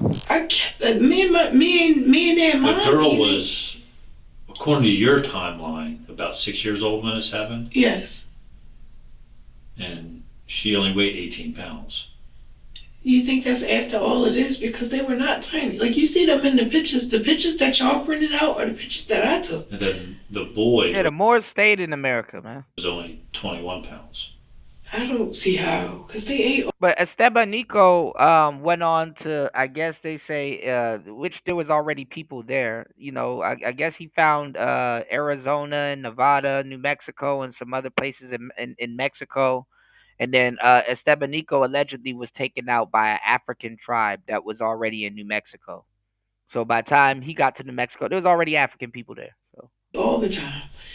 They ate all the time. They ate all the time. They ate everything. So maybe, I mean, is that maybe a contributing factor here? No, I didn't. If some kind of trauma happened, would it be made worse? Yeah, I didn't starve them, though. I didn't starve them. According to doctors, however, it would have taken several months of malnourishment for the children to attain their low weights. The investigation concluded that both minor children lost their lives due to the neglect and abuse inflicted on them by their Aunt Nicole. I just can't believe they came up here and made it seem like I was some type of bad person. Like I was some type of trouble person. Like, yes, I've been depressed all my life because I wanted a mama. But I can't believe that she really came up here and made it seem like I was a bad person. 1 month after her arrest, Nicole's mother emailed Baltimore public officials, pleading with them to intervene and protect her remaining grandchild. The email additionally criticized social workers and Deschelle for not safeguarding the children.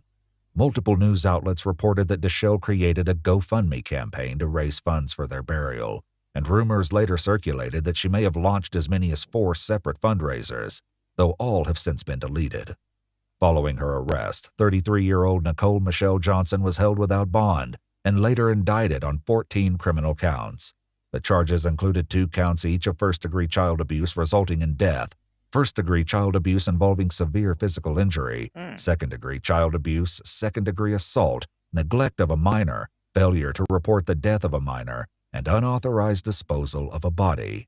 She ultimately pleaded guilty on August 13, 2024 to 2 counts of first-degree child abuse resulting in death.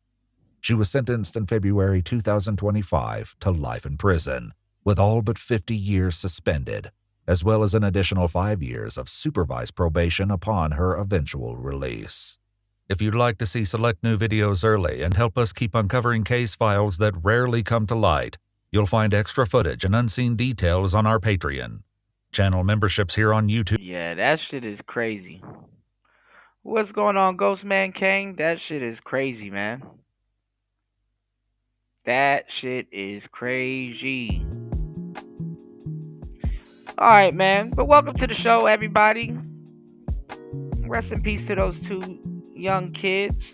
You know, this is goddamn sad. This is fucking sad, mind you. You know, super sad.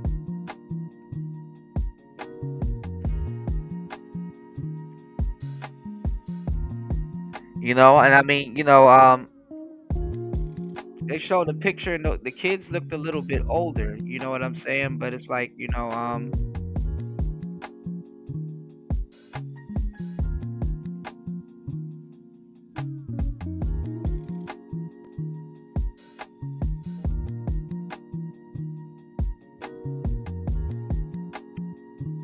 those kids should have been in school, man.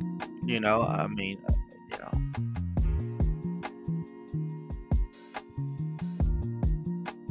Yeah, they would have, man, listen. I don't know how she got 50 years off of that shit. I have no idea how she got 50 years off of that shit. Now, I saw this real quick. I'm gonna, give me 1 second. We're gonna get back into this, into the main story. You know, like I said, please hit the like button, support the show. I'll give you guys a full map. But here's a brother here. Hold on, I seen. Let me see, I can't find it.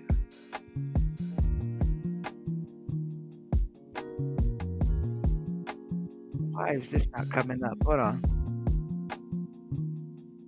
What's his name? Hold on.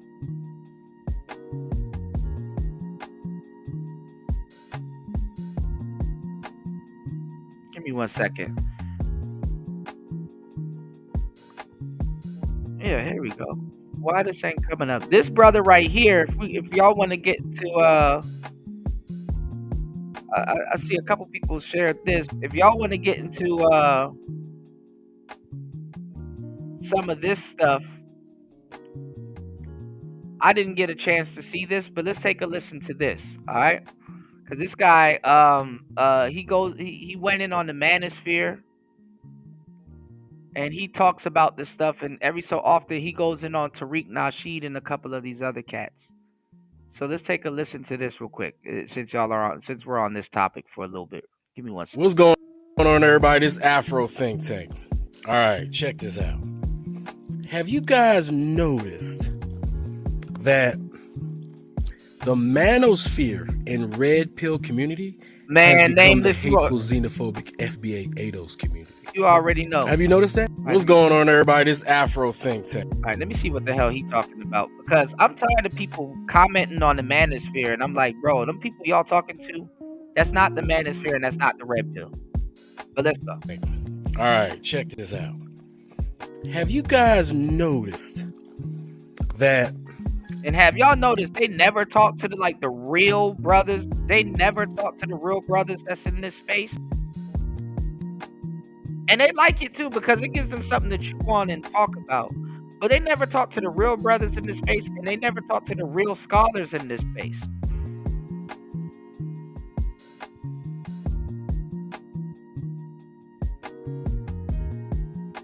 You'll run into it's now, because nobody wanted to be a part of the space, and they was not with us shooting in the gym. You'll run into 20 manosphere dudes, and only 1 or 2 of them are real, and the majority of them don't even know what they're talking about.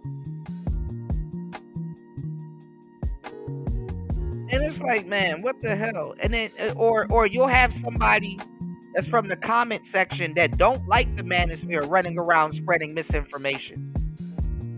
And they somewhat know a thing or two, but they're not from the manosphere, and they're not really affiliated with the space. You got a lot of the rejects that run around disparaging the space also. And the reason why people believe them is because they can fit in the space, because they know a little bit of the lingo. They know a little bit of the lingo. But when they get put around somebody that's really from the space, it's like, man, who is this person, bro? Nah, you listening to nonsense. This person ain't even manosphere.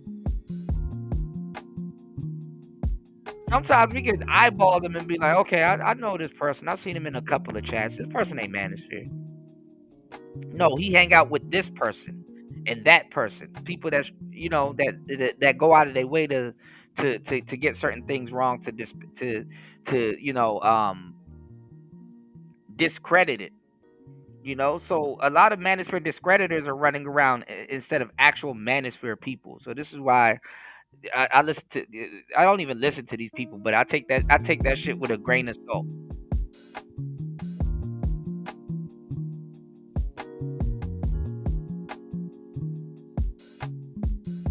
Real talk.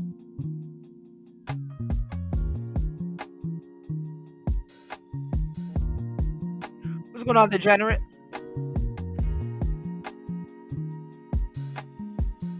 Yeah, I know a little bit about Afro Think Tank, man.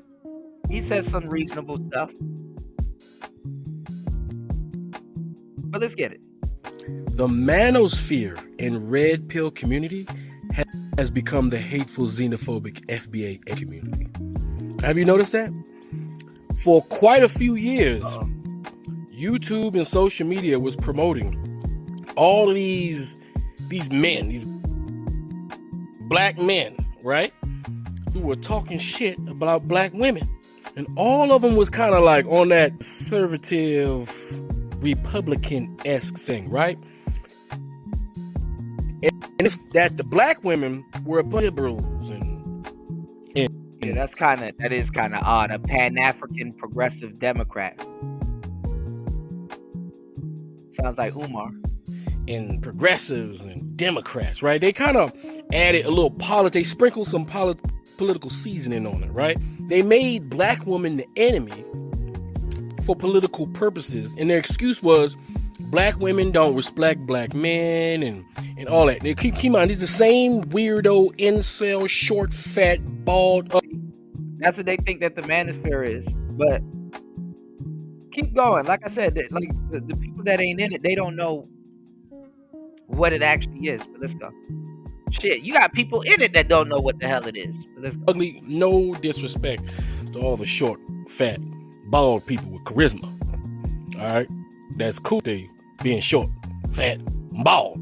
I'm talking about the short, fat, bald, ugly ones that got no charisma.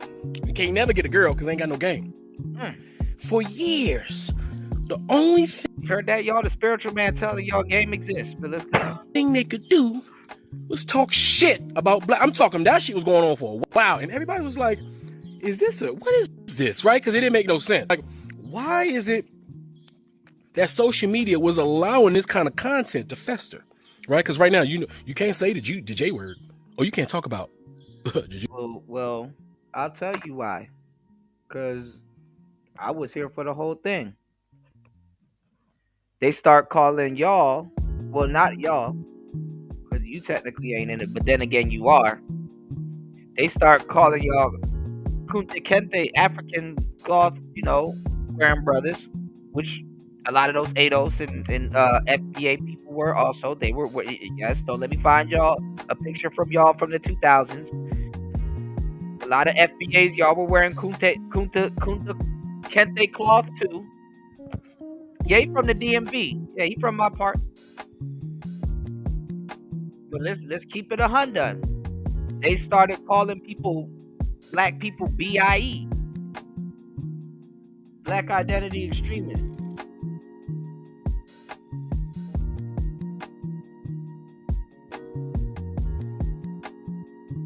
So they just lumped the manosphere in it. And what's actually funny is that's why I said they try to act like we don't exist. It's interesting that he's actually referring to the manosphere as black people. Pay attention. You would think that he would call the people in the manosphere that's doing this white people. But let's go. He might mention it. People, right? YouTube would say, oh, you have violated community guidelines by harassing a specific, and all those black men, right, harassing a specific group of people. He was making thousands of dollars everywhere, and that shit was insane, right?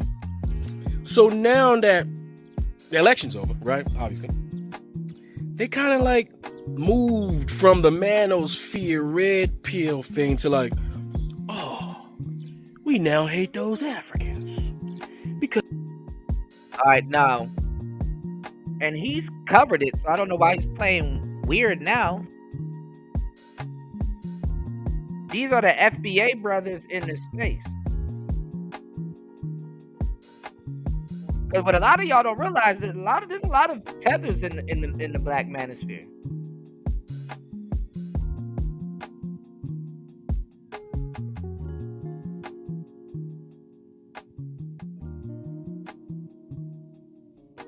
I was gonna say O'Shea included.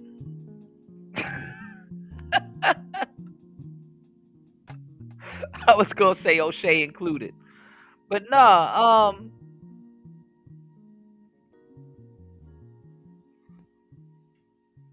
There's a lot of ADOS brothers in the manosphere too. Shout outs to y'all. And FBA brothers in the manosphere, but this came from Tariq Nasheed, which this guy he's not a super fan of, by the way.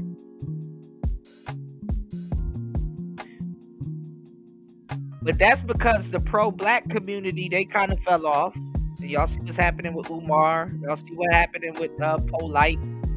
Even Sonetta was supposed to be over here after a while. A little too toxic for him.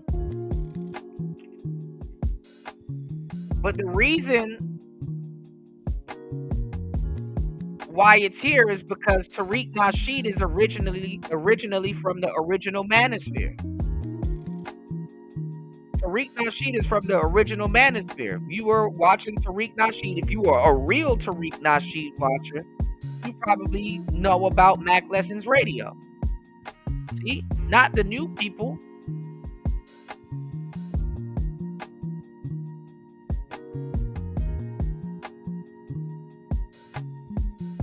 And you already had a lot of black people from the black sectors and the Hotep sectors over here in the manosphere that had to kind of clean it up. So let me give you all the game. Respectfully, guys in the manosphere worship women also. Men in the black manosphere worship black women also. That's why they talk about Keisha all day. They worship black women also.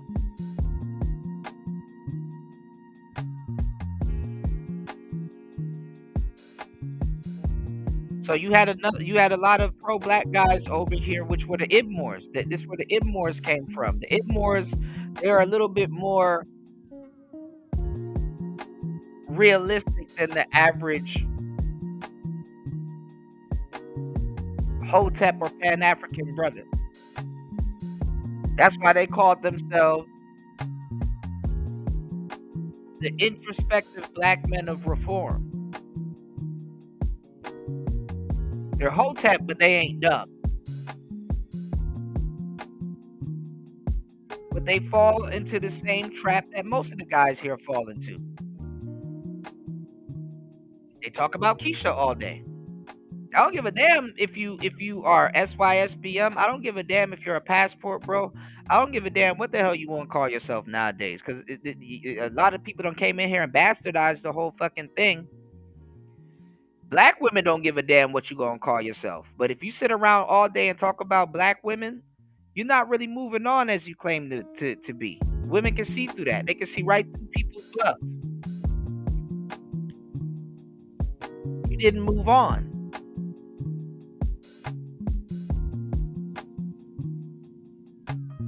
And hell, if Keisha fuels the reason why you want to run around here and pretend like you worship white women,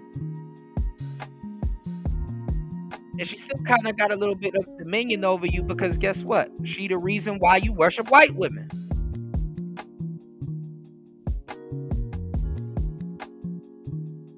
A lot of guys don't see this. I have more of a scope than the average guy here because I'm an actual content creator, and I know what the hell is going on. I do it. Protect me at all costs. You're welcome.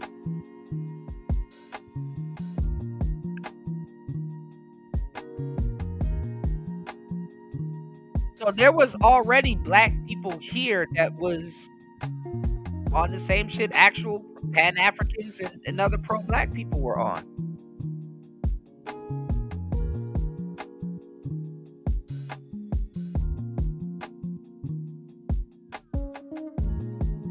People just needed a new moniker or name to kind of bite off of. You know what I'm saying? But shout outs to the people that do their research and they realize, like, yeah, I'm actually from the Americas. Here's my family, here's my lineage, here's my papers, here's whoop-de-whoop.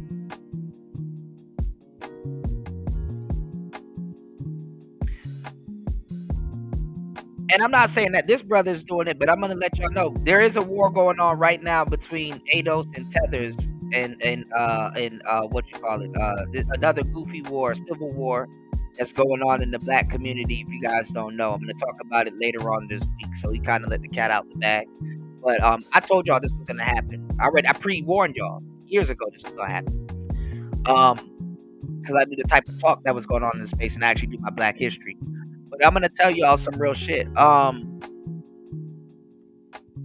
war that the civil war or the argument that they got going on right now is that Africans and a bunch of other people have more resources. They got more resources and connections than actual ADOS Americans. So now these niggas are getting into the resource talk and saying that they can produce more resources and stuff than ADOS Americans. And like I said, I've been telling y'all this shit for years and putting y'all on hella game, you know. So, you know, it is what it is. Like I said, I don't even understand why, you know, if you're an Aboriginal American and stuff like that, shit. I would be using dual currency and stuff like that, you know, the dual currency, all kinds of different stuff, you know. But anyway, you said this space is more like a mixture of your typical conservative and pro-blacks that complains and whines about Keisha.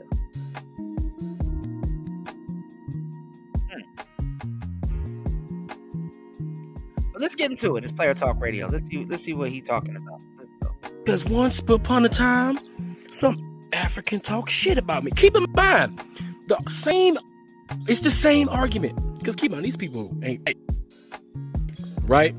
The same shit they was saying that black women was talking about them, making fun of them, always coming online, making content, making money about them, and they was victims. The black man was a victim. That's why we need conservative values, and I wanted to cook and clean and don't wear no shoes, and we don't want you to work, and I want to be a man, and you're gonna serve me and make me a sandwich and all that stuff, all that shit, right?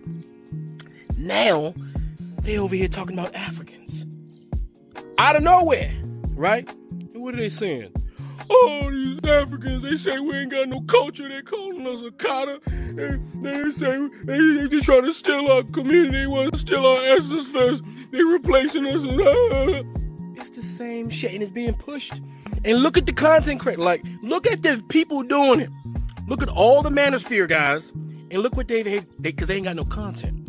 If they can't make money talking shit about black women, they figure, damn, what else can I? Oh, he probably talking about Red Supreme.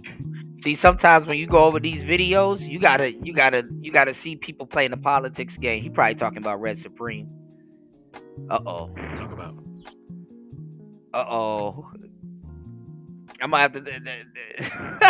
He probably talking about. Shouts to my brother Red Supreme. He probably talking about Red Supreme, y'all. I'll pick up real quick. And when that white agent came and said,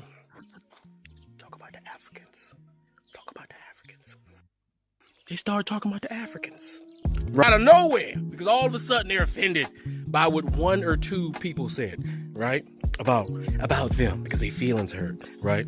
They're the whole tether concept came from Tariq Nasheed, but this is manufacturing this hate that they think they're receiving. Keep in mind, these are the same people that say we're supposed to be so great. We're the leaders. Everybody follows us. We're the trend. But then how can you be the trend and complain that people are trending on you? If you are the leaders and you're this big bad group of African Americans, right? Why would you all of a sudden be offended that everybody else wants to be like you? All of a sudden. Wants to emulate you. You see, emulation is the best form of flatteries, right? So all of a sudden, you got these same manosphere, women hating incels, right? They're now hating on Africans. Who are these Negroes working for? Huh? What's in that data? Who coded the out? Man, don't throw Phil from the Advice Show in there. Don't throw his ass in there. He definitely be grifting. Yeah, a lot of people are grifting, y'all. Shit. Huh? Who coded it? Are victims of other Why Africans? are you grifting? You're not intelligent. And see, on the white side, it's the same way. You see, on the white side, you had a bunch of incel, fat, bald, hairy at the same time. They fat, bald, and hairy at the same time. They were talking shit about their white women, right? Fucking liberal white women. Now, right? Now, they moved over to the MAGA and the conservatism, the bro. They're on the bro because they talk about Europe too, but there's no money in that for white people to talk about. They got their own European tribalistic problems that they're going on right there. They can't stop. Oh, no, that's not true. All of a sudden, these white people are like Russia. Russia used to be America's mortal enemy. Fighting the Russians or some mysterious Mexican gang in South America. I ain't gonna lie, that is kind of true. Shout outs to Max Payne. Let's go. Right? But now we like and we hate the Ukraine. Did y'all remember the pivot? The white people pivoted from Ukraine. Yeah. Do you know? Yeah, Tariq came up with a whole bunch of names. That's why I'm like, these people are just copying people. They don't know where these names came from. He came up with tether, suspected white supremacy, and just a lot of other little stuff, you know. Some suspected white supremacists. He came up with a lot of stuff. How many of these white boys went over there to go fight Russia with all these mercenary corporations that's still doing it? Now all of a sudden they going over there to fight with the mercenary corporations in Russia.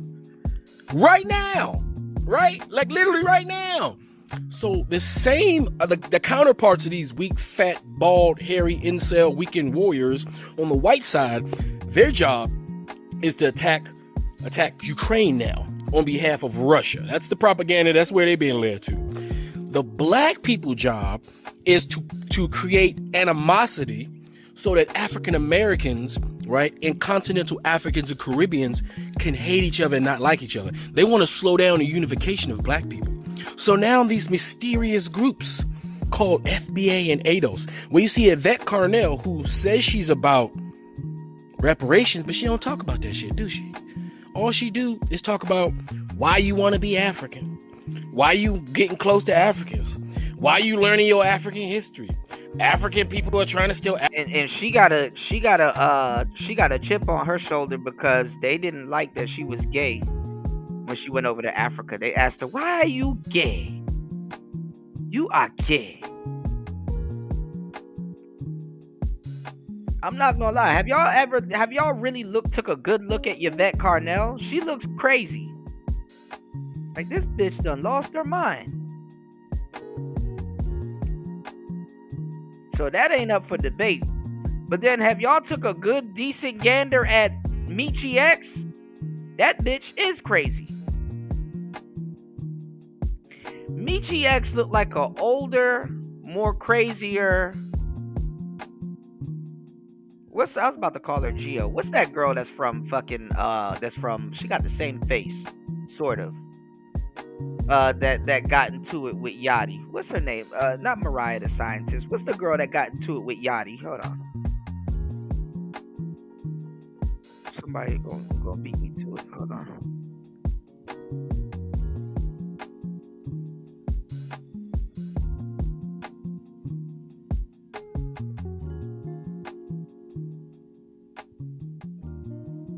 She got some weird name. Hold on.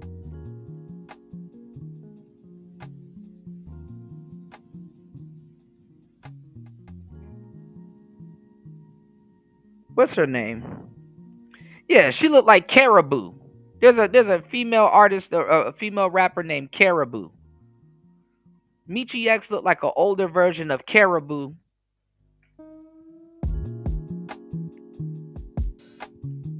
You said the black diaspora never had unity. Exactly. We got to stop pretending it exists. Hell, black aren't even unified, right? And you know what's fucked up though, Larry? In a way, what actually was kind of holding black people together, but it was under Africa, there was some, or African stuff, which was some secret animosity there, as you can see now. Yeah, black Americans aren't even unified, exactly. But it was the pro-black sectors.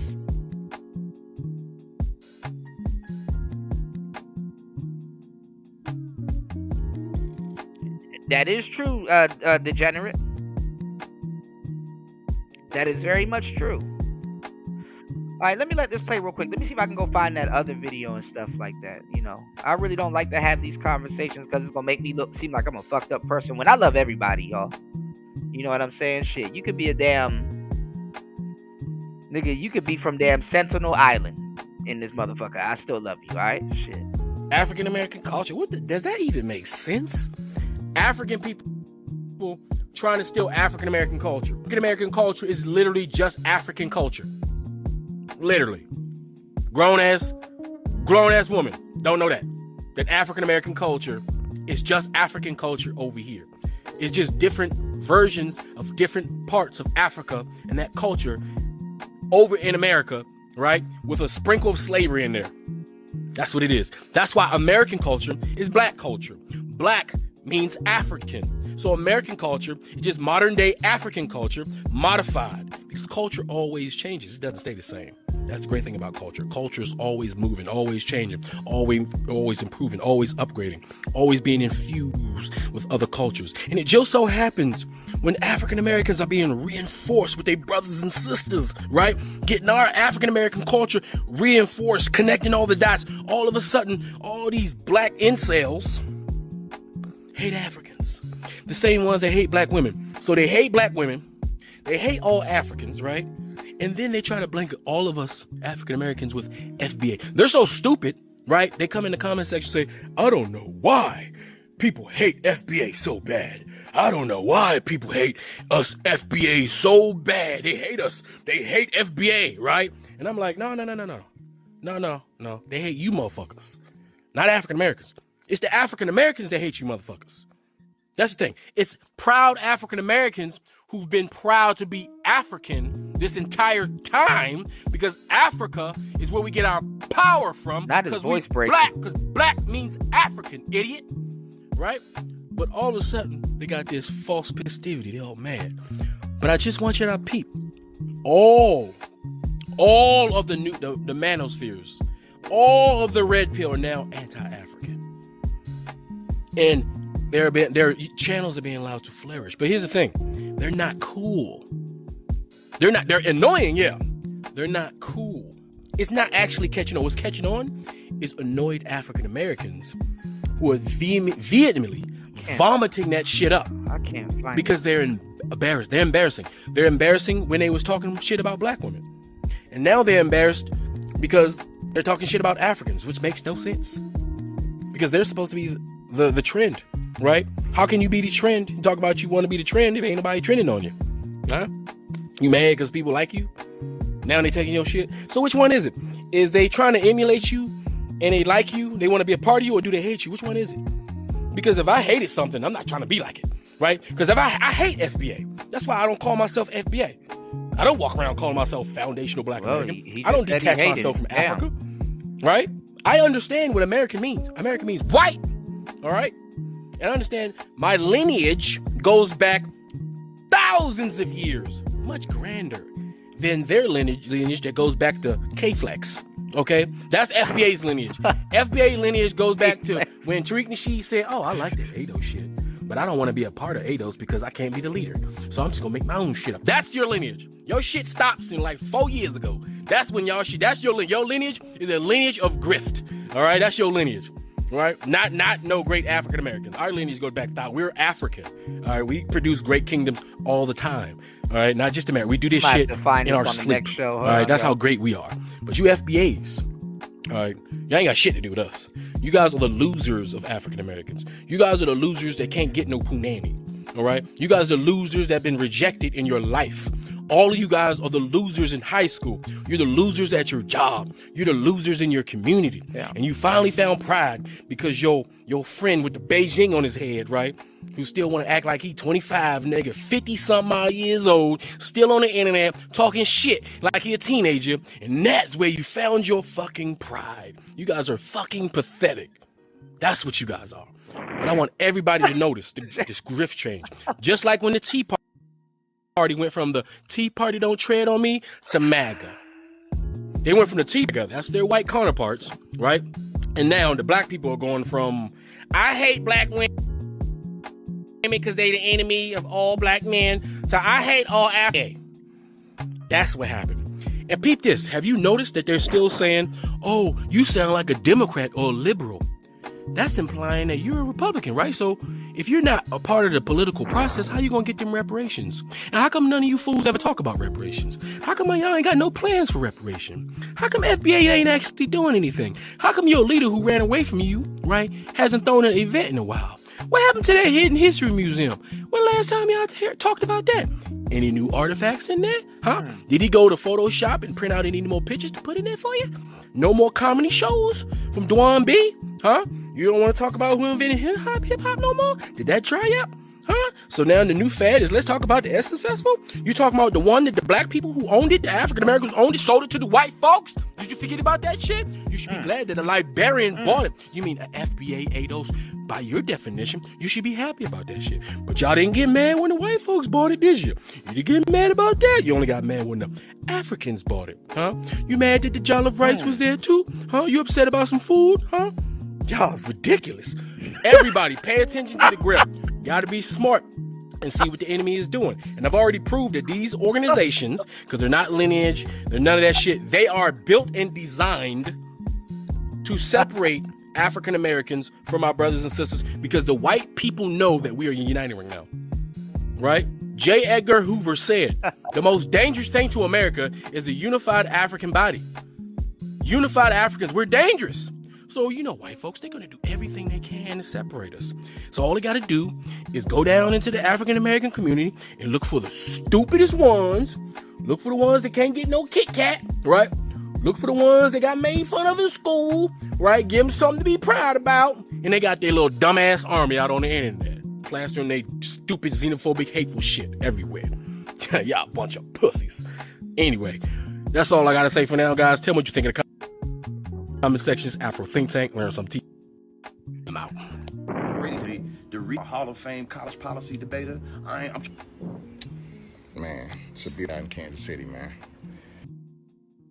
But listen, unconsciously, because that's what I like to call you. If you really serious and you truly want to talk to some educated people who really stand on foundational Black American business, you can go to Tariq Nasheed's live that he do every night on X. It's the most poppin'est live on X.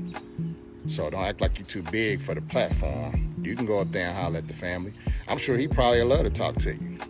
I'm sure some of the family in there who we have a lot of educated brothers and sisters, I'm sure they would love to talk to you. So I'm sure he'll be on tonight, so you're more than welcome to join. Told y'all they just follow. Red pill manosphere content is created for and marketed to incels and damaged men. That's like, look, who are these people? Who the fuck who is this? the target audience. And I know because I work in marketing and media. So I see the ad campaigns and the analytics behind the scenes. There is a lot of money being spent to promote this ideology. But see, most of the guys that gravitate to this type of content are mostly guys that either don't get women or guys that had traumatic experiences with women. So shout outs to War Master. War Master said, fuck all this shit, I'm American. He said he has a point. I never understood the whole democratic shill remark when that's just basically saying you're probably a Republican.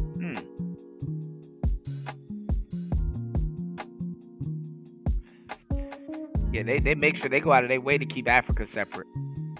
So You said, I don't understand the mindset of someone who grew up all their neighbors are black, your police is black, your politicians are black, businesses are black, business owner are black, but can't get together. These cultural arguments get dumb after a while. They get dumb after a minute. You know, these are the same divided niggas talking about it. Right.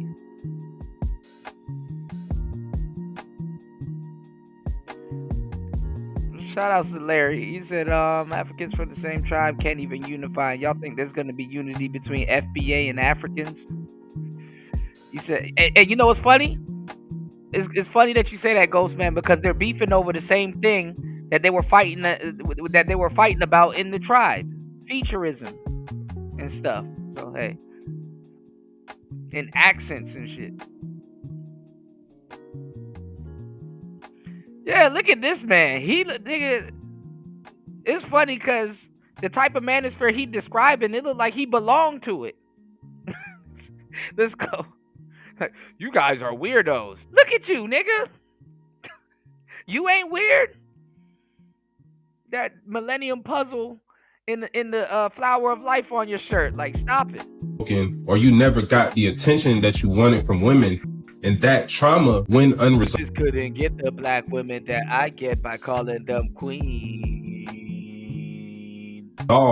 Turns into resentment and anger, right? So they go to the internet seeking answers in community, which the red pill space provides. But what happens is, instead of focusing on self-improvement to attract the women that and these are the men. Mind y'all, these are the men that black women are leaving for calling them queens. These guys, the guys that look like this, because these are the biggest simps on the planet. The pro-black simps are the hugest simps on the planet. But the most fucked up part about the pro-black simps is that they don't get a player bone in their body damn near until they get into a relationship or a marriage with women and shit like that. Cause them niggas will cheat on black women, you know, give them enough time. Them niggas will start abusing black women, trying to have multiple wives.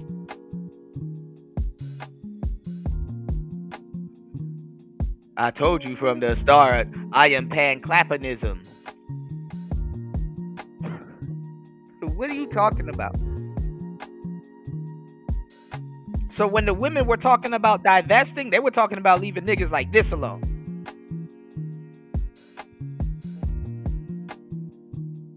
They were talking about leaving niggas like this alone. Keep that in mind. These niggas be wearing wooden chains and shit. Like, let's go. It becomes more about blaming or judging the women. And hanger wire and shit. Talking about some, this is cordial copper from my ancestors. Nigga, that's a wire with some weird rock you found in your backyard and from your closet. Like, stop it. This is a precious gem. I'm tapping into source. Or arguing with the women.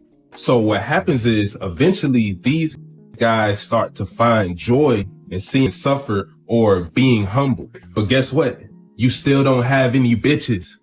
So over time, a lot of these dudes become more and more resentful. Hey, you worship women. Don't call them that. Due to their unsuccessful dating attempts, and the content creators pushing this become even more extreme with their views in order to keep people watching. And so it's basically an easy way to monetize off the trauma and sexual frustration. Accusing him of transphobic violence. Right, and basically that sounds like a person who has been given talking points by these white liberal feminist organizations and LGBT organizations. Then again, they have to get a black face to do it. You got to get a black face to do all of this stuff so that you can tie in black oppression to the white LGBT community. And I think that woman might even be Caribbean if we look into her background, because I know she's from down in Florida. She kept using the term birthing people. She wouldn't say the word woman. This whole thing where they want to erase genders, that's a very dangerous thing, because that's how they can control people when you don't identify as a particular gender. They did that in slavery. In slavery, they erased our genders. They would put black boys in dresses and they would work the women like men. Sojourner Truth had a very famous speech saying, "Ain't I a woman? Y'all work me like a man. Damn, ain't I a woman like these white feminists?" So this whole thing of ungendering people, especially us, that's a slave tactic, and they still do it now. Yo, and you even feel like, so... How many of you all know that FBA is a term that was specifically started from foundational Black Americans? That's what the acronym stands for. Us, those of us in the grassroots, specifically. Now, this was the main one. This is the main woman. I remember this woman. This was the main woman that used to wear kente cloth and scream at her audience talking about some talk black to me. I'm just trying to figure out what was niggas worshiping, or what history did niggas do before they start really claiming this shit. Shout outs to my real FBAs, because for real, look, y'all got to be asking these questions also. Because when they had the kente cloth on, they assured you they did their history.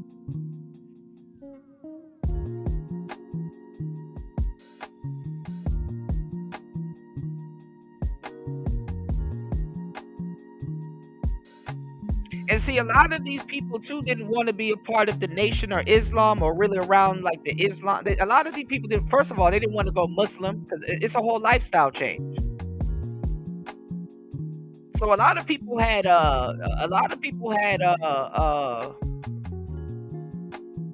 stipulations on you know how like some people, they claim they're Christians but they only follow certain parts of the Bible to like when it conveniently fits into their narrative and shit like that. Like a lot of these people, they followed what they wanted. They didn't really want to fully commit to being quote unquote pro black, because it requires discipline. Yeah, Vicky Dillard. Yeah, I forgot this crazy ass woman's name. Talk black to me, y'all. He said all these niggas low key beefing over the next potential handout from the government, certified clown shit. Damn. Yeah, a lot of niggas love bacon too. I ain't gonna lie. When I went pescatarian, it was hard for me to give up the bacon, y'all. It was hard for me to give up the bacon, y'all. And I'll eat Starburst. Yeah, I remember her having a fallout with Michi and Tommy. Yeah.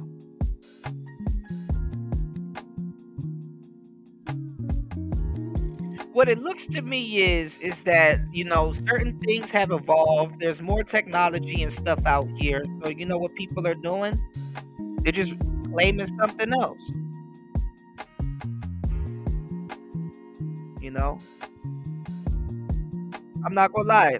People need something to chew on. Like right now, they're already looking for the next person. It's like, that Diddy case is over. All right, let's go after Jay-Z, y'all. Let's go after Jay-Z. That Jay-Z case is over. Oh, let's go after Chris Brown, y'all. Let's go after Chris Brown. That Chris Brown case is over. Let's go after T.I. Let's go after T.I. Is Kobe still alive? Oh, okay, damn. All right, let's find somebody else.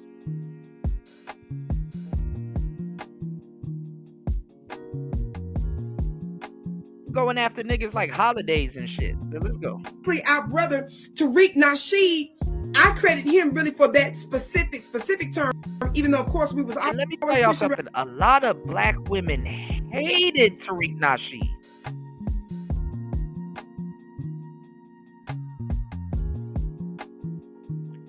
Flex didn't really get back in the black women's good graces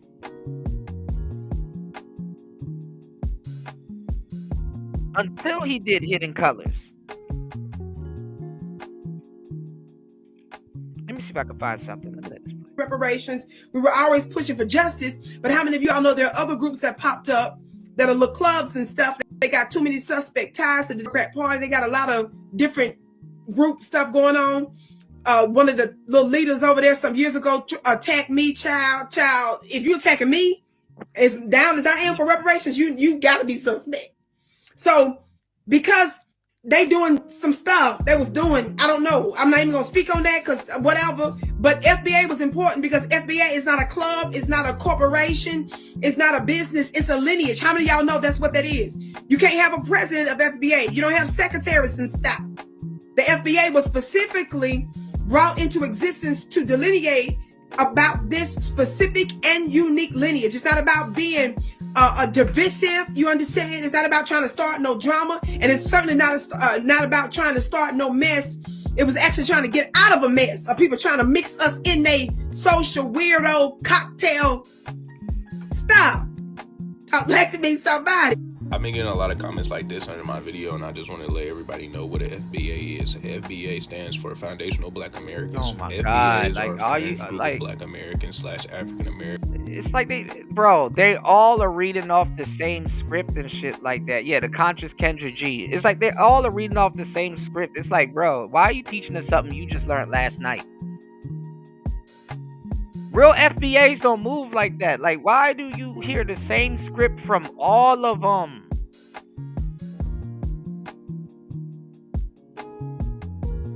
Like, niggas are going out of their way to tell you their history. It's like, good for you, you know?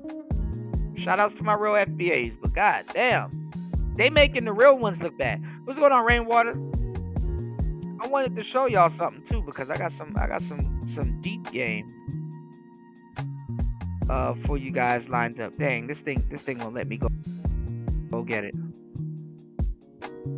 I wanted to show y'all something, but all right, let me let this play real quick. These niggas be trying to convince themselves what the hell this shit is. Americans who are highly xenophobic and their ideology is rooted in American exceptionalism and hyper-xenophobia. They want to detach themselves in the American settler colonies' ideal of what it means to be American. FBAs are connected to and related to the ADOS movement, which was founded in the 90s/2000s. You will see a lot of similarities between the groups. A lot of these groups preach reparations, black capitalism, American exceptionalism, homophobia, transphobia, etc., and now, since the Trump era, anti-immigration. FBAs were founded by a man named Tariq Nasheed in the 2000s. Tariq Nasheed is a white. They were founded by a man. Tariq Nasheed is his own case for a whole nother video. See, I told you they're gonna turn on Tariq Nasheed, man. This is sad, bro. This is why I don't want to listen to this shit, because I'm like, bro, y'all niggas gonna turn on my boy Flex. It was founded by Tariq Nasheed. Oh, so Foundational Black Americans was founded by Tariq Nasheed. Listen to what you just said. Oh, it's already coming. You know that, Ghost Man. FBAs are a fringe group of Black Americans / African Americans who are highly xenophobic and their ideology is rooted in American exceptionalism, American nationalism, and hyper-xenophobia. They want to detach themselves from their African identity and be founded in the American settler colonies' ideal of what it means to be American. FBAs are connected to and related to the ADOS movement, which was founded in the 90s/2000s. You will see a lot of similarities between the groups. A lot of these groups preach reparations, black capitalism, American exceptionalism, homophobia, transphobia, etc., and now, since the Trump era, anti-immigration. FBAs were founded by a man named Tariq Nasheed in the 2000s. Tariq Nasheed is a right-wing grifter. Tariq Nasheed is his own case for a whole nother video. But FBAs are a group in which if you do not perform African Americanness or blackness in their way, they call you a tether, which in simple terms means that you're an imposter. You're pretending to be African American and you're not. This is also one of the telltale signs that if you're dealing with the FBA, if they keep using the word tether, or they just come out and say they're FBA. Now, FBAs are not representative of all African Americans. They're relatively an internet thing, but you do have some FBAs in real Hold life. on, I'm listening to So something all else, in yo. all, Hold on. FBAs are just a loud minority on the internet who do not know what they are and what they should be doing in life. And the I'm trying to FBAs are find so this delusional that information as soon as you don't agree with them and you're dark skinned as an African American, you're a tether. Now I'm cosplaying. Now I'm forcing my Chicago accent. Can you tell that to my ancestors that was enslaved in Mississippi? Or can you tell that to my great granddaddy who fled Tennessee with all of his siblings to Chicago, man, that was trying to You want to know what's the answer to a question like this? It's like, okay, yeah, let's talk about them. What's his name? Yeah, show me the information on him. Tell it to your ancestors, your great granddaddy. You said he was from Mississippi. Where in Mississippi? Like, where's the where's the region that exactly where he was at, and what was going on? She gonna point you to some random black man that she don't know. These people don't even talk to their family. Like, what? You disrespected my ancestors. Like, what are you talking about?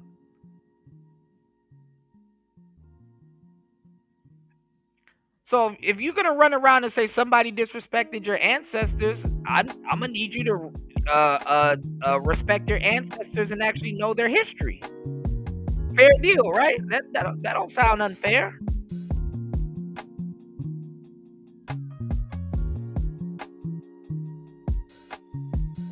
Anyway. Them from trees. What about my grandparents that were She don't even sound too sure about what the hell she's talking about. Panthers. I'm not a tether, and I wasn't born on the continent of Africa. I just don't agree with your xenophobic bullshit. Because the same people calling African people tethers and calling them African booty scratchers called me the same shit in 3rd grade. Listen, like you said, Ghostman King, and I've said before, Ghostman King said the only time anyone wants to be African is when the DJ's playing Afro beats and yeah, they that Tyler song and some Burna Boy and shit, but no. Back in the day, everybody was claiming Jamaica. When Sean Paul and DJ Khaled and Nina Sky and all them other people, you know, when that dance hall reggaeton movement was popping off, everybody was claiming to be Jamaican or Caribbean. Even recently, when Future was popping off and stuff like that, everybody was claiming to be Haitian. You had a lot of fake Haitians running around here.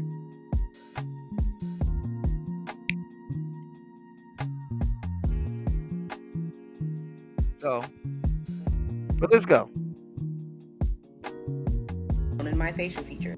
I'm sorry my great-great-grandmother did not get SA by the slave masters, I guess. I'm sorry that when you look at me, you're reminded of your West African And this roots. is what I tell y'all, if you a black man and you in these spaces, bro, don't even get into these damn conversations. The shit is stupid, bro. Just move on with your life. Your freedom is your papers, bro. These people will have you up here for a kumbaya story they haven't even done their research on and don't even know what the hell they talking about. You should be tired as a black man getting this kumbaya slavery shit pushed in your face. It's like, all right, I'm not going to say forget. One thing I'm going to tell you is not to forget, but move past that shit, bro. Let's go. roots. But I can't help it. I'm still African American and I still disagree. Listen, this is how tethers move. They sneak into Look at this nigga. You don't even know if he's a real if he's foundationally black. Like what? This is how tethers move. culture, all shy and humble. They stick around. They kind of watch you. And then, but because FBA family, we so welcoming that once we see you around enough, we start saying, yo, bro, why don't you try? And then we'll say, where you from? And then when you tell them, like, yo, put some of that African flavor on it. Yo, put some of that Caribbean flavor on it, bro. See, because we all about creating. And I'm not one of those people that just say everything good about blacks, but that's one thing that is true. Oh my that God. we're not selfish people. We all know how to create. So once we help these people learn culture, we don't realize to be the number one in our culture, man. This is exactly what's happening in every of this diaspora, man. And he took this straight up out of the Tariq Nasheed playbook. Took this right up out the Tariq Nasheed playbook. Trust me. That's why I don't listen to these dudes, and I got a lot of criticism for some of them because it's like, bro, why the hell? I could just go listen to Tariq. Y'all niggas stealing from Tariq anyway. How you gonna claim somebody stole from you, but you stealing from Tariq? Facts. But the tether class, that tether class who comes over, that gives a lot of people a rude awakening. We ain't playing that game. We're foundational black Americans. We're not going, y'all done sat here and let the white supremacists and all of the tethers. And the funny part is that Tariq talks so broadly, he don't even know if he's actually speaking to actual foundational black Americans. There's no verification there. But it's perfect. It's perfect. It's the perfect alibi.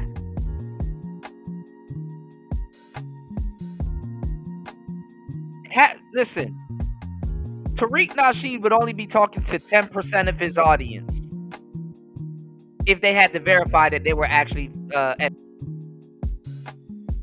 real talk. Shout outs to Tariq though. Sit up and tell you, man, your foundational black American identity is not a damn joke. You have a rich cultural identity on this land. I agree with that. Your heritage is deeper and richer than theirs. In many of these African nations, let's keep it above.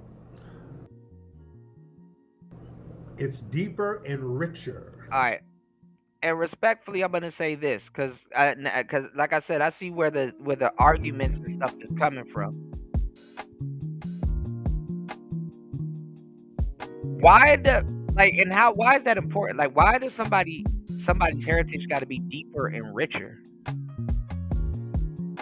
not gonna say everybody's heritage is equivalent.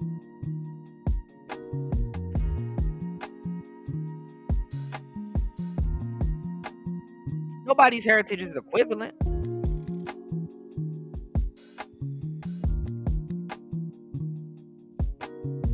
But it is interesting. Let's keep it going. Because we can trace back more history. Longer. Our history is longer.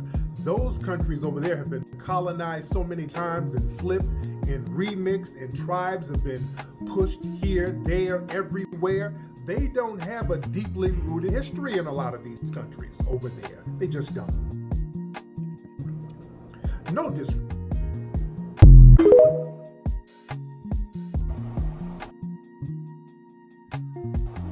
I can dig it. I'm on my way. Where you going, Rootwork Jones? There's some musty sucker got to split, baby. Can you dig it? When you need to clean the stank off the streets, you don't call your mama, you call Rootwork. No, I'm not gonna say one race's history is better than the other. I mean, like, what for? Like, and what are we judging off of? And even then, I don't look at people's history like that. Like, hey man, my history's better than yours. You know, I don't look at that, but it is interesting. Jones. Rootwork Jones is a stone cold dude that can thank his suckers shaking in their boots. Listen up, chumps. You said some back to Africa niggas are fighting over who's more American. I'm looking for Hilarious, Dolomite. right? And let me tell y'all something. Don't trust them back to Africa niggas neither. Them niggas never set foot in Africa. Let's go. Can you dig it? Rootwork Jones is getting down to the nitty-gritty, taking on the mustiest sucker in the city. Dolomust is my name, and staying good and musty is my game. Where is Rootwork Jones? This is a super soul brother getting rid of the stank. And you can for sure take that to the bank. Take that, you musty jive turkeys. When Rootwork Jones is not dealing with drama, he finds time to deal with foxy mamas. Over here and give me some of that root work, sugar.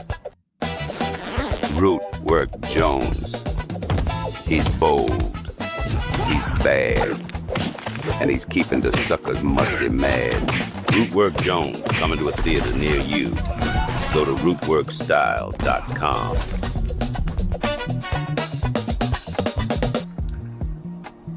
Boom, there it is. What's up, guys? What's happening with it? What's happening with it? Ladies and gentlemen, let me do the museum commercial real quick. Hold on. I want to, and listen, I'm going to tell you the truth about recording videos like this, because I'm telling you, turn on Tariq Nasheed. A lot of people are going to be running around like they weren't on this man's nuts. Like they weren't repeating his talking points. I want to have this shit well documented before they start turning on Tariq Nasheed, because they are going to turn on Flex overnight. I'm telling you.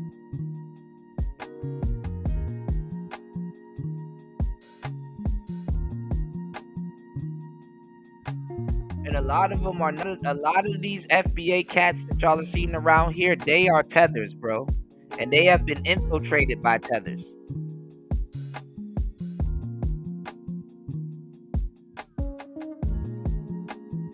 I've been telling y'all to stay woke. There's people out here that know your history more than you do. Even up to current. So I'm a lot of people going to turn on Tariq Nasheed. And y'all should see and hear the reasons why. But let's go. I need to see that. Discover the Heart of History Museum in Los Angeles. Now open with new weekend hours, Thursday through Saturday from 11 a.m. to 4 p.m. Located at 2131 West Jefferson Boulevard in Los Angeles. Though. I like this song. This is a song for Tariq Nasheed called My Desire. That shit is fire. Los Angeles. Our museum showcases the brilliance and ingenuity of Black American culture, along with Black culture. Come in, explore our displays, and shop for books, films, and other unique items that celebrate our legacy.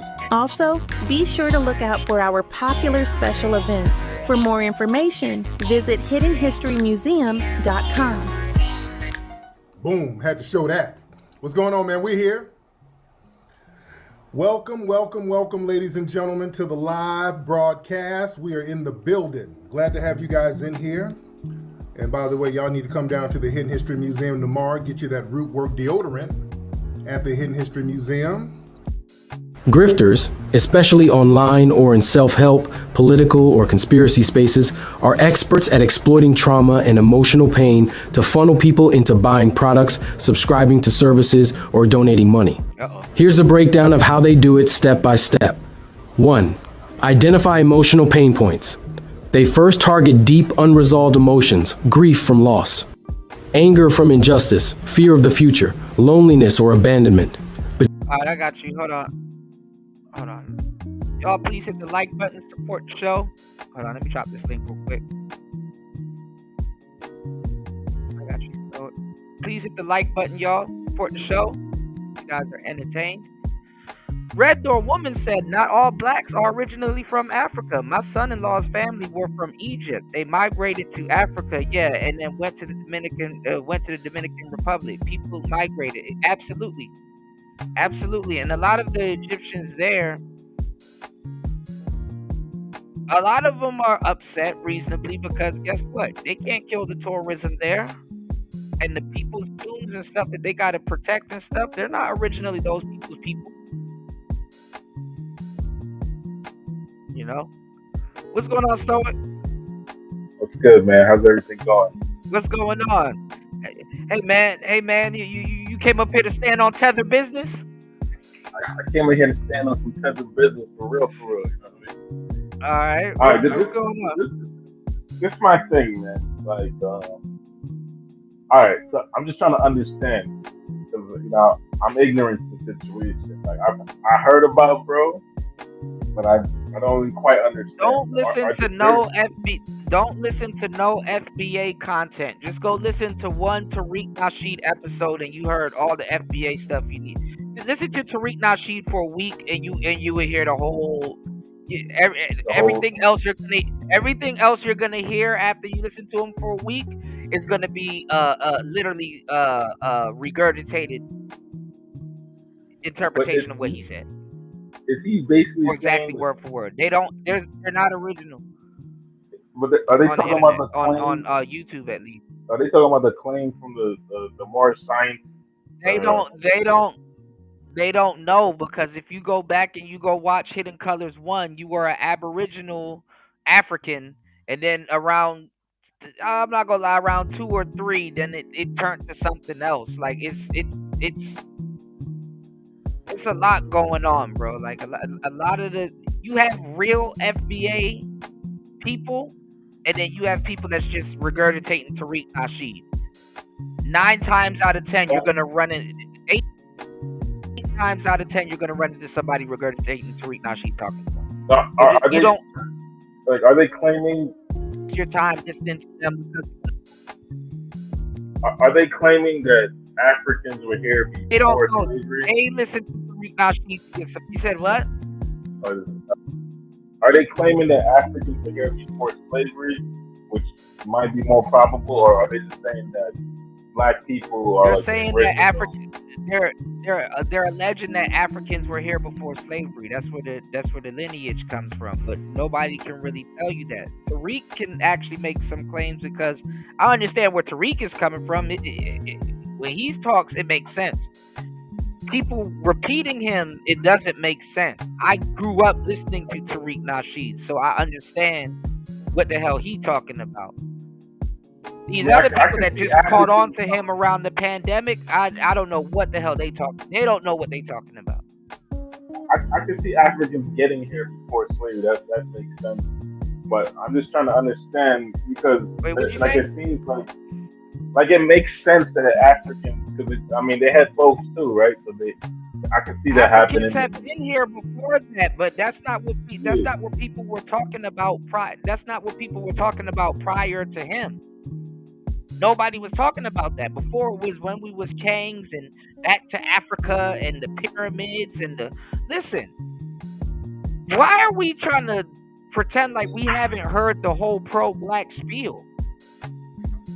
Yeah, that's why I'm confused, because the reason I'm bringing it up, I have a friend. We've listened to pro-life. We've listened to Nature Boy. We've listened to Young Pharaoh. His name is Young Pharaoh. Young Pharaoh didn't have FBA pyramids. He had a whole Tutankhamun thing behind him. All Egyptian artifacts. Ankhs. Ankhs are not native to America. Not at all. That's like Egyptian, which is like North African, which is where the Moors. So that's what I'm saying. Don't listen to them. And Tariq kind of deviated from that a long time ago. Just go listen to him if you want to get real educated on it. These are people that they just need something to chew on. Yeah, I'm just confused about it. Shout outs to the real ADOS that know where they're from. They don't know where they're from. Which is fine, but all right, are they denying African heritage? That's what I'm trying to figure out. Yes. Yeah. Why though? They're saying that black people are like aboriginal to the American land. At content. That's where we at. At this point, it's for content.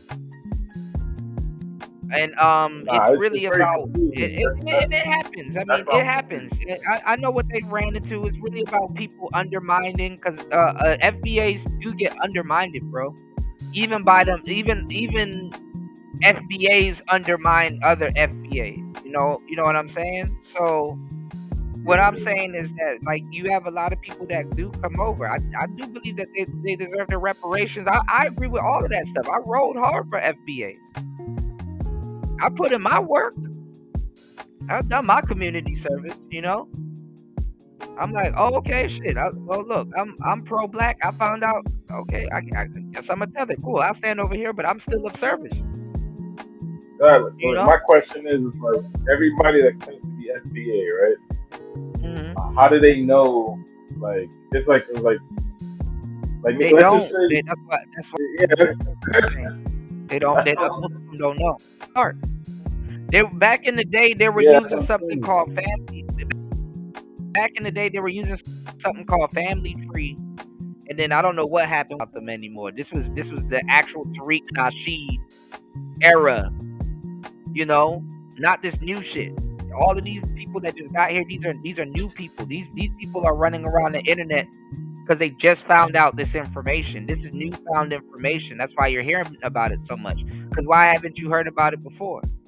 This is all newfound information. This is results from people that haven't done their history.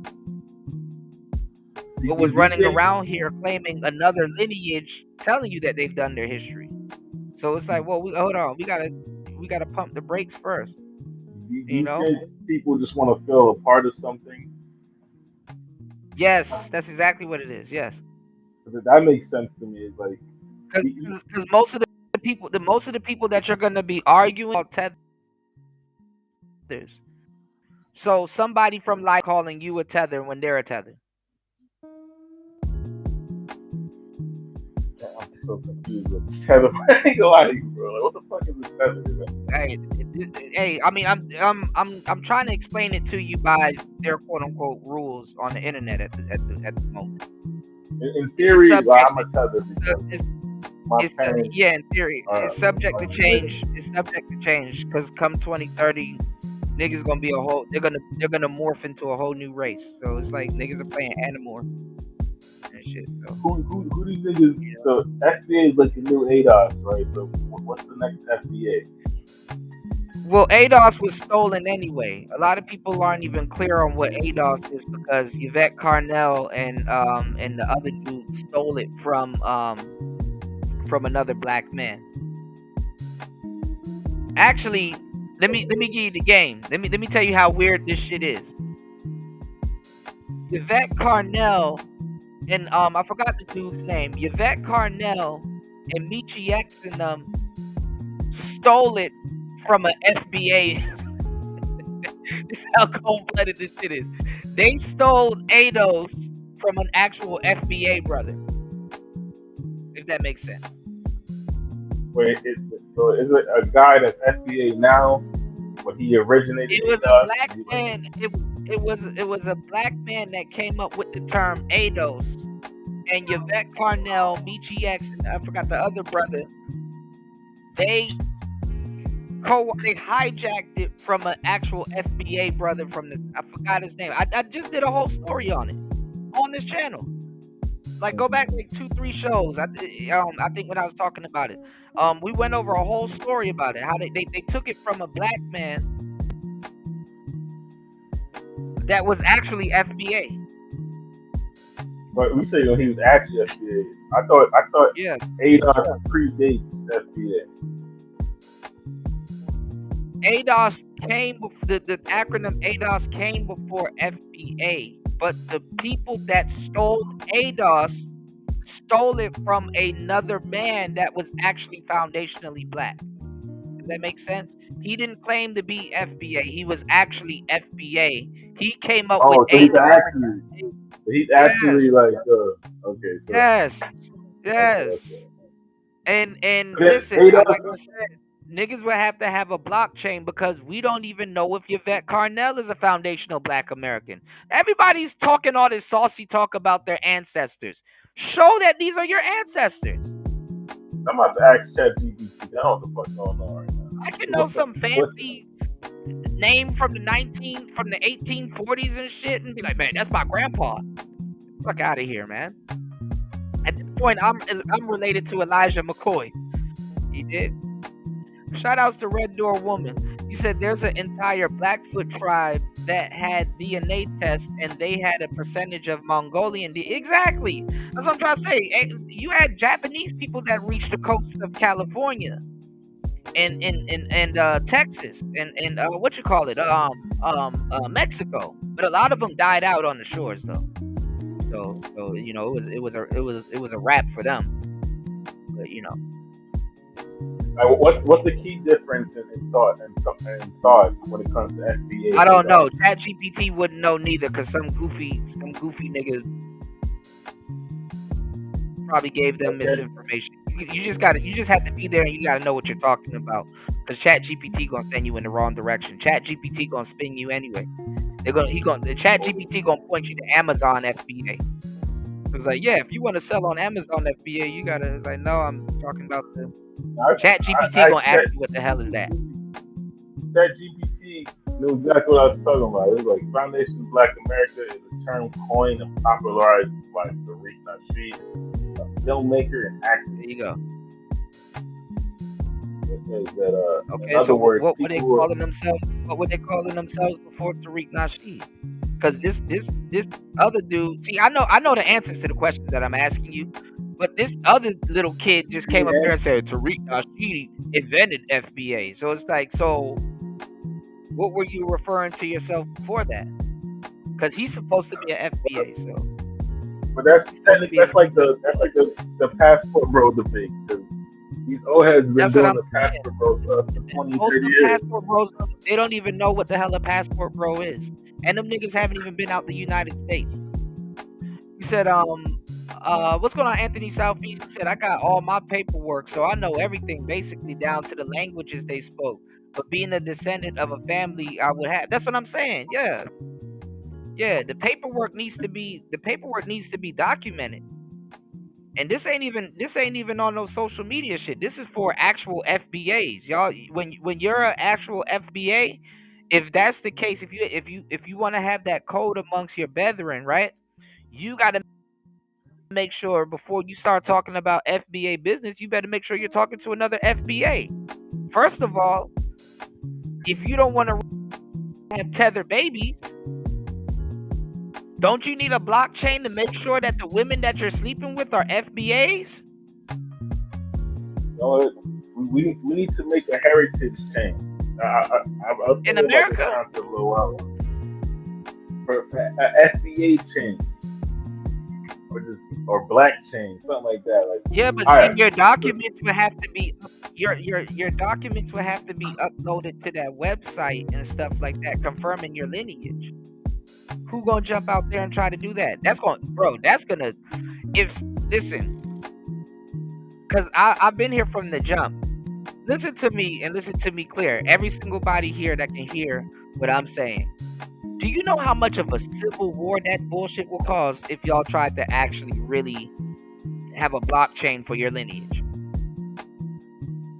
Do you know how much of an actual civil war and realization people are gonna have when they realize, like, dang, I'm actually not an FBA. I'm fucking lost. Like Uncle Ruckus when he found out he was 100%. Yeah, the level of yeah, the level of denial is gonna be fucked up. Like, and look, I pray for you guys, man. I'm like, shit. Yeah, Mr. Southeast, you said you got your paperwork. How do I get my paperwork? Or is this paperwork? Well, you gotta. Well, first of all, you gotta know your family. You gotta do some deep research. Like, you really actually gotta go diving.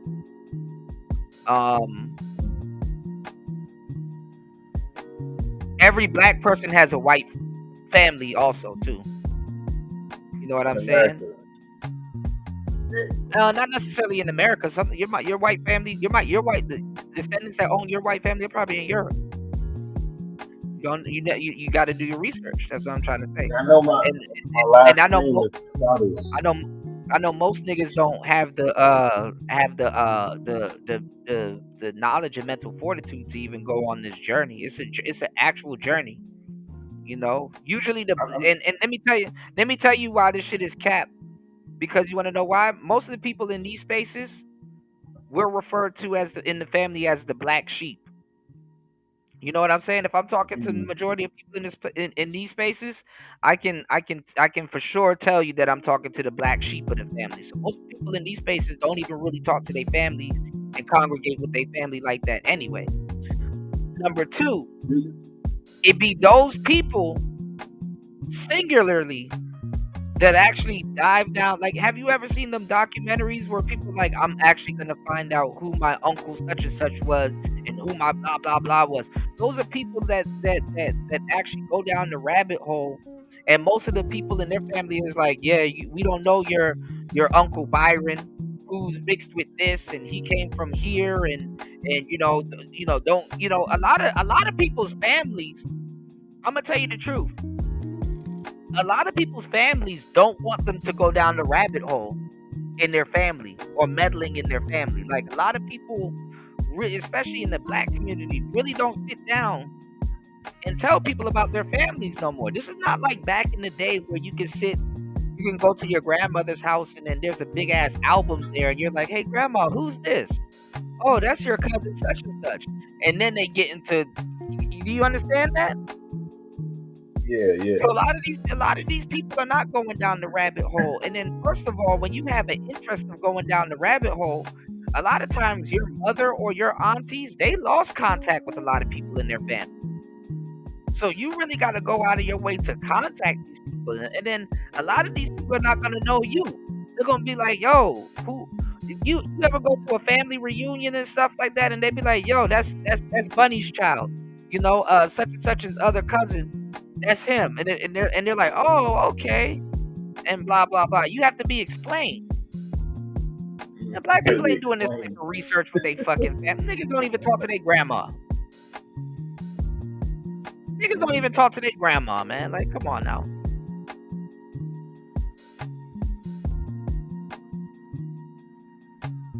So it's really weird. It's not I know my family. I got a couple of last names in my family, but my family I'm also related to the Browns.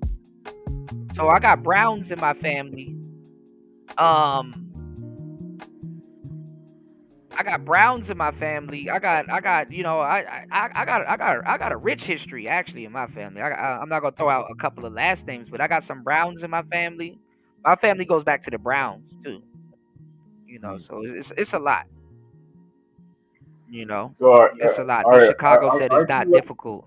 Yeah, after a certain the type of history and lineage these people are looking for, it absolutely is difficult. It absolutely is not easy.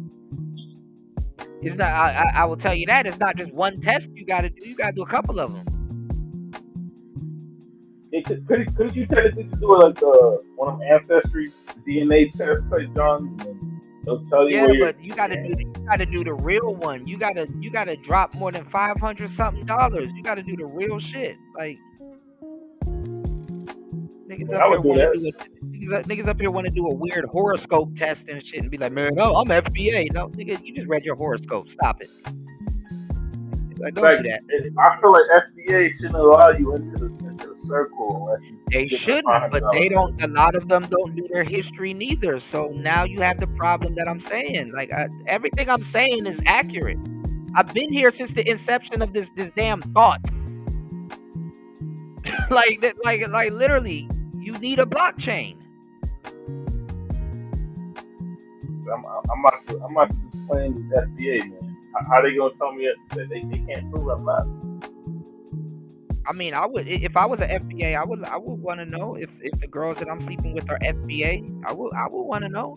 Damn. Okay, let's keep this going. I mean, you in charge of your lineage. I mean, lineage is important, right?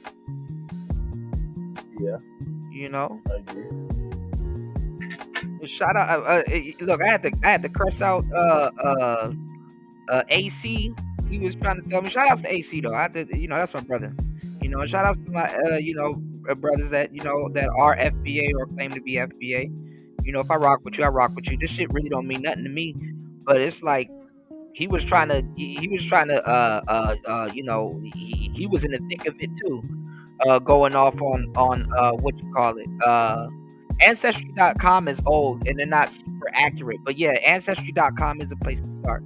But I went on Ancestry.com for my white friend, right? Yeah. He's trying to figure out he got a black side of his family too. But no, he was trying to do a tether storm on me, and I'm like, man, this nigga don't even know what he talking about. So I was like, okay, well, what's your baby mama? So don't let niggas run that tether game on you, because usually their children are tethers too. It's like, oh, okay, well you ain't dealing with black women exclusively, huh? A tether is just a non-foundational black American, which is also a hard term. But they have tether children. Your kid is a tether. Their mothers be from Trinidad and Tobago and stuff like that, and it's like, oh, okay, so you're not hooking up with FBA women. Like I don't give a damn. Like a nigga, like for all of this shit, like a nigga should be able to tell you the process. You know what I'm saying? Yeah. A nigga should be able to tell you the process. Okay, how do you vet and find FBA women? Well, here's a better question: let's say you are tether or part tether? What do foundational black Americans? Well, by the rules, and this is by the rules for the people on the internet, you got to go find real FBA people in your real life and confirm some of this stuff, because you're getting the bastardized version of it on the internet. By the rules of the people on the internet that's repeating Tariq Nasheed, there's no such thing as half tether. This ain't like no Super Saiyan shit. This is like you either a Saiyan or you're not. That's wild. But that means that a lot of black Americans are not FBA, then maybe most. That's what I've been saying from the jump.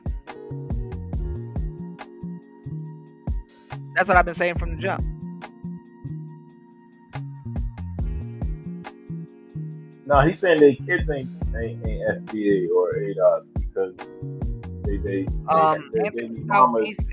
and the real test, the Chicago, the real actual test to actually really do the full test is $500. Last time I checked, $500.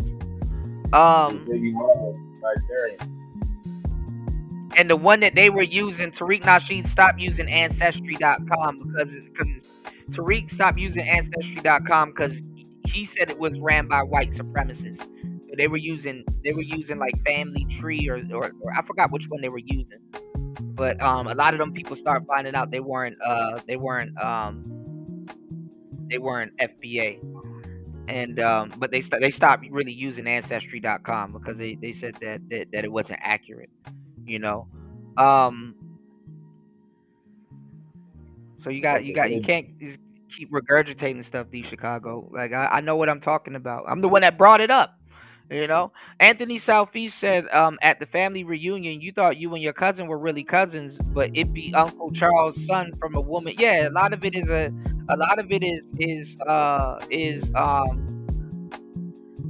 love child. You got like a lot of love childs and stuff like that. You know what I'm saying, Anthony Southeast? He said that does not make them not FBA or ADOS because who they had kids with. Yes, it does. You gotta do your history. Yes, if you have tether kids, you're not FBA. By definition, those are tethered children. Go look at Tariq Nasheed's children. This is one of the reasons why they're turning on Tariq Nasheed. His wife is a quote unquote tether. Where's this wife? Technically, what's her answer? she's like half white and something else. Like technically, they look at it as you're dating outside of your race. D Chicago, he's just being contrarian. I think he's trolling me. But yeah, man. D Chicago's just being contrarian. They're basically, if you impregnate a tether, you're dating out of your race to them. That's not race loyalty to them. You know, D Chicago just being contrarian. So you know.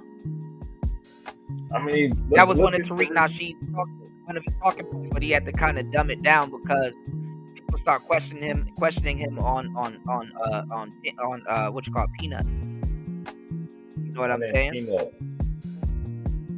Yeah, his woman's name is Peanut. Peanut look alright, though. I ain't gonna lie. Yeah, Peanut bad as hell. Yeah, I can see. I wouldn't be. I was like, fuck this FBA shit. We having tether babies, I guess. Yeah, you have other kids, right? D Chicago, you just repeating stuff. Cause listen, I didn't say Tariq Nasheed is not FBA. What are you? Oh my God. Anyway, all right, let's finish watching this. D Chicago arguing with himself as usual. Betrayal by institutions, for example, government, media, religion. They use say Tariq Nasheed is not FBA. I said his children would be still considered tethers. Content, often in videos, tweets, that changes your lineage. Never mind. Or rants to mirror your pain and signal understanding. D Chicago only got one ear, y'all. They lied to you. They betrayed you. That pain you feel, I feel it too. 2. Trigger emotional overload. Grifters intentionally create emotional spikes by sharing shocking stories, real or fake, using fear-mongering headlines, repeating trauma-inducing images or language. This overwhelms the rational brain and makes the audience more suggestible. 3. Create an enemy or scapegoat. They offer a clear villain to blame who caused the trauma. The elites, race, the sheep, the system. Sometimes they personalize the political figure, a rival activist, a doctor, etc. This helps redirect raw emotion, especially anger and grief, away from healing and toward tribal loyalty. 4. Position themselves as the savior. Grifters then present themselves as the only person who truly understands the pain, has secret knowledge or a solution, is brave enough to stand up to the enemy. They use language like, "They don't want you to know this, but I'm risking it all to tell you." 5. Introduce a solution with urgency. Once emotionally dependent, followers are guided into a sales funnel, disguised as a solution. Courses, I'll teach you how to survive. Merch, show the world you're awake. Donations, help me keep fighting for you. Supplements or tools, they're poisoning you. Take this instead. It's often sold with fear-based urgency. Before left. This will be banned soon. 6. Reinforce with community and content loops. Grifters build echo chambers where the follower feels part of something bigger. Private groups, comment sections, discords, email lists. Constant emotional triggers plus loyalty tests. Grifter is called a traitor or brainwashed. Real-world examples. Health grifters sell That doesn't make anti-vax or anti-pharma narratives tied to medical trauma. Political grifters exploit racial D Chicago, you don't even know what you're talking about, bro. I didn't make anything up. I literally said if you have kids that are not FBA with FBA women, your kids are tethers. That's like simple and plain. It's called mixing. If your child is mixed, they're tethers. This is by their definition. I know a lot of Johnny come latelys to the FBA, the FBA thing. I know y'all got your own opinions of certain things or what y'all thought y'all heard. But listen, I've been around. I'm a part of Tariq's original group. You know what I'm saying? I've been around for the whole ride. So are you a tether? I'm a tether. Technically, I'm a card carrying tether.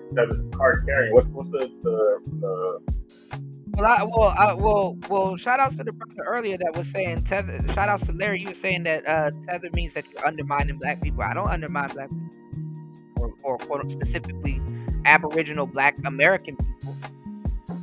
You know. That's the thing. No, D Chicago, you don't want to. Look, D Chicago don't want to believe it because he probably a tether. You a tether, D Chicago? Come sit in the boat with me, man. He look kind of light. It's all right.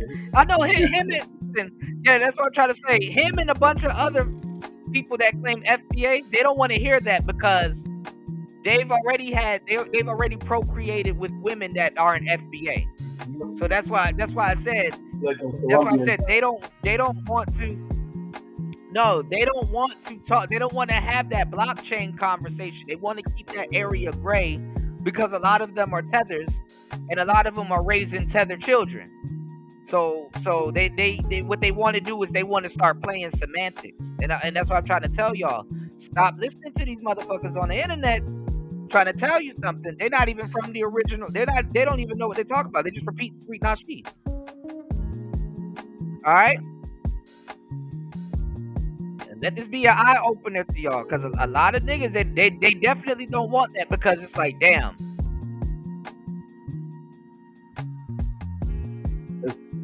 And what's going on, Keith? All right, are tethers accepted in FBA? I wonder if this is the same Keith Lamont that I know. Huh? Are we allies? Go ahead. Tethers, like with the FBA, are we allies with them or are we the ops? They're warring with tethers. They're warring with them, man. Shit. I don't want no beef. Yeah, they're warring with tethers. No, they're warring with tethers, man. Why though? That doesn't make sense. Because they not like us. These niggas are thinking they not like us. That's tough. The funny part is Lil Wayne is Nigerian. That shit threw me for a loop. I said, well, see? He said tougher than Nigeria. I'll go through your history. Yeah, the irony. Yeah. You know? Yeah, do your own research. Yeah. Yeah, they say he's 53% Nigerian. That's crazy. that's a strong amount. Yeah, 53% is wild work. That means both his mom and dad. You know? Both parents. I like that about you, Stoic. When I say something, you would immediately go look it up. Oh, 100%. And you see what I'm saying, how it checks out, right? Yeah. Like I don't gotta I've been doing this for a long time. Like, you know. Yeah, they say Igbo. His grandfather's Igbo. Yeah, Igbo. Yeah. You got Igbo and Yoruba. Okay. And some and other, you know. But a lot of Nigerians they are embarrassed about it too, because I think it was Yoruba or Igbo. I'm not sure which one, but hold on. I don't know why my signal is going in and out like this, but something happened where they took over, and then a lot of their people started starving and stuff like that, and like cannibalism and all kinds of other shit was happening. So, you know, they kind of swept a lot of shit under the rug. That means Wayne is a tether. Yeah, but I you know, yeah, Lil Wayne is a tether. No, we need to start a tether movement to counteract these FBAs that want a war with us. I didn't even know they was at war with us. I didn't even know I was a tether the other day. Yo, cynical one was good. He said, "What, Lil Wayne? Yeah, Lil Shout Wayne." outs to DM. You get where I'm coming from, DM? That's what I'm trying to say. Yeah, I'm speaking to the propaganda and the internet grift. Yes, that's exactly what I'm talking about. You know? You said if you're not actually of that lineage and just living your normal life, right. But yeah, no, a lot of you know, a lot of these brothers, they can't keep they little nuts out of tether women and shit like that. So like, you know, these are pressure points, y'all. Should, in case you encounter a fake FBA on YouTube and shit like that. You know what I'm saying? And they want to argue and shit like that. Start hitting their pressure points. I'm giving y'all some deep game. Start hitting their pressure points and stuff like that. Because to tell you the truth, for the most part, you're not speaking to an actual foundational Black American. You're speaking to another tether. You know. I'm thinking about doing a DNA test now. What is the best one to do? Yeah, I mean, I think you should. You should get the expensive one though. The $500 one is the one. Tariq had a whole show about it back in the day. That's the one that you gotta get. But you can get like a basic one, and you know you can do the research on your own. You don't really have to get the expensive one and stuff like that. You know. What about the 23andMe? Absolutely, DM. I'm very ahead. But when you're ahead of a lot of things, you're considered crazy when you're, you know. Yeah, you said content creators are sometimes ahead of the audience they create for. Gotta listen. The chat room gives you the ability to speak without thinking. Absolutely. I'm glad you said that. People need to hear that. You know. Wayne's father, he says, wasn't an African American. It says his grandfather was Nigerian. Yeah, his mother has Nigerian descent also. Yeah, exactly. That's the only way to be 50. I think he talked about it on. I played it on the show before. I think it was on Drink Champ. He talked about it. Just me seeing that Wayne is Nigerian makes me think like, what? Like I'm thinking my lineage, it got to be West Africa somewhere, right? Got to be Nigerian or Ghanaian or something like that. Most people's lineage is West African. Here you go, y'all. Shout out Nigeria. I did a 23andMe. That's kind of like Ancestry.com. Yeah, I got 23andMe. My shit came back like 53% Nigerian. Oh shit. Yeah, me and my mom need to have a talk. Shout out Nigeria. I did my 23andMe. That's kind of like Ancestry.com. Yeah, I got 23andMe. My shit came back like 53% Nigerian. Oh shit. Yeah, me and my mom need to have a talk. Shout out Nigeria. I did. Yeah, that shit was on Drink Champ. What do you mean by his mom? You think the person he thinks is his father is not really his father or something like that? What'd you say? He said him and his mom need to have a talk, like she lied to him or something. Yeah, a lot of people are lied to. A lot of people think that they came from America. Like, well, I mean, they're from America, but they're allegedly they're tethers. So. Does anybody remember the legendary Dave Chappelle? Chappelle plays the blind KKK leader. You know, at the end of the skit, he finds out that he was actually black. Well, that kind of happened in real life, except the white supremacist we're talking about, he's not even blind. Check this out. Craig Cobb. Craig Paul Cobb has undergone DNA Dr. Shahrazad testing Ali. to determine genetic ancestry. 86% European and she already knew what the other half was. White people are black people. This is funny. A lot of y'all gonna learn the hard way because y'all don't think y'all live.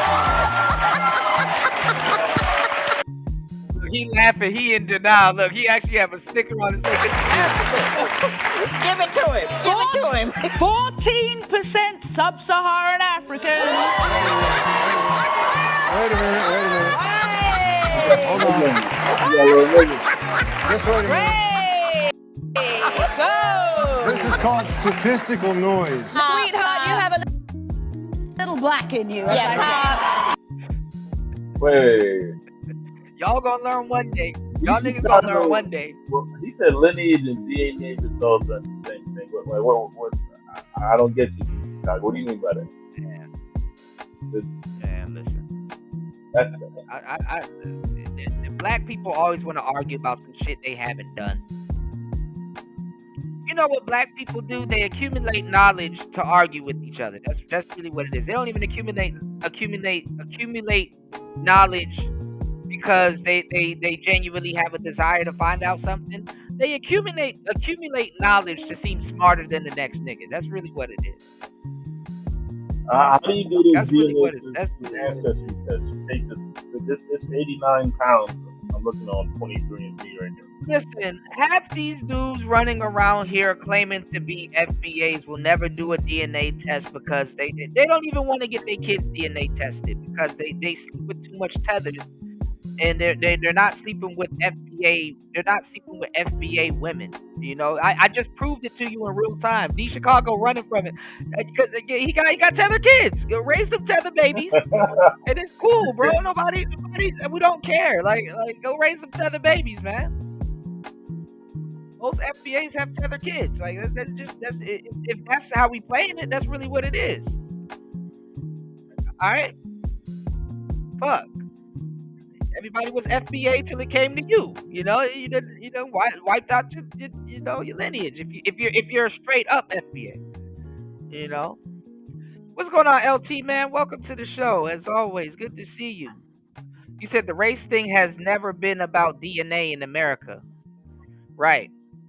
You said the average Puerto Rican individual has approximately 21% African DNA, right? And that's why, because that's another thing too. Even in the Dominican Republic, that's why they make it a big deal when they claim. O'Shea got a video out right now about some woman claiming that from the Dominican Republic claiming that she's not black. It's a couple of funny jokes that's in if you kind of know your stuff, you know. Shout outs to LT man tapping in from Chicago. You dig? Shout out to the FDA. Come in peace of feathers.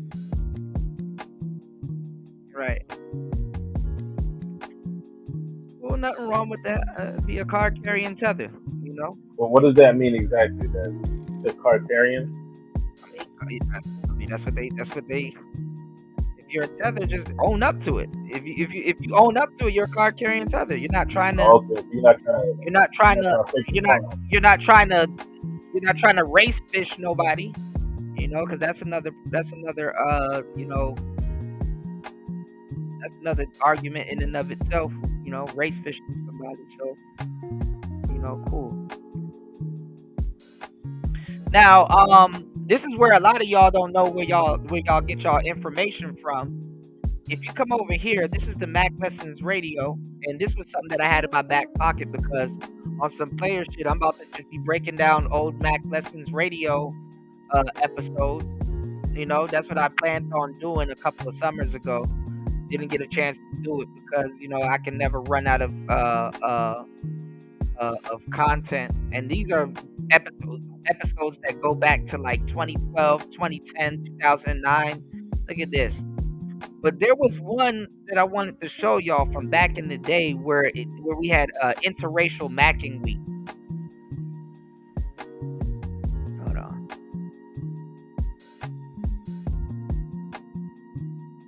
I'm gonna have to go find it, you know. But see, Tariq Nasheed,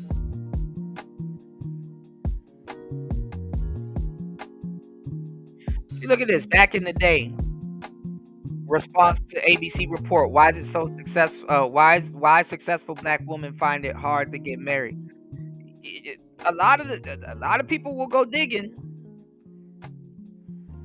This is why they're going to turn on him eventually, because some people, how they found out about him was the Mac Lessons Radio. I mean, wasn't the Mac Lessons Radio episodes, but it was more so they found out about him through Hidden Colors, and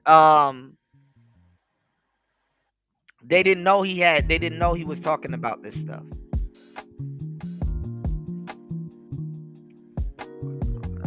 They're gonna give me hell to play this shit. I'm gonna have to do this on another episode, which I plan to do. All right, let's somewhat get into what we were talking about earlier before the show was ready. Dumb, backwards, wayward ass, double. Shout out to Alexis K. Tyler. Hold on. Highlights. I love marriage in a baby carriage, to paraphrase those famous lyrics. But for millions of black women, many blessed with brains and beauty, finding the right man is proving elusive. But why? Are their standards too high, or are the pickings too slim? What's with that condescending ass voice, all right? This reporter, whoever this lady is, I don't know if it's Diane. They all look alike to me. I don't know who they are. But the tone in her voice is very condescending. That's one thing. Here it is. Davis tried to answer that question. Birthday! Cheers! A lot of y'all don't know Tariq Nasheed was in the thick of the red. Make a wish. Nicole Marchand is celebrating another birthday. At 31, she's accomplished a lot. Okay, now, they said that this woman is 31 years old. This woman does not look a day under goddamn 40. That's number one. But I digress. She's a prosecuting attorney and running for state court judge. It'll be a $500 fine. Nicole isn't the kind of woman you'd find standing by on the sidelines of life. But you would find her here, at the Georgia Dome, cheering on the Atlanta Falcons. Okay, so the woman is a prosecuting attorney / cheerleader. What kind of shit is that? Part of a man's man. Nicole is the quintessential man's woman. She appears to have it all, and yet... Okay, let me stop it right there, too. Now, you guys can look at the clip. It's on YouTube. Now, they just showed the woman getting into her little car. She has a little Mercedes-Benz, but they go out of their way to not show where these women live. They never show these women's homes, but I'll get on that in a minute. She's still single. 42%. Oh, you mean Yvette Carnell, who stole ADOS from another black man? I would rather listen to the black man that created ADOS instead of listening to somebody that stole ADOS. 10% of black women have never been married. That's double the number of never married white women. I look forward to the day. I look forward to being married. It's just not that easy. No, it's For starters, there are more black women than black men. Okay, now they're going to start with the throwing the brothers under the bus statistics in a minute. Hold on. 1.8 million more. So even if every black man in America married a black woman today, 1 out of 12 still wouldn't make it down the aisle. Let's take 100 black men. If you eliminate those without a high school diploma, Ooh. those without a job, and the number of black men between the ages... These are old statistics, y'all. This is from back in the day. This is before some of y'all even knew what the hell of 25 and 34 who are this is what I was incarcerated. Ooh. That leaves only a... See, Chicago, I know my history. There's nothing for me to understand, bro. Bro, it's 2025. I'm not learning about history. This is not my first rodeo.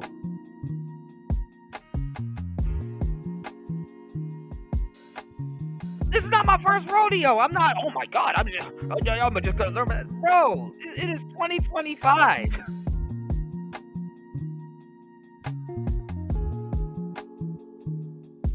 I know my family. I'm good. Half my family's Jamaican, half my family's Nigerian. I'm born in America. My folks been in the States for 20 years before I was even a thought. Somebody say you're a tether? Okay, all right, I'm a tether. Cool. I'm not gonna argue. What the fuck am I gonna argue for?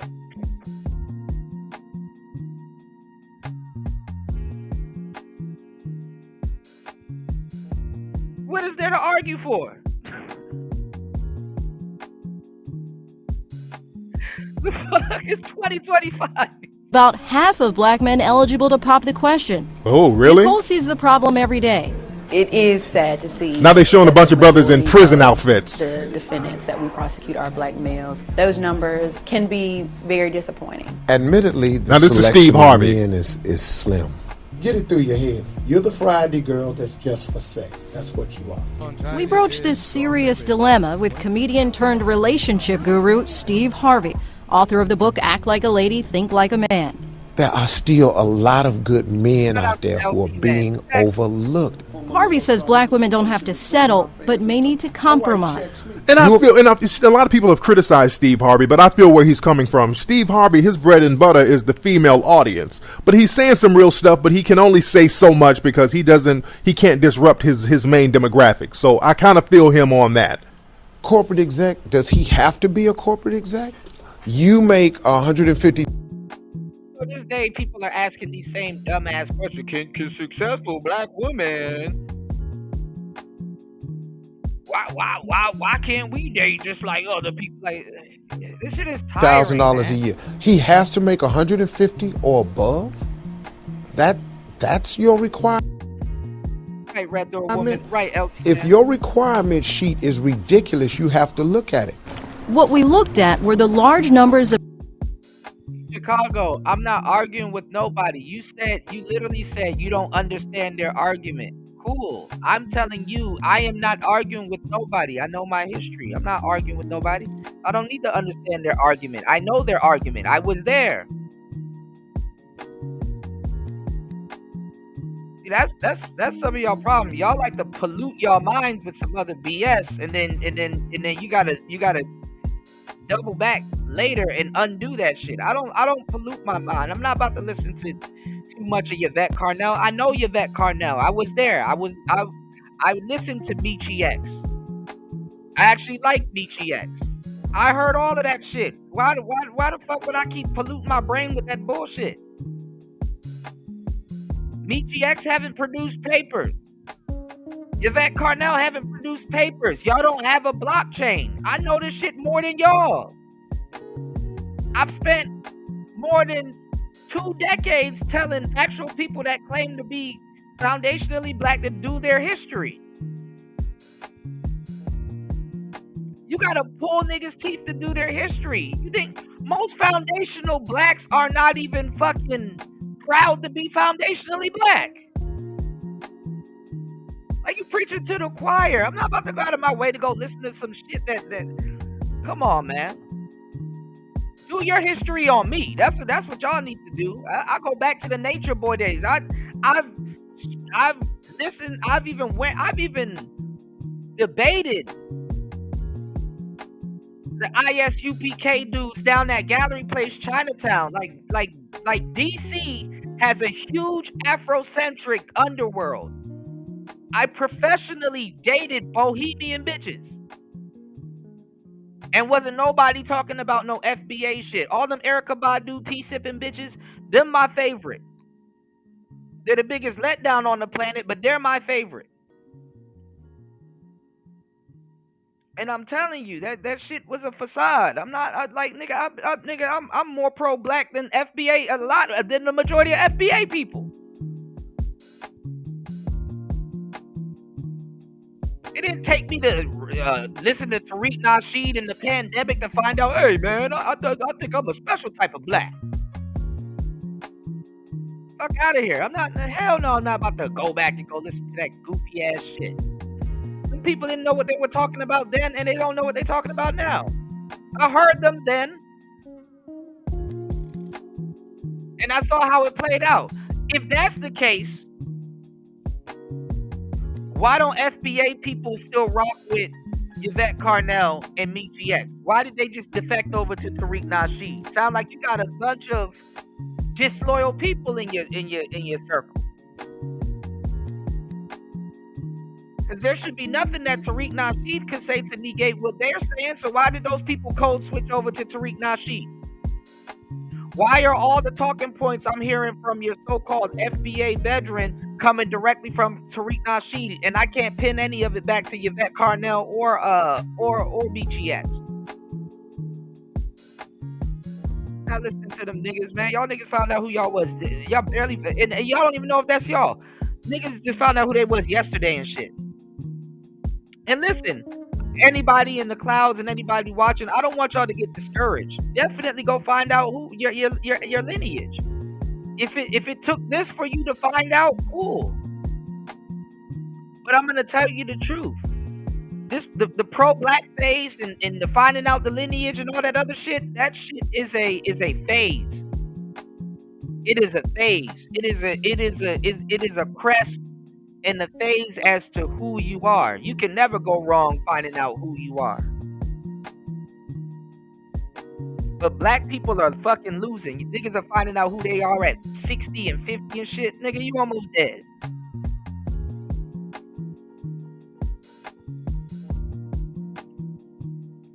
Shout out to my healthy niggas, but goddamn. It's like, yeah, it's a little too late, ain't it?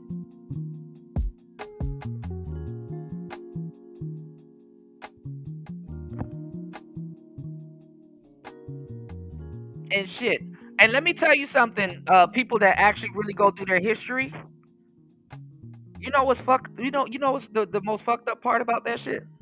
About like the real people that found out that they FBA?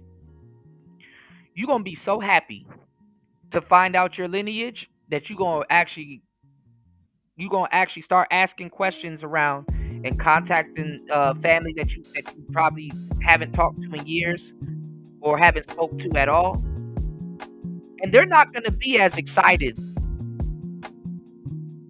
about their the family lineage and history as you are. You're gonna be alone. So that's why a lot of them niggas run to the internet. I know why you're here. Do you?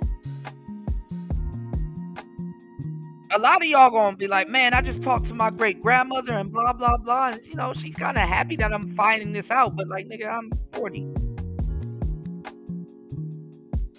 Even she's wondering what took so long, and she's not as happy about my lineage as I am. Oh, because she doesn't call herself FBA. You know, right?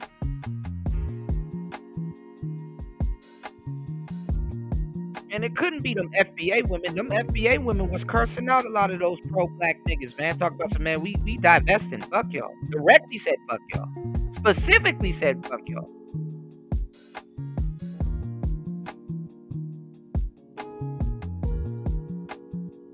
So, hey, it is what it is. Professional black women who groom themselves for success with BAs, MDs, and JDs.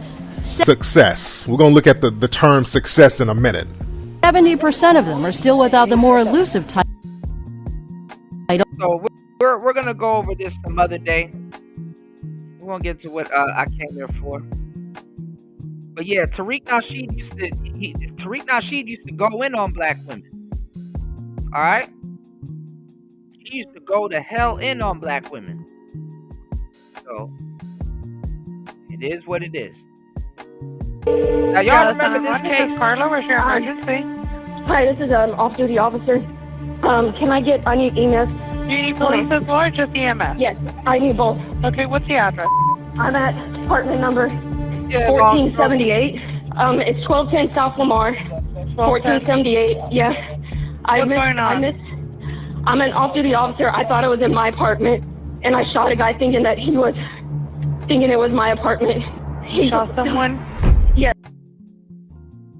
Now, in hindsight, and maybe I said this then also when I covered this story back in the day, I looked at this like, hold on. Amber Guyger, you went into the wrong apartment and shot another black man.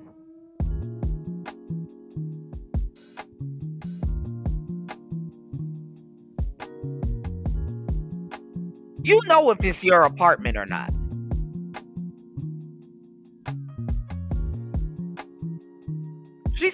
They said when she got into that apartment, this man was sitting down on the couch. Your couches, they should have took a picture of his apartment and her apartment and compared them. How could you mix the two up? Your couch is in the same place? Your TV's in the same place? You got the same size TV? Yes, I thought it was my apartment. Let's go. Oh my God. Within approximately 4 minutes of the 911 call, multiple Dallas police officers responded to the scene. 4th floor, apartment 1478. Over here. Okay, go ahead and talk to me. No, it's me. I'm off duty. I thought they were in my apartment. I thought this was my floor. I thought it was my apartment. Where's she shot at? The top left. So this female officer goes to the wrong apartment and kills the person who's living in that apartment. She's tried, convicted, and now wants to get out on parole. Let's talk about it.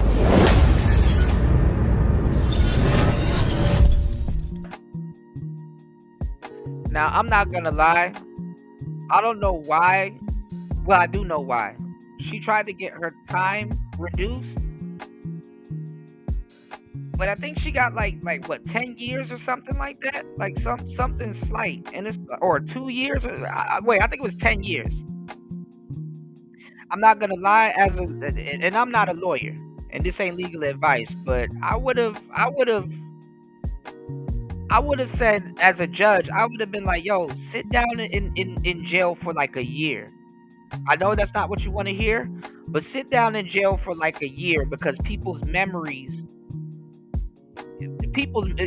after 3 weeks, people done forgot shit. People's memories is fucked up, right? So go sit down in jail for like a year, and then we go back to court. You know what I'm saying? And then try to get you time served or something like that. So people will be like, you know what? Yeah, I kind of remember that case, but they don't remember it too much in detail. And then you get out. But going to court immediately after, that can mess you up pretty bad, So certain cases you do got to play on the public perception. Okay, on the night of September 6, 2018, Bolton John, a 26-year-old accountant, was chilling in his own apartment, minding his own business, eating some ice cream and watching an NFL game. Living below Mr. John is Amber Guyger. She's an off-duty Dallas police officer, and she has just completed a 13-and-a-half-hour shift. Now, Amber goes into the building. And you don't know. You never know. Her and John may have had a relationship. Yeah, she was only sentenced to 10 years. And that's what I'm saying. I would have done like 2 years or a year and a half.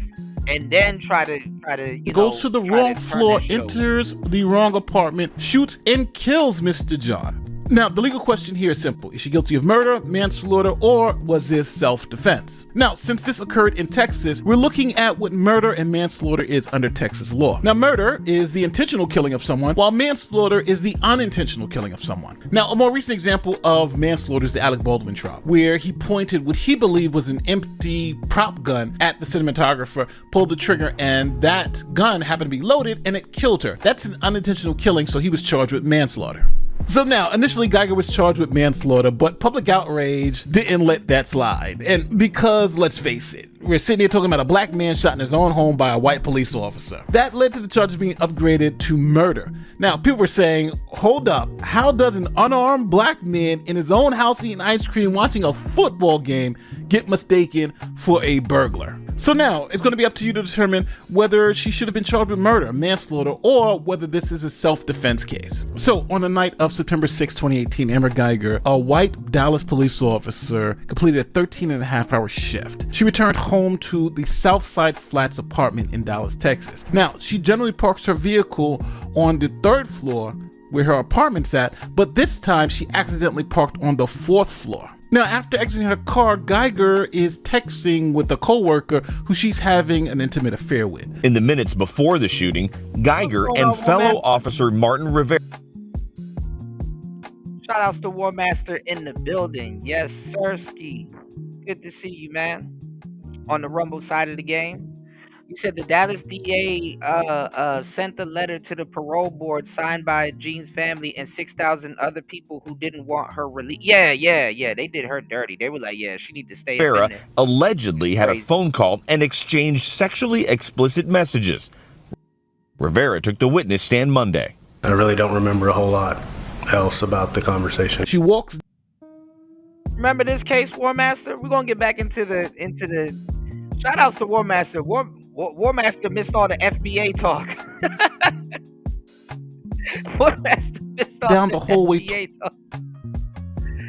Shout outs to everybody here. Please hit the like button. 6 hours and 42 minutes. Which she believes to be her apartment, but she's actually 1 floor directly above her apartment. Now, when she gets to the door of the apartment, she fails to notice that she's on the wrong floor and doesn't even recognize the bright red doormat in front of the door. In front of Boatman's apartment is this extremely obvious bright red floor mat. Now, when she gets to the apartment door, she notices that the door is slightly open. She hears some shuffling inside and assumes that there's an intruder in her apartment. She opens the door and steps inside. So when she enters the apartment, she sees Bolton Jean sitting down on the couch inside his own apartment eating ice cream and watching a football game. She draws a fire alarm and says, "Show me your hands, show me your hands." Jean stands up and so she tells him to show him her hands, and she didn't look around and see that, damn, I'm not in my house.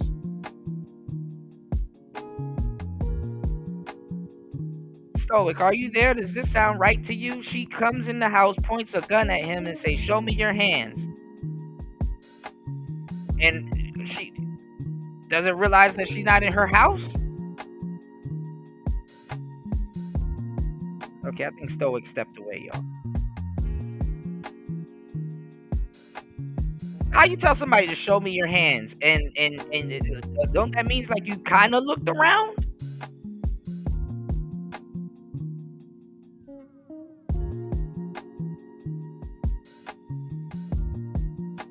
Or pulling her gun. Yeah, right. That's what I'm saying, Red Door Woman. So I'm in my own house and somebody's pointing a service weapon at me. And then in reality, I'm going to tell you the truth. If he was to pull his gun and shoot her, he would be in the right.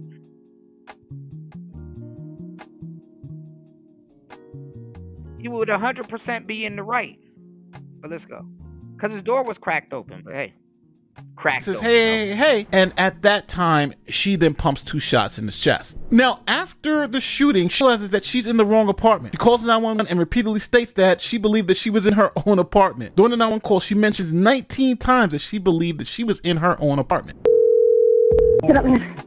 Yeah, that's 911. This is Carla. Where's your emergency? Hi, this is off-duty officer. I need EMS. I'm in number. What's going on? I'm an off-duty officer. I thought it was in my apartment, and I shot a guy thinking it was my apartment. He shot someone? Yes, I thought it was my apartment. Oh my God. I'm sorry. Okay, and where are you at right now? I'm inside the apartment with him. Hey, come on. What's your name? I'm Amber Guyger. I need to get me. I'm in. Okay, we have help on the way. I know, but I'm gonna lose my job. I thought it was my apartment. I'm gonna need supervisor. Hey bud. I thought it was my apartment. I could have sworn I parked on the 3rd floor. Okay, I understand. I thought it was my apartment. Okay, and what floor are you in right now? The 4th floor. Hey bud, they're coming, bud. I'm sorry, man. Okay, where was he shot? He's on the top left. How all of a sudden she know what floor she on now? How she know she on the 4th floor? How she know she on the 4th floor?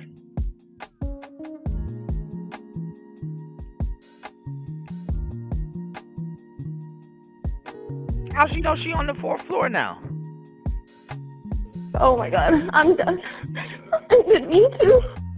I'm so sorry. Stay with me, bud. She's tired. Hurry.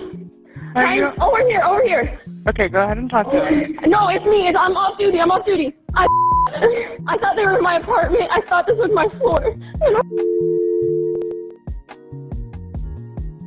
Now, Mr. John died from... All right, hold on. Let me catch what you guys are saying in the chat. Man, War Master, you missed a lot of the action, man. We were talking about a lot of stuff, man. Hopefully you catch the replay, man. Because I definitely wanted your opinion on a lot of the stuff, you know, that I was talking about earlier, and police procedure and stuff. You know, we was cooking earlier. Shout outs to UFO Kamikaze. Shout outs to Party. You said the layout must have looked very similar to damn, forgot about this. Yeah, but you can tell something's a little bit off or different. You know, the layout wouldn't look that super similar, you know. Right, that's what I'm saying, Red Door. And you know, female cops be fucking up left and right, and then I'm gonna tell you the truth too. They get their guns taken from them. Like usually when a gun goes missing, a service weapon, it's usually because the female cops they get disarmed all the time.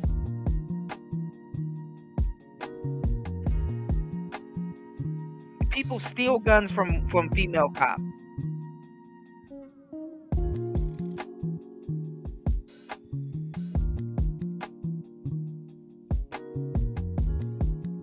So I know niggas was tired of her, like, oh my God, I fucked up, guys. And it's like, no, you really did now.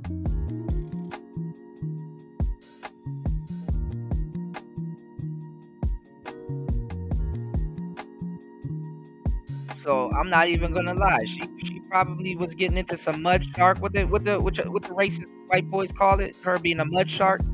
She probably was getting into some mud shark activity.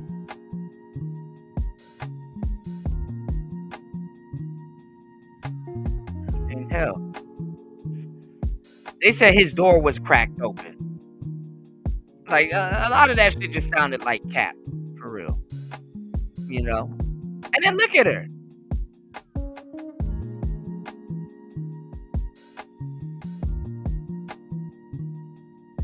I'm just saying. He said this chick broke the first rule of gunfights. If your door is slightly open, you retreat and call for backup. Yeah. That's true. You don't open it. Yeah, that's true. That's true. That is absolutely true. From his injury. See, War Master, we needed you, man. God damn, I would have avoided so much arguments earlier, or maybe you would have gotten to arguments with somebody in the chat because people was coming in saying all kinds of debauchery stuff. Is that night, and Amber Guyger was arrested and charged with manslaughter on September 9th, 2018. Now, those charges were upgraded to murder charges, and she was set to go to trial. Okay, let me pause this video and ask you a question. Have you used Google Chrome's incognito mode between 2016 and 2023? If so, you may be entitled to up to $5,000 in compensation. Now, if you use incognito mode, Google was secretly tracking your data, despite their promises that your search history and personal information was not going to be collected or tracked. Collects 39 individual data points on you, and so this is all about data. They're trying to figure out how they can get access to it. So creating this incognito mode was supposed to be a way that they were not capturing or retaining your data. That's what we all believed, but they were capturing it. What Google says is we were capturing it, but we weren't keeping it on an individual basis. But the individuals that filed suit was saying no.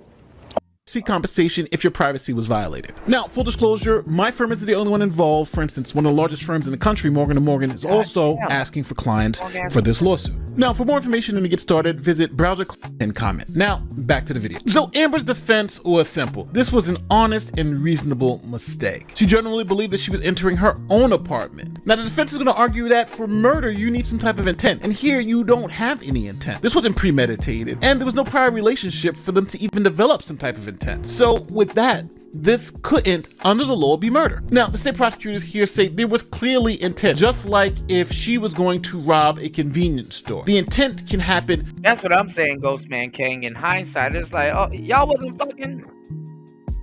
You was fucking.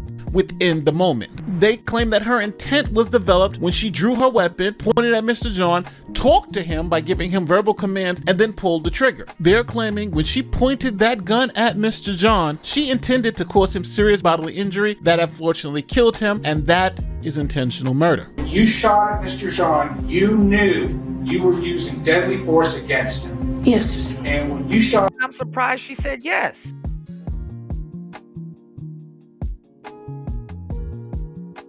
He asked her when she shot him, she knew that she was using deadly force.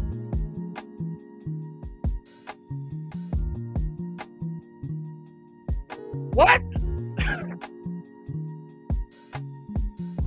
I mean, obviously, you know, because she pulled the gun, but how did she know she was using deadly force?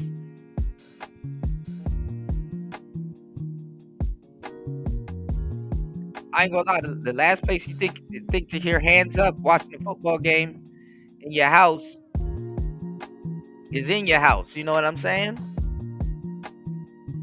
She said hands up. He probably is already making a touchdown symbol. You know? Alright. Listen, shout outs to everybody here. 6 hours and 52 minutes into the madness. Please hit the like button, support the show. War Master said, I stayed up for 23 hours yesterday. I'm still tired. Lord have mercy. Sound like me, man. Yeah, I got caught in the rain yesterday. It's thunderstorming like crazy out here. But let's go. Shot him twice. You intended to kill him.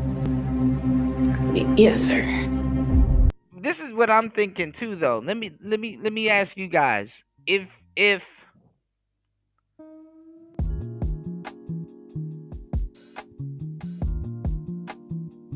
she came into his house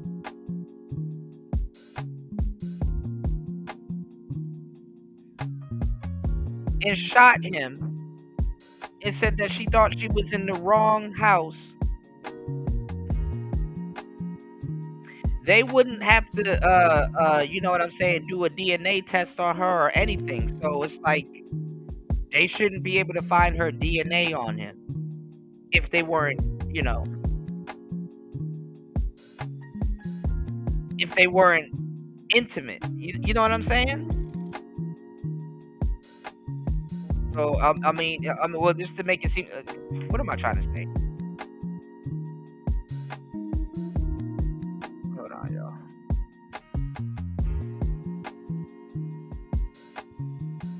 They wouldn't have to do a kit or wouldn't have to search him for her DNA. You know what I'm saying? So this also too can cover up if they had an affair or if they dealt with each other. You know what I'm saying? Anyway, it basically kind of can cover up that, you know, if they had an affair.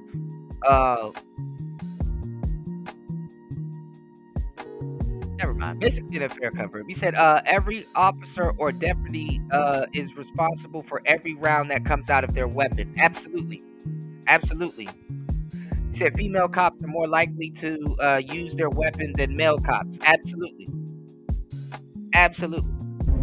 She told the jury, she told everyone in that courtroom that she intentionally shot both of them, John, to kill him. Now, I have to note the defense also argued self-defense in this case. The defense's argument is that Guyger believed that she was in her own apartment. And if her belief was reasonable, then her shooting an intruder was covered under the castle doctrine. Someone was breaking into her home. During closing arguments, Guyger's attorneys had brought up Texas's so-called castle doctrine, similar to stand your ground laws in other states, which allow someone to use deadly force against an intruder in self-defense. So now with all that, the jury found her guilty and she's doing 10 years in prison. About 5 hours of jury deliberations led to this moment. We, the jury, unanimously find the defendant, Amber Guyger, guilty of murder as charged in the indictment. The family of the man Amber Guyger shot erupted in cheers, but the former Dallas police officer sat silent. Amber Guyger then appealed her conviction. Attorneys today for Amber Guyger filing paperwork to overturn her 2019 murder conviction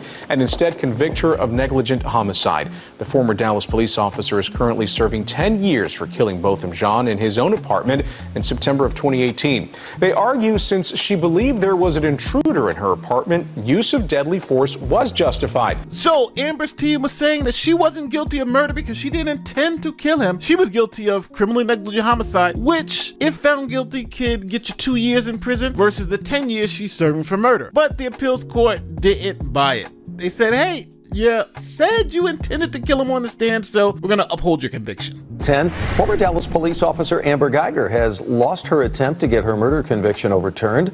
The Texas appeals court ruled her conviction and 10-year prison term should stand for the shooting death of her neighbor, Botham Jean, 3 years ago in... Uh-oh.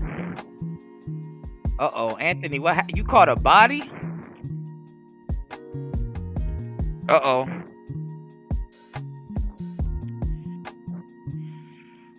Shout outs to Anthony King Von Southeast in the building. Hold on, you caught a body, Anthony? God damn. Hey, you never know who you... Hey, look.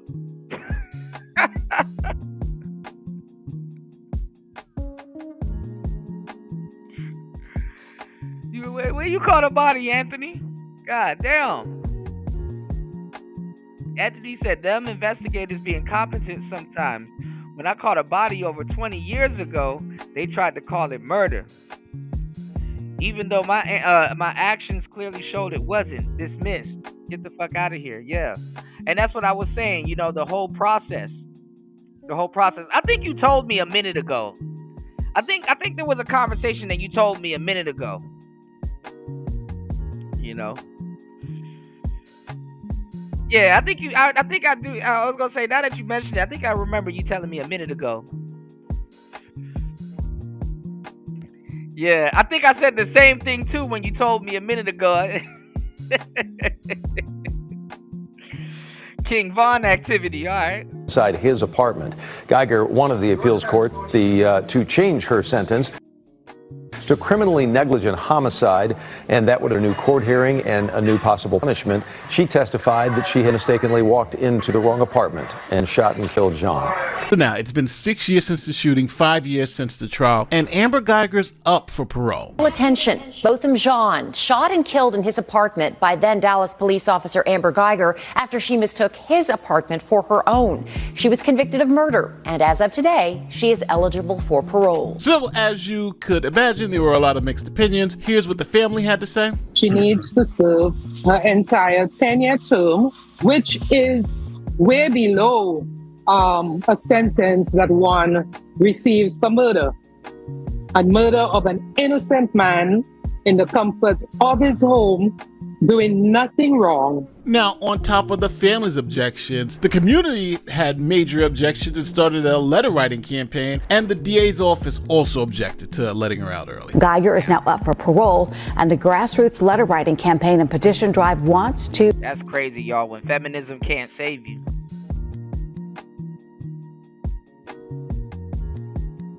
That's crazy.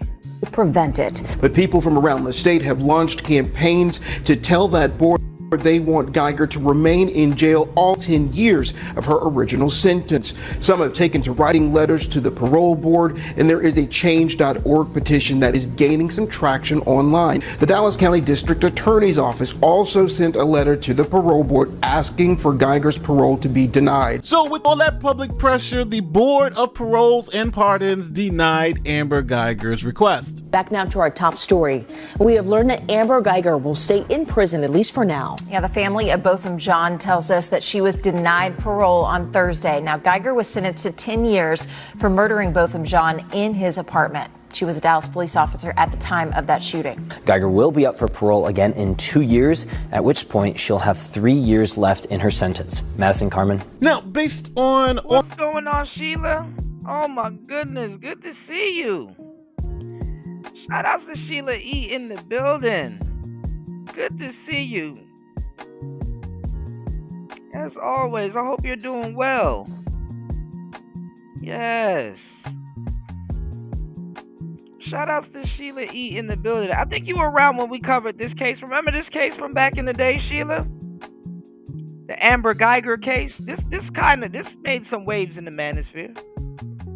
All of this, I actually think manslaughter is for sure. You got manslaughter for sure. The murder conviction, I think the prosecution's lucky to get. I think it was 50-50 on that one, because I think you could make a reasonable argument there's no intent here, but I also think you can make an argument that there is intent here. So, you know, it's at that point in time, it's whoever has the best argument. I think the prosecution has the better of the two arguments. So with all that, let me know how you feel in the comment section. Do you think this was an intention? War Master, an officer should always know where they're at, even under stress. Training matters, right? Now, this is the thing.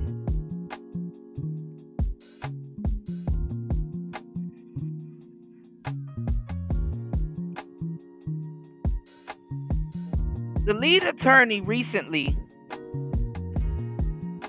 dissed Officer Tatum and called him a bootlicker, and they're going back and forth, but you know, lead hasn't made a video after. But shout outs to O'Shea. He did a, you know, I wanted to go over that video earlier, but I'm kind of strapped for time at the moment. But O'Shea did a video on it, and I want to go over it with you guys, because like I said, police officers have a certain job to do. The victims are coming from a certain, hold on. The victims are coming from a certain, perspective. The lawyer has a certain job to do, and the judge have a certain job to do. All right, let's go over to the poll real quick and let's get your votes. We have 43 votes, and the question is, who knows the law more? 44 votes. And we have 2% saying a traffic officer. Damn, y'all showing no love. 41% says a lawyer. 20% says a YouTuber. 36% says a judge. Very interesting. Okay. Shout outs to Sheila E in the building. And listen, make sure y'all hit the like button and subscribe to Sheila E's channel. Real good content. Shout outs to Sheila E, original Player Talk alumni. Okay? Put my stamp on it. Let's get it. Give me 1 second. So we're gonna see give me 1 second. Let's go. Hold on, let me get this together. Good, everybody. It's your boy, O'Shea Duke Jackson, back at it again. The episode of The Celebrity Junk. For many of you who are familiar with the content of Officer Tatum, also known as Officer Brandon Tatum, he's a big-time YouTuber in the conservative space, and he stands out because he's one of the few voices from the historic Black American community that grew up in the Dallas-Fort Worth area and now gives commentary on accountability, right? And just many political issues in the States. But one of the things he specializes in is the extreme criticism of Black dysfunction. All right, and as it seems, at the behest or bidding of white people. That's kind of how many people see Brandon. I've worked with Brandon before. I don't dislike Brandon. We're different. We have different points of views. I've never really come after Brandon because of that, but that's what he does, all right, for the most part. And most of us can see it. It's kind of how he's grown his following. Now, again, he's commented on the William McNeil situation. And if you know Brandon Tatum, one of the fundamentals that he'll use on his channel is to capitalize on a racial issue. Well, Master, you gotta watch the replay, bro. You are going to die, bro. You are going to die laughing if you watch the replay of today's show. You know? If there's a white cop, Black guy, Brandon Tatum will find a way to switch this narrative, and somehow you are going to pass out laughing. Just some of the stuff that we went over, you know. Use his police knowledge into blaming the person that is Black. He does it almost every time. In this case, William McNeil, you guys remember, there was supposed to be a situation of inclement weather. So what the police said, the reason why he was stopped was because of inclement weather. Now, this is the kid that was in Jacksonville that received a stiff punch to the face after they broke his window. Which is, my dumb ass didn't know what it was until this. It's basically unpleasantly cold or wet, all right?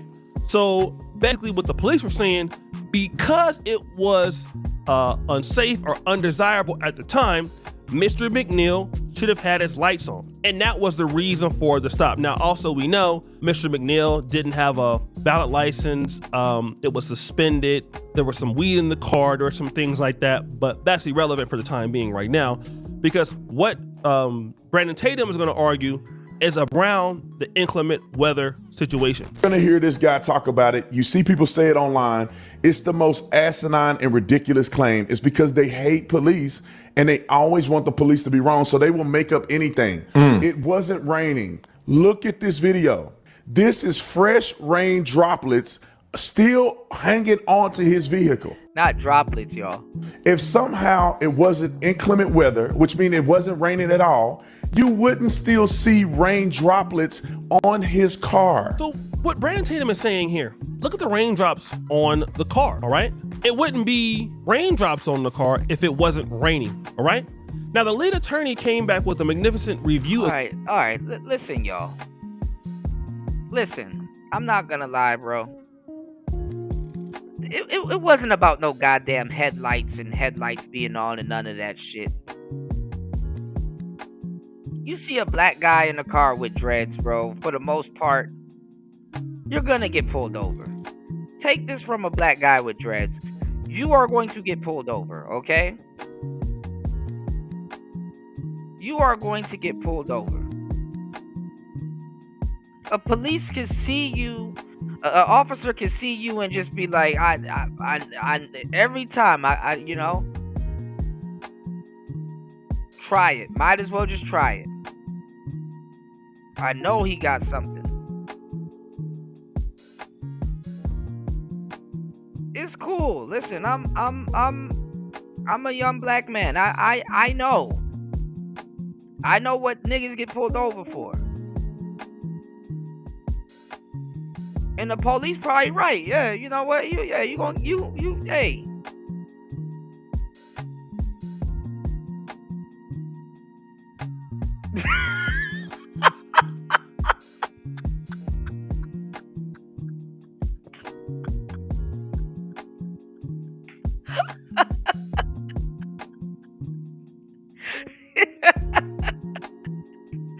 I'm just saying. I mean, listen, I anticipate this shit. Fuck it. You know? Like, yeah. I was not born guilty, man.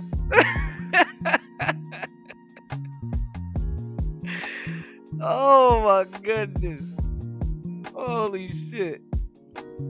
But no, I mean, I'm just saying, man, you're going to get pulled over. It's not even if or buts. It's not even when.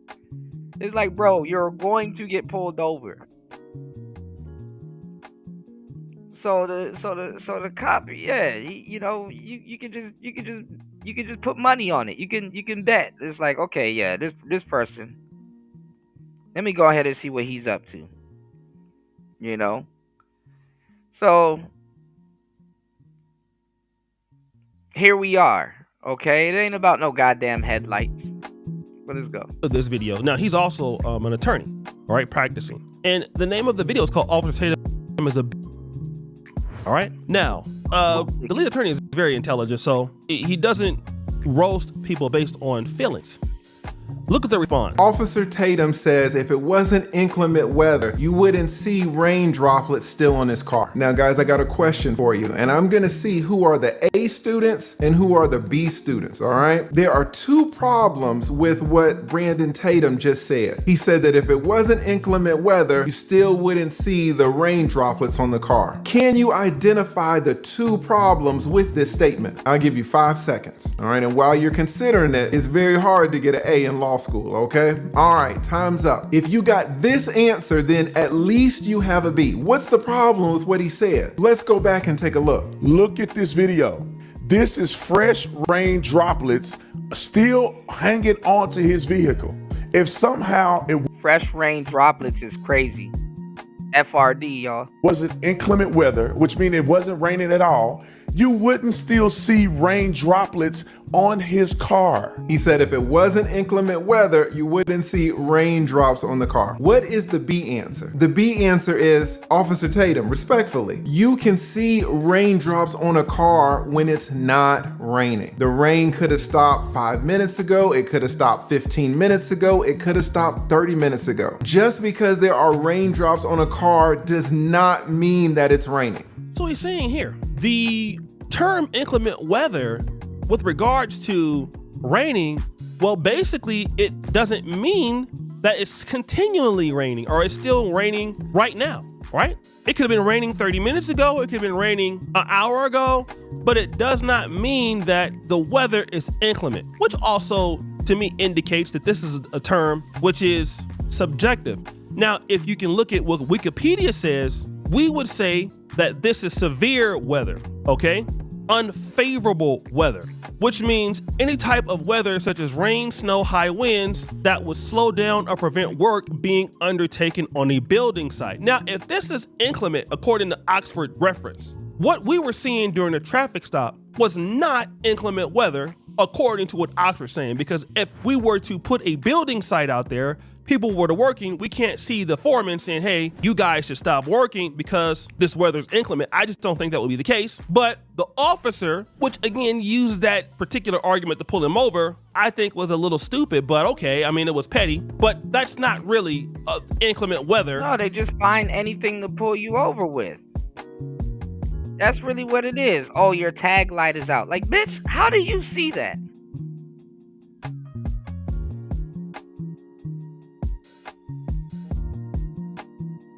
How do you know my tag light is out? Hey, get that flashlight out of my face.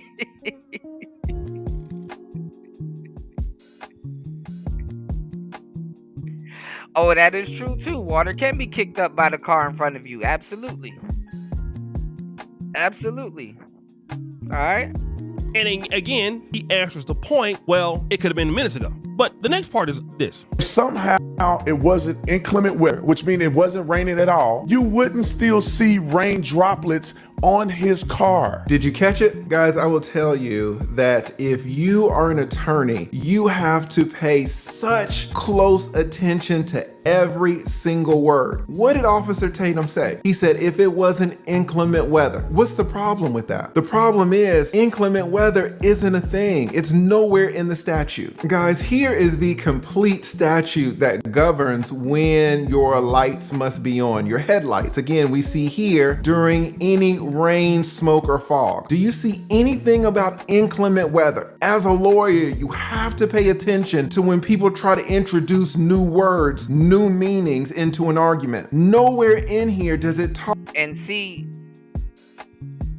now shout outs to my cops in the chat. Shout outs to my ex-police and ex-law enforcement in the chat. I mean, I really don't think anybody's ex-law enforcement, you know.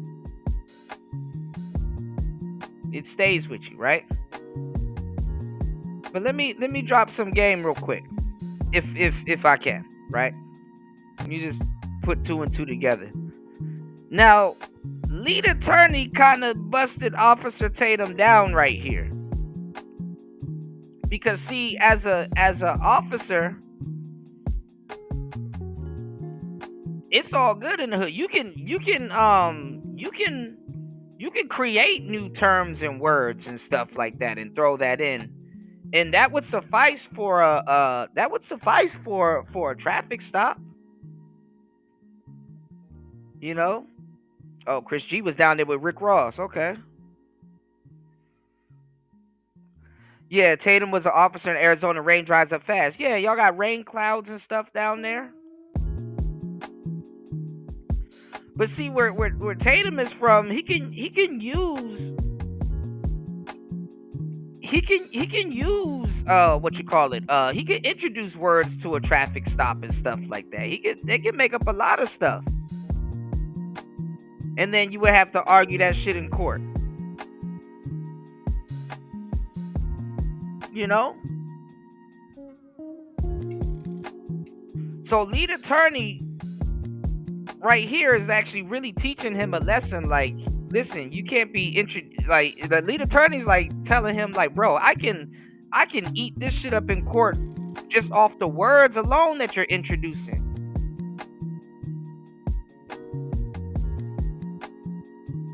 This is how officers get ate up in court all the time. They start introducing. Most people don't take certain cops to court. I will say that most people don't take people to court. So that a lot of cops ain't used to getting ate up off of verbiage and words and stuff that they use in certain, in a certain, situation. But bruh, rain droplets is crazy.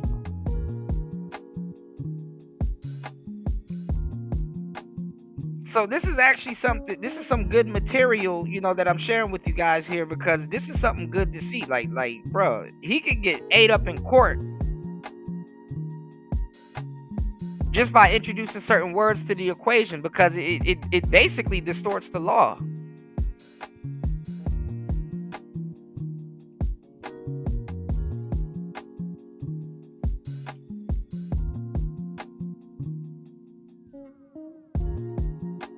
He can get ate up in court because it basically distorts the law. You said, I'm surprised officer, I thought you called him, not Tank come. Oh my God. Yo, somebody take Ghostman. Somebody take Ghostman's phone, bro. Not Officer Tank come, bruh. Dang, y'all really don't like this man. Y'all really don't like this man, okay. He said, I had an uncle that was a warden. I wish I could talk to him today. A warden in New Jersey. Wow. Okay. You know whose takes on some of this stuff is interesting? Judge Joe Brown.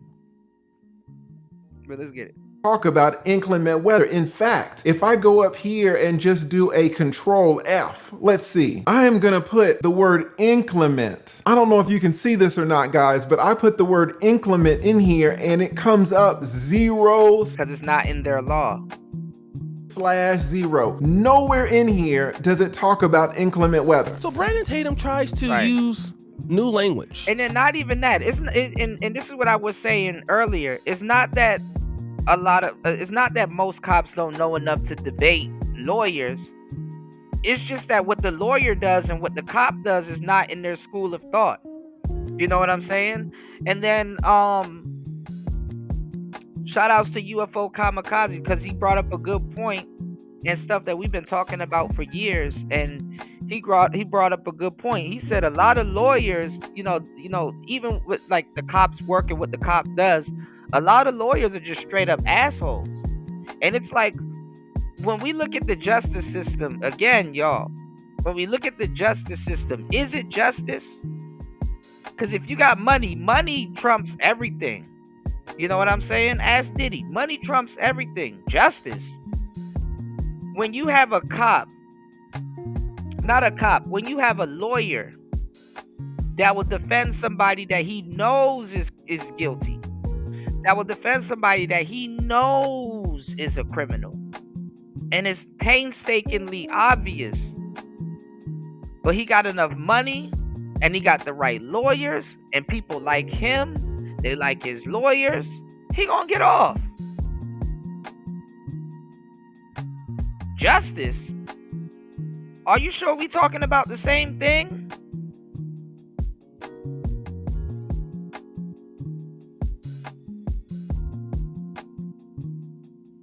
Justice, okay. And again, he's changing the argument before our very eyes. Now, for those of us who are not attorneys, it would have been very difficult. And see, if that other cop didn't pull up with his lights off in the same inclement weather. So believe it or not, yes, the kid is guilty. He took his whipping and he went down. But I ain't gonna lie, if I was this kid, I would be like, okay, I owned up to my side of breaking the law. Now it's the police's turn. Now it's the police's turn, because clearly you can see that they broke the law also. See, that's what will make them look bad. If you're trying to make the police look bad, that's what will make them look bad. You know? But let's go. For me to catch that. And that's why a person like Brandon Tatum debating. War Master, you're lucky you didn't get deleted from Officer Tatum's channel. War Master said, I'm tired of having my comments deleted on Officer, because you probably was laying, you probably was straight lace no chase. You probably was flinging hot lava at him. I know the people deleting your comments was like, God damn. Yeah, we can't have this hanging around.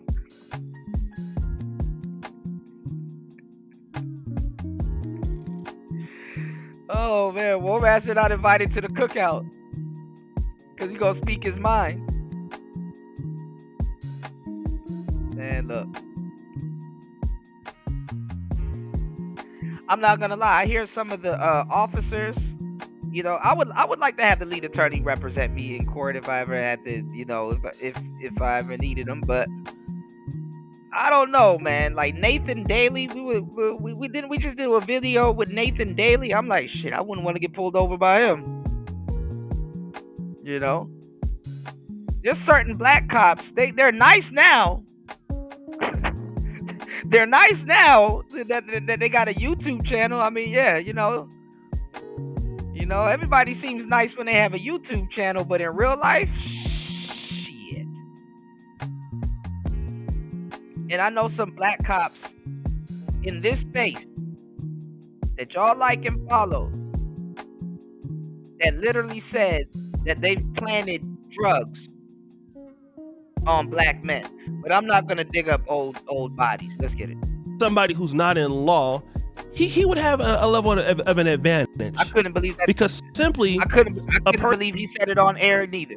You know, person is not keen on what he's doing, but it's clear as to what the lead attorney is talking about, he's changing the language in the argument to fit what he's trying to transpose here. And it doesn't make sense. He even went and looked up in the Florida statutes here, the term that I've never seen anyone coon harder than Tatum. He true to the game. Yeah, so imagine in real life, bro. That's scary. Clement, it is nowhere to be found there. So if he's a, as the video title says, and I believe it was another YouTuber that actually said that, not actually him, he's repeating the phrase, what can be inferred from Officer Brandon Tatum is that his content is very agenda-based, okay?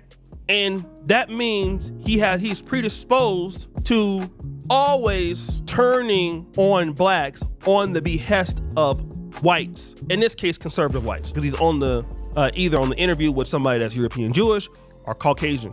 And this is what I just don't like about some of the content creators in that space, because ultimately you're not doing yourself a service. I mean, and it just makes me think that I'm glad that he's no longer in law enforcement, because maybe that was his ideology at that point too. It could be that officers like Brandon Tatum are the reason why in Black America, why people dislike police officers, because you already have a predisposed notion that, oh, because the person is black, then this person is X, Y, and Z. Let me give you an example of what I'm talking about. God. Right now, there's a big melee. See, I didn't say it. Larry said it.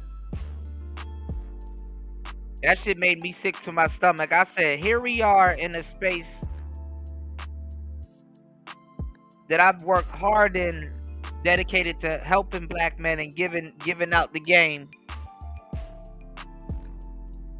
And you got brothers running around here saying shit like this? Ain't that crazy how y'all know who I'm talking about? And I don't even have to say nothing. I haven't said the old boy name in a year.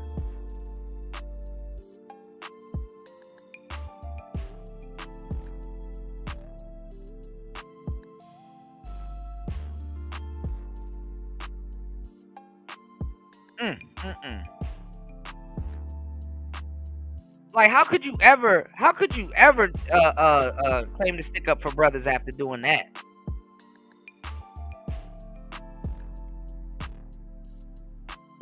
You planted drugs on another black man. That's crazy.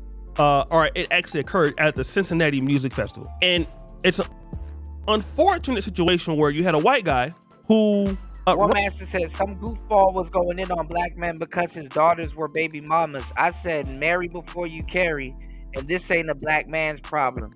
It's his.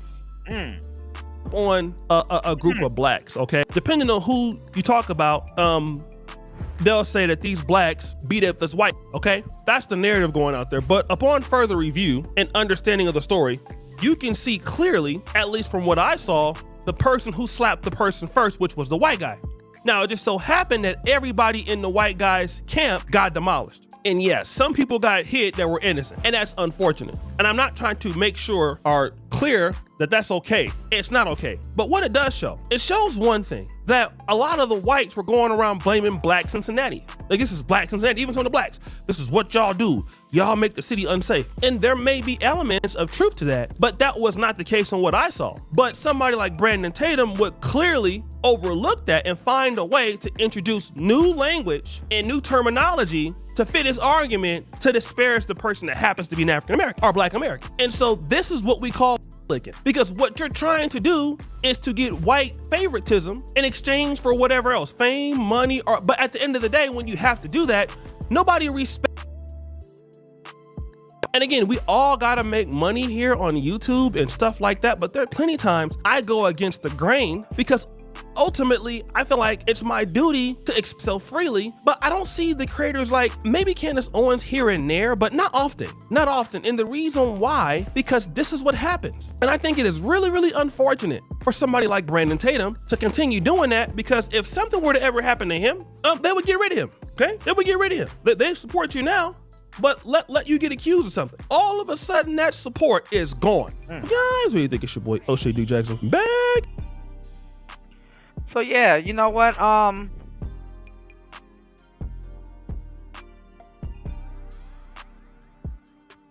got a couple of shows. Hold on.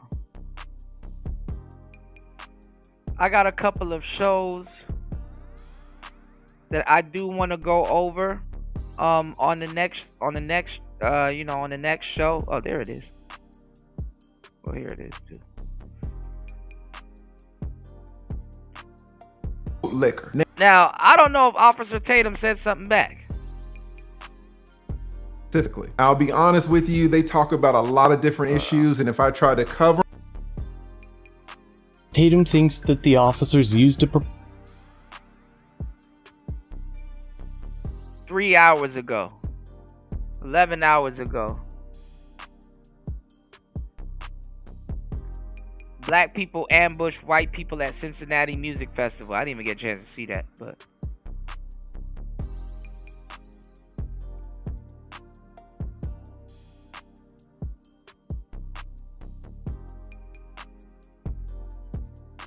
so this was his original video on it, and I think this is his response to lead attorney, because this was 2 days ago, and lead attorney's response was 3 days ago, and he's calling it another Black Lives Matter money grab. When bro got punched in the face, but just there's that viral video going around about the guy whose window was smashed. I mean, what could you just because you brought it up? Could you explain to me how that was okay? Your adrenaline is out of control because you think. I think O'Shea's new audience, War Master, is his new audience is majority black women to a certain degree. I can be killed at any moment right now. I can't see this guy's hands. He got the windows rolled up. Is this gonna be my moment? Where I'm gonna get killed and I'm never going home to my family, but I still. Man, that cop was not thinking that. Like, come on, dog. Get backlash. People still are mad at me, even though I've been right about every police thing that I've covered. This video is brought to you by. And that's the thing. Let me tell y'all something. I come off as a know-it-all. I'm aware of this. We were talking about imposter syndrome earlier, right? We were talking about imposter syndrome earlier, and we were talking about Dunning-Kruger effect and a bunch of other different stuff. Shout outs to Red Door Woman. I appreciate you.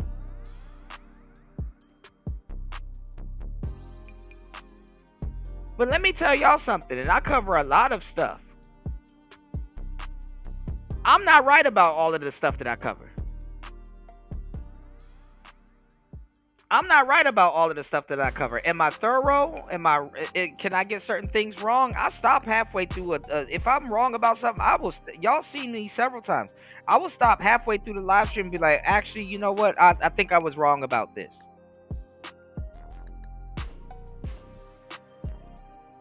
I'm not above being wrong about something. But I'm telling you right now, you just heard Officer Tatum said that I'm right about all the police stuff that I covered. No. That's cap.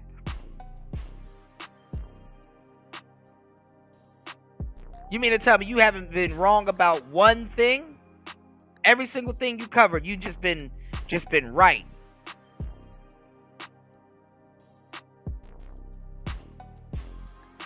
Hey, be very careful with somebody that believes that they're right about every single thing. That I may not be wrong. And I might not always be right, but I'm never wrong. Them type of people. I might not always be right, but I'm never wrong. Let's go. You may think that it's not okay to strike people no matter what.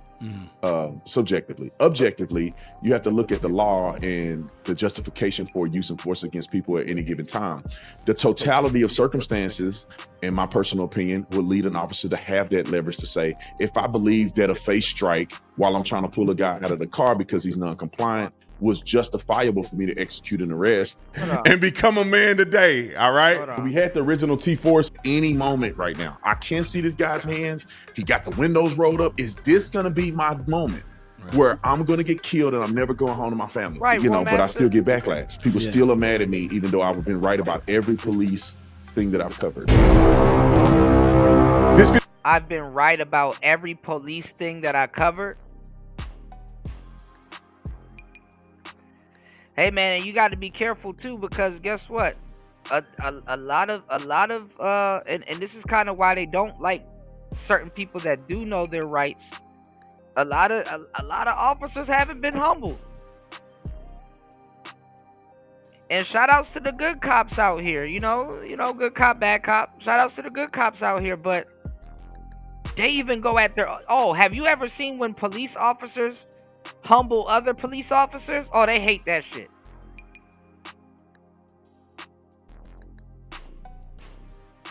They don't like to call their supervisor when they wrong about something or handle something wrong. Let's go. Video is brought to you by Synergy Life, brought to you by Synergy Life. If you're sick of being soft, if you're sick of your T levels being low, if and listen, if your memory is fucked up and you're wrong about a lot of stuff, hit the link that's pinned to the top of the chat and head over to hempforfitness.com. That is hempforfitness.com. Mention DJ Kuda. Mention Kuda and get 2 free gifts. Use coupon code T-Tube10 to get 10% off your order.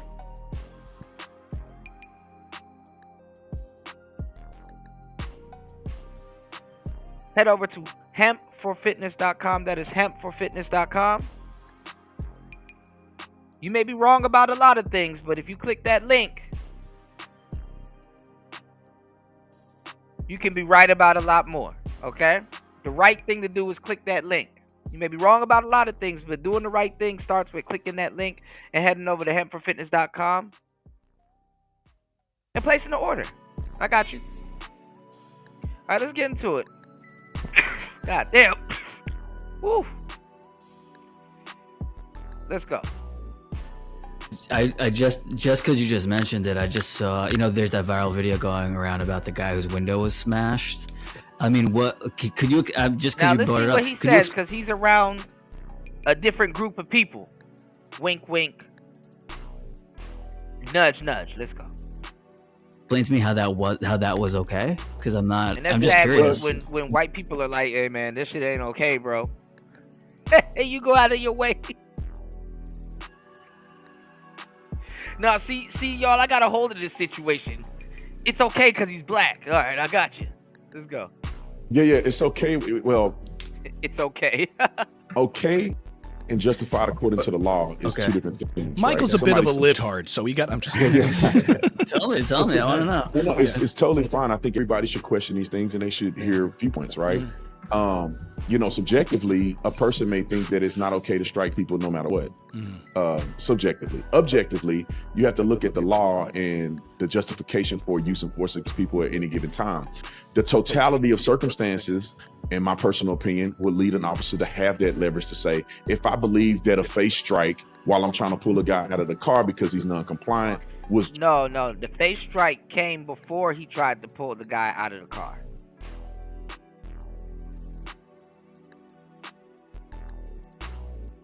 Nigga went Brock Lesnar on him before he tried to pull him out of the car. It's not like, hey man, I'm pulling somebody out the car. They're giving me a hard time. Let me hit this man in the face. No, the face strike came before he pulled him out the car. Justifiable for me to execute an arrest. An officer can utilize that force. Now, I don't know if you saw the body-worn camera. They produced the body-worn camera. Oh, that's crucial. Okay. They produced the body-worn camera yesterday. The sheriff came out and articulated very clearly what was going on. And so at the very beginning, they pull up. He was non-compliant. He literally told them, no, I'm not doing anything you told me to do. He shut the door, locked it, and said, send your supervisor. I'm not doing anything. The cop told him 7 times, you're under arrest for obstruction. Get out of the car. Get out of the car. You're under arrest for obstruction. Everything the officer did was according to the law. It wasn't even a violent interaction initially. The officer was saying, sir, you're under arrest, sir. And the officer actually told him exactly why he pulled him over. He said, you pulled you over for not having your headlights on in inclement weather, and you didn't have a seatbelt on. And the guy was just completely combative for the first several minutes before he turned his camera on. Then when he turned his camera on, it's already has escalated. They have police officers that have responded. They have 6 or 7 officers that have now responded because this guy's non-compliant. These situations become very violent quickly. If you've ever been a cop, cops know a guy could be doing all this because he's going to pull a gun out. He's going to pull off on the traffic stop. He's a wanted murderer. There's a lot of things that could be possibilities which will make officers heighten their suspicion when somebody's acting like this over a headlight infraction, which is a civil infraction. But then when you go to extracting, you gotta realize that you're acting. He feels that you're acting crazy over a headlight also. So let's go. From the car, I think the cop could have went without the palm strike to the face. But according to the law, according to what the attorney general said, nothing that he did was illegal in the bounds of use of force policy. But then when they pulled him out of the car, punch him in the face. It's not pretty, but we can utilize that level of force to execute an arrest. And you saw when he punched him in the face, when he was out of the car, he complied. So those things. His hands were behind him though when he got out the car. To the public may seem a little bit extreme, which I understand. But when you're a police officer and you deal with use of force every day, you realize a cop got to do whatever a cop believes is necessary to get this guy under control, because you don't know him. Yeah, they pay the ultimate price for hesitation or making a mistake in assessing a situation. So for us to watch and say, shame on you, it's like, well, you know what? You don't see all the cops that were killed because they hesitated. Cops, cops. This some token shit. They put his black ass in the middle. But let's go. See cops there to kill. They should send us a briefing every day, and when we go to the briefing meeting, the first 15 minutes of our shift, we do briefing, and then we go out and patrol. It's kind of like a little time to collect ourselves.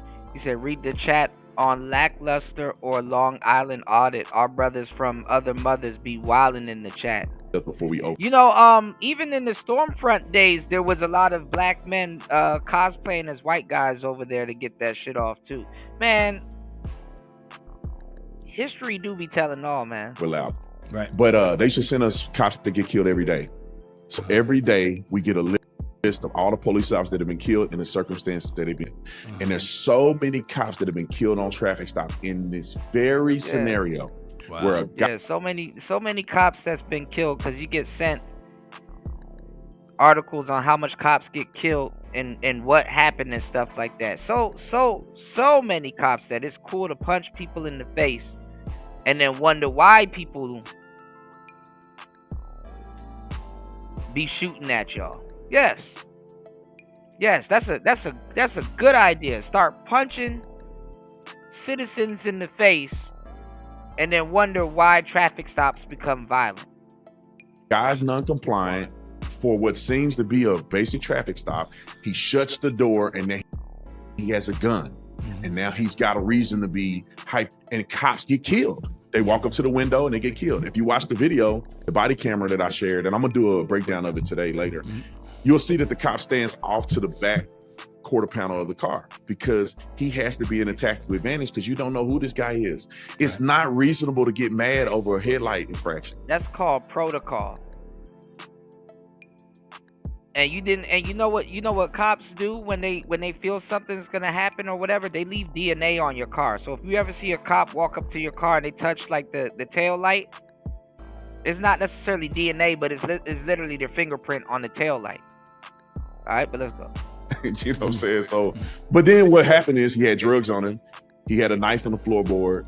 He was driving on suspended license. He didn't have a seatbelt on, and he also this is after the severe ass whipping. But didn't have his headlight on. He pled guilty to all of those. He pled guilty to not having a headlight and obviously resisting arrest, which he was charged for. He was found guilty. It was adjudicated. And he keeps trying to speed pass. It. Yeah, but see, he had drugs on him. He had a knife. He had all this other. Yeah, but we didn't see any of that. Respectfully, and I get that. Like, yeah. See, he was a quote unquote bad guy. Here we go.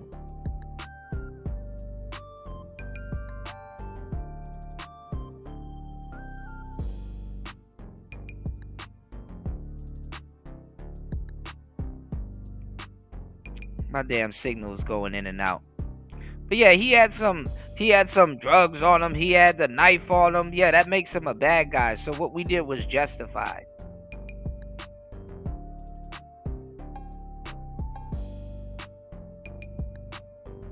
That shit is crazy, man.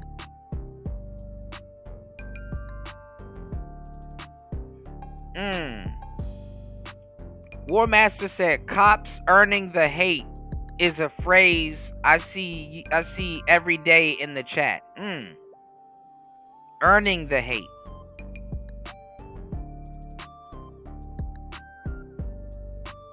That's powerful.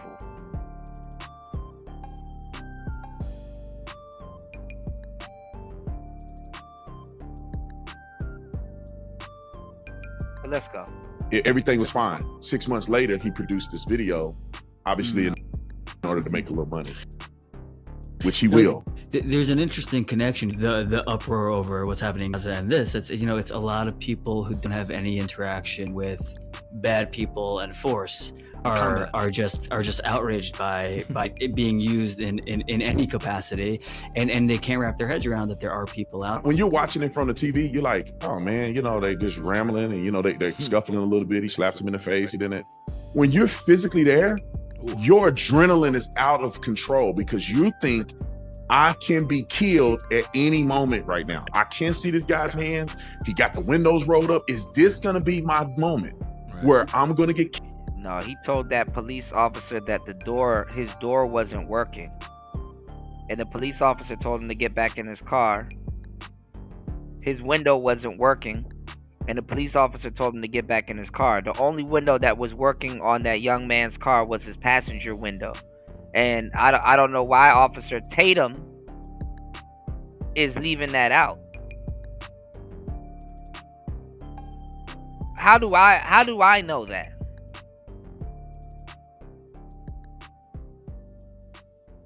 He had his door open and he was to the side and he was like, get back in your car. Why are you getting out the car? He's like, I'm not getting out the car. He said my window is broken.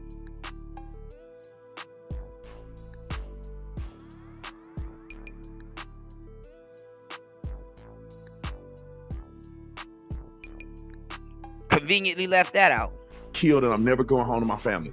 Why is this guy getting so worked up over a traffic stop? This is a warning. Hey, Jude, turn your lights on.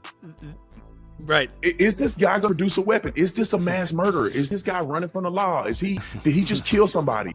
Like, you don't know. I felt it when I was a cop. You feel this adrenaline where you kind of get afraid and then you get, kind of worked. All right, Officer Tatum up here bucking his eyes. Shout out to Tariq Nasheed. Officer Tatum up here bucking his eyes. Palm striking I think this is in what the bucking moment your eyes mean, yo. seemed reasonable to you when you're worked up and this guy's uncompliant and there's so much going on.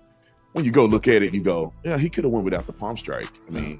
I mean, it's the same. The judgment, I think, is rooted in the same place and animated by the same thing as the people who watch what we're talking about with Israel and Gaza. And they're like, these soldiers going in, why did they have to react that way? I feel like, well, does your experience as an officer provide you unique insight in the way you judge situations in the Middle East or what's going on in Israel and all of these things? You're like, I know that things aren't what they seem as they're portrayed on an algorithm, on a quick little footage from the outside. Having been a police officer, been in combat, been in these scenarios where the vibe and the energy is a very different thing than when you're watching a body cam footage or some kind of security drone. It's a very different scenario when you're in a booby-trapped house or you're doing a traffic stop which could end in disaster.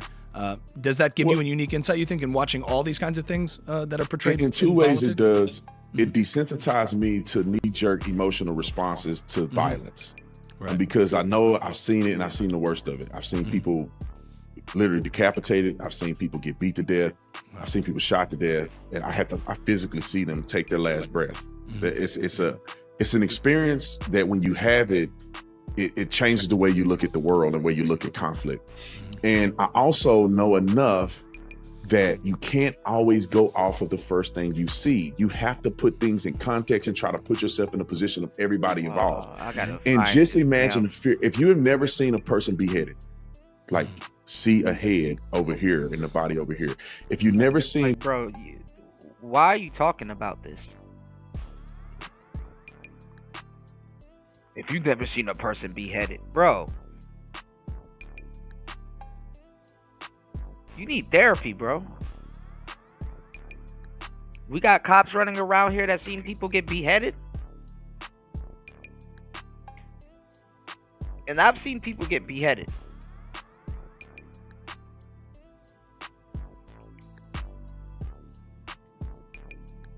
But damn.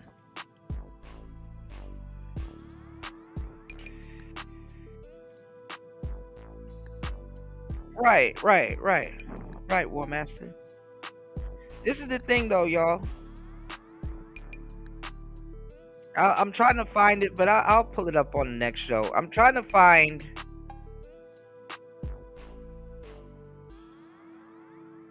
the footage so you can hear him saying that, yeah, my door is broken, my window is broken. That's why he opened up his door, and the police instructed him to close his door. This is why the other cop was talking to him through the passenger window. Let's go. People beat to death, or what it looks like to be shot with a 7.62 from an AK-47 person looks when they've been ripped to shreds by this type of weapon, and you have to pick their body parts up and put them in a bag. And the emotion. Most people don't even get ripped to shreds like that. They blow up. Most people they blow up. They balloon up. Toll and the smell of gunpowder and flesh and all this. If you have never felt that and been there, then you don't know the fear and the perception that an IDF soldier has against a person that's willing to do that to an innocent human being. How much more are they willing to do this in combat with me? So the height of frustration, fear, anxiety, all of that, I was like post-traumatic stress disorder on the job, goes into the interactions that you see with. I can tell you right now, and shout outs to my military cats, shout outs to my police cats, but I can tell you right now, the majority of police officers never see no shit like that. A lot of them have. I'm not gonna say there ain't no police officers you can't talk about that shit. A lot of ex-military, you know, and shit, and a lot of military folks get taken out by local cops with a power complex. So that goes both ways too. How much ex-military people get shot up by the cops?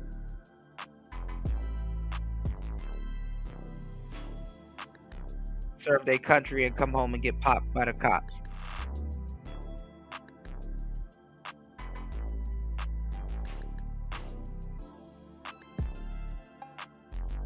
But most cops, man, come on now.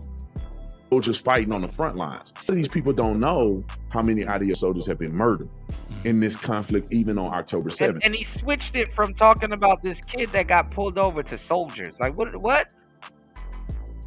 They don't know how much conflict it is when you going into Gaza, uncharted territory. You don't know who's a terrorist, who's a civilian. You don't know if it's booby trap.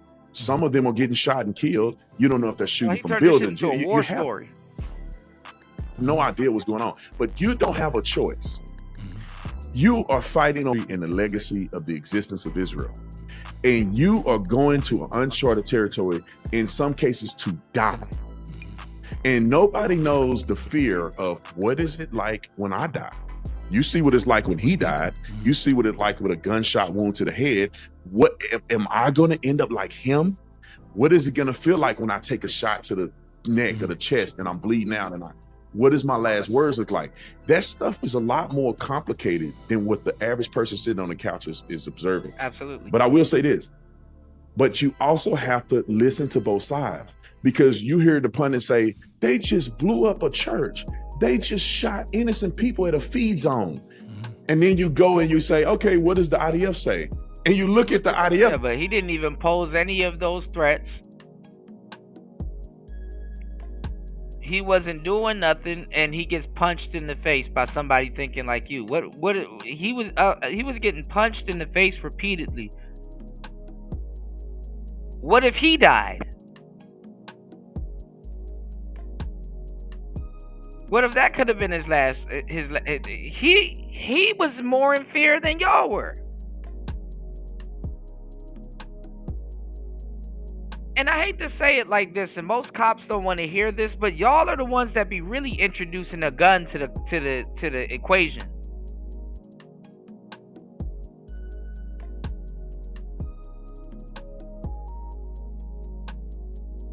A lot of police do be interested, be introducing violence to into the equation, to tell you the truth, where there wasn't any.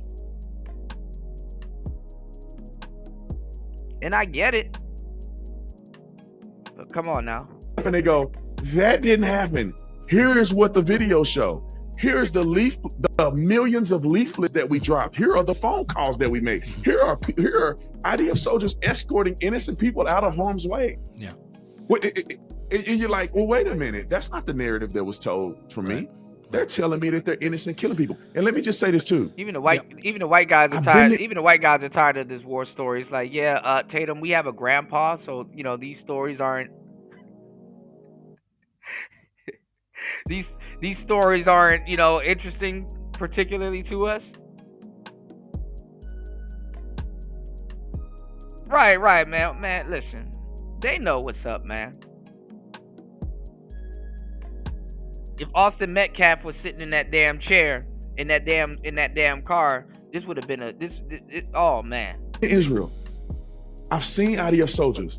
They're average people that have to serve, voluntarily serve or not. They're regular people. Do you have the audacity to think that the average woman or man that grows up in Israel in a peaceful environment has it out to just murder innocent people with no due regard, no emotional? Right, do you think like the average person sitting in their car that got pulled over for their headlights deserves to get punched in the face directly?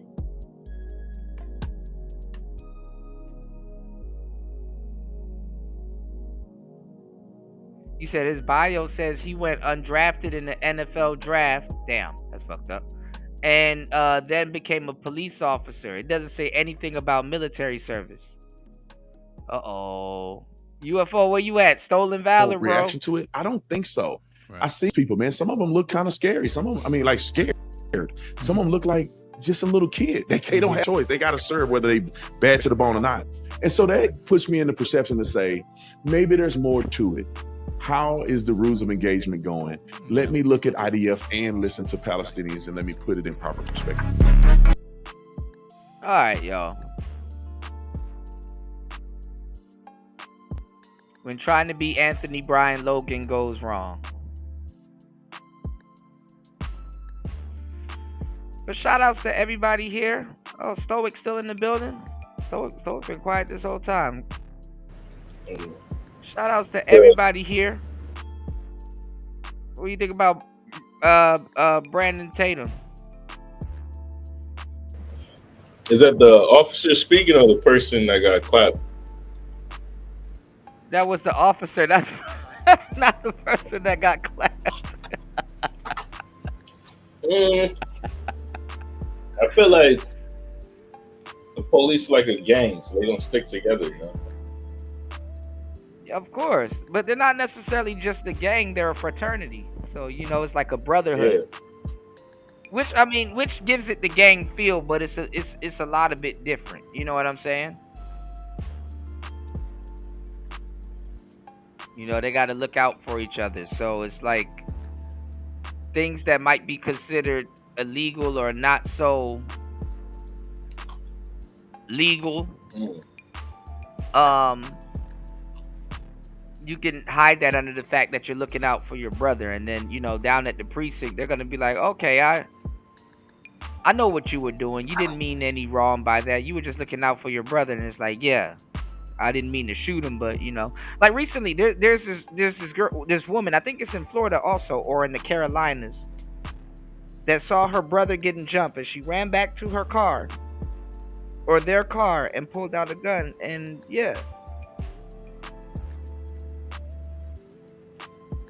and they're saying free her.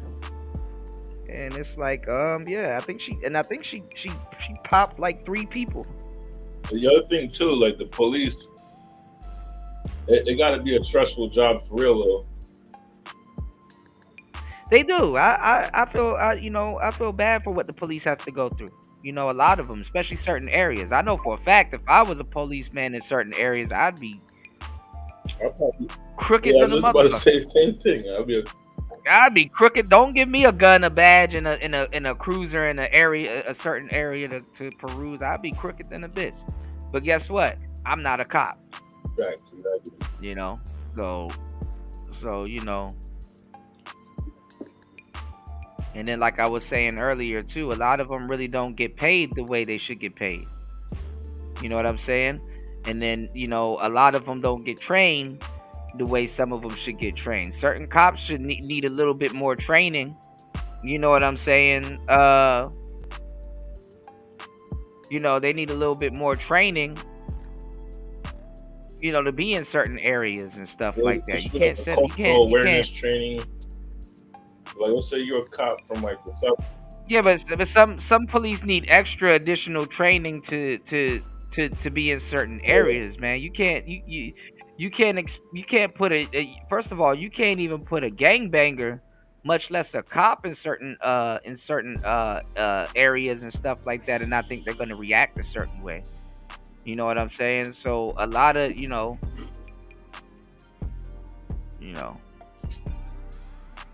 oh, you scaring the hell out of me, Sin.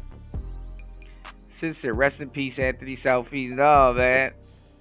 He took out a couple. He took somebody out back in the day. Shout outs to Sin. Yeah, I don't hate all cops. I'm just addressing the ones who like to abuse their power. Yeah, and that's kind of where the law is at. But they stick up for the cops that abuse their power, because I'm not going to lie.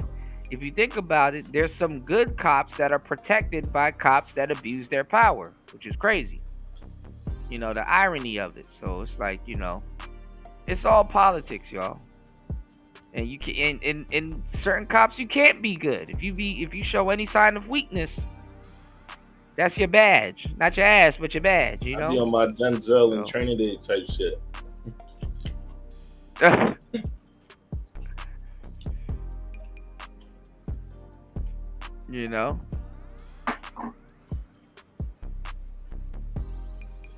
So it's but listen, y'all, we're gonna get up out here. Shout outs to everybody that hit the like button. Definitely support the show on the air, off air, on air, off air. You support Player Talk Radio because you care anywhere. What were you saying, Stoic? My bad. Nah, go ahead. No, what were you saying? You were gonna ask a question. Jump in. Oh, like I think you gotta have a certain social awareness when it comes to being a police. You gotta have a certain education background as far as like understanding the law. 'Cause a lot of the police don't actually understand the law that they're trying to protect. Right. So it's like you probably gonna have to pay them more. Tatum, but that's what I'm saying. Tatum would have got ate the hell up by what's his name? By lead attorney. Well, what he was talking about. Yeah. But I think like the average requirement to be a police officer is like, I don't think you need to graduate college. You just need a few college credits or something like that. Oh shit! Shout outs to DM. He shared the trailer for Fight for New York in the chat. Yeah, we definitely gonna jump back into the video game tip, because this is the thing. I saw Sexy Red. She gonna be on the new Fight for New York. But I think it's just called Fight for New York. I don't think it's called Def Jam. So I think they just putting a bunch of rappers in video games and shit. It was like Def Jam. What's that old game? Def Jam. What was it called again? Fight for New York. Or Def Jam Vendetta. Yeah, Def Jam Vendetta. Yeah. So they remake it. This is what he shared. Shout outs to DM. This is what you've been waiting for. Hold on. The streets been begging for this. Now it's time to bring in the heat.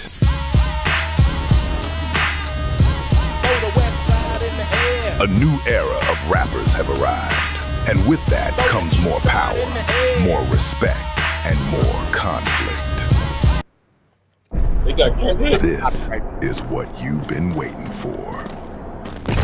The streets been begging for this. Now it's time to bring in the heat.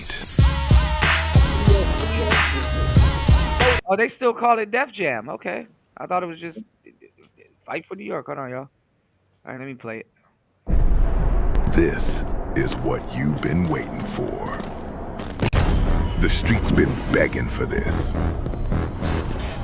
Now I don't think the streets been begging for it. It's time to bring in the heat. Oh, so this is fake. Look, NBA YoungBoy.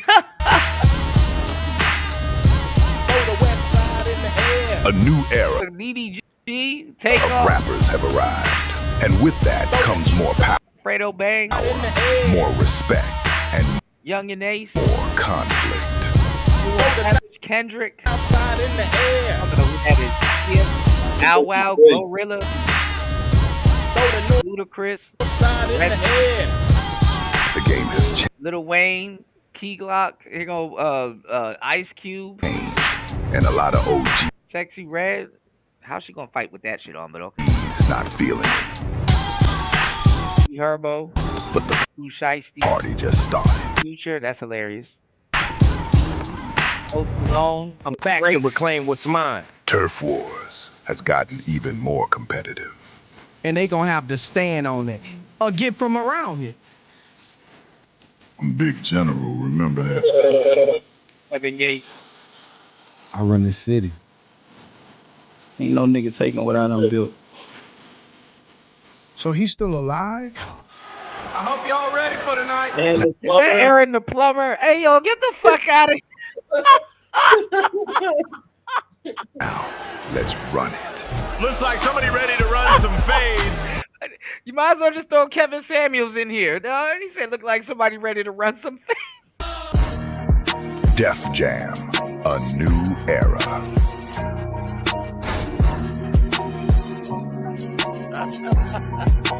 That shit would be hard though. I ain't gonna hold you. They did. Hey, don't you read Drake versus fucking Kendrick. They should have never gave you niggas technology, man. That's the problem. It's some fake AI game, nicer. Oh my goodness. All right, y'all. I gotta go. Shout outs to everybody here. Please hit the like button on the way out. Catch the replay. It was a great show. Please hit the like button on the way out. Catch the replay. Please support the show on air, off air. You support Player Talk Radio because you care. Lord have mercy. If you're catching this on the replay, please support the show. All right, y'all. We out, y'all. Peace. Shout outs. Hold on. Shout outs to Red Door Woman. I appreciate you. Welcome to the show. Shout outs to Party. I appreciate you. Thank you, everybody, for supporting the show. Thank you, everybody that supports Player Talk Radio. Shout outs to War Master. Shout outs to, you said KS would be Gates. KS would be Gates. Actually, I do remember that. This is hilarious because that is true. All right. Shout outs to everybody here. I appreciate you guys. Please hit the like button. Oh, Lord. Shout outs to War Master. War Master dropping the huge. Hold on, before we get up out of here. Hold on, I got you, bro. Hold on, here we go. More. Wendy?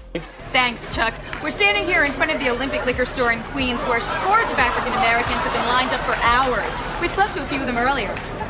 Ladies, may we get a word? Hide the money, y'all. There's poor people around. With your broke ass. Oh, man.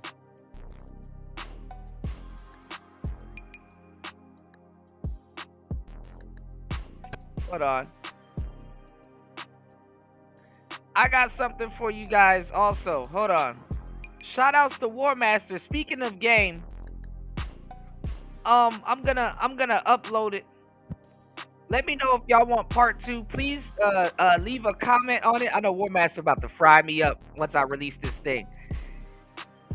Check my channel in 5 minutes. Check the pre-record. Actually, I'm gonna do a premiere. Stay on this channel. In the next 5 minutes, I'm gonna do a premiere. Why don't you just start the of premiere? A video game. Yeah, I'm gonna start a premiere when I get off, because it's a pre-record, and it's a game that I've been playing around with for a minute, but I just never got to upload it, and then I just re-downloaded it, and I just never. I wanted to do it by episodes, but I just never really got the chance to really to do it, and I had to re-download it and start all over. So speaking of video games, I got you, bro. Shout outs to Nicer. Thank you so much. I'm gonna be up for a little bit studying. I gotta work on my pro advisor, so I'm gonna be up for a little bit studying. I'm not going directly to sleep. I'm gonna just try to grab some water, and I gotta spend the rest of the night studying, and also putting this afternoon show together for you guys. All right. Shout outs to Nicer. Nicer, come through on movie night. We got movie night popping off soon. Shout outs to Warmaster. Warmaster said Kuda will be a gamer. Kuda will be a gamer. That day is not today. Oh, it is today. I'm about to put this together. I'm almost finished editing it, but I'm just kind of throwing it up, honestly. But I gotta put it out. All right. So make sure you guys check this channel. I got a series that's coming up. I'm about to premiere it in the next 5 minutes. All right. Thank you, everybody, for hitting the like button and supporting the show. I love you guys. I see you guys in a bit.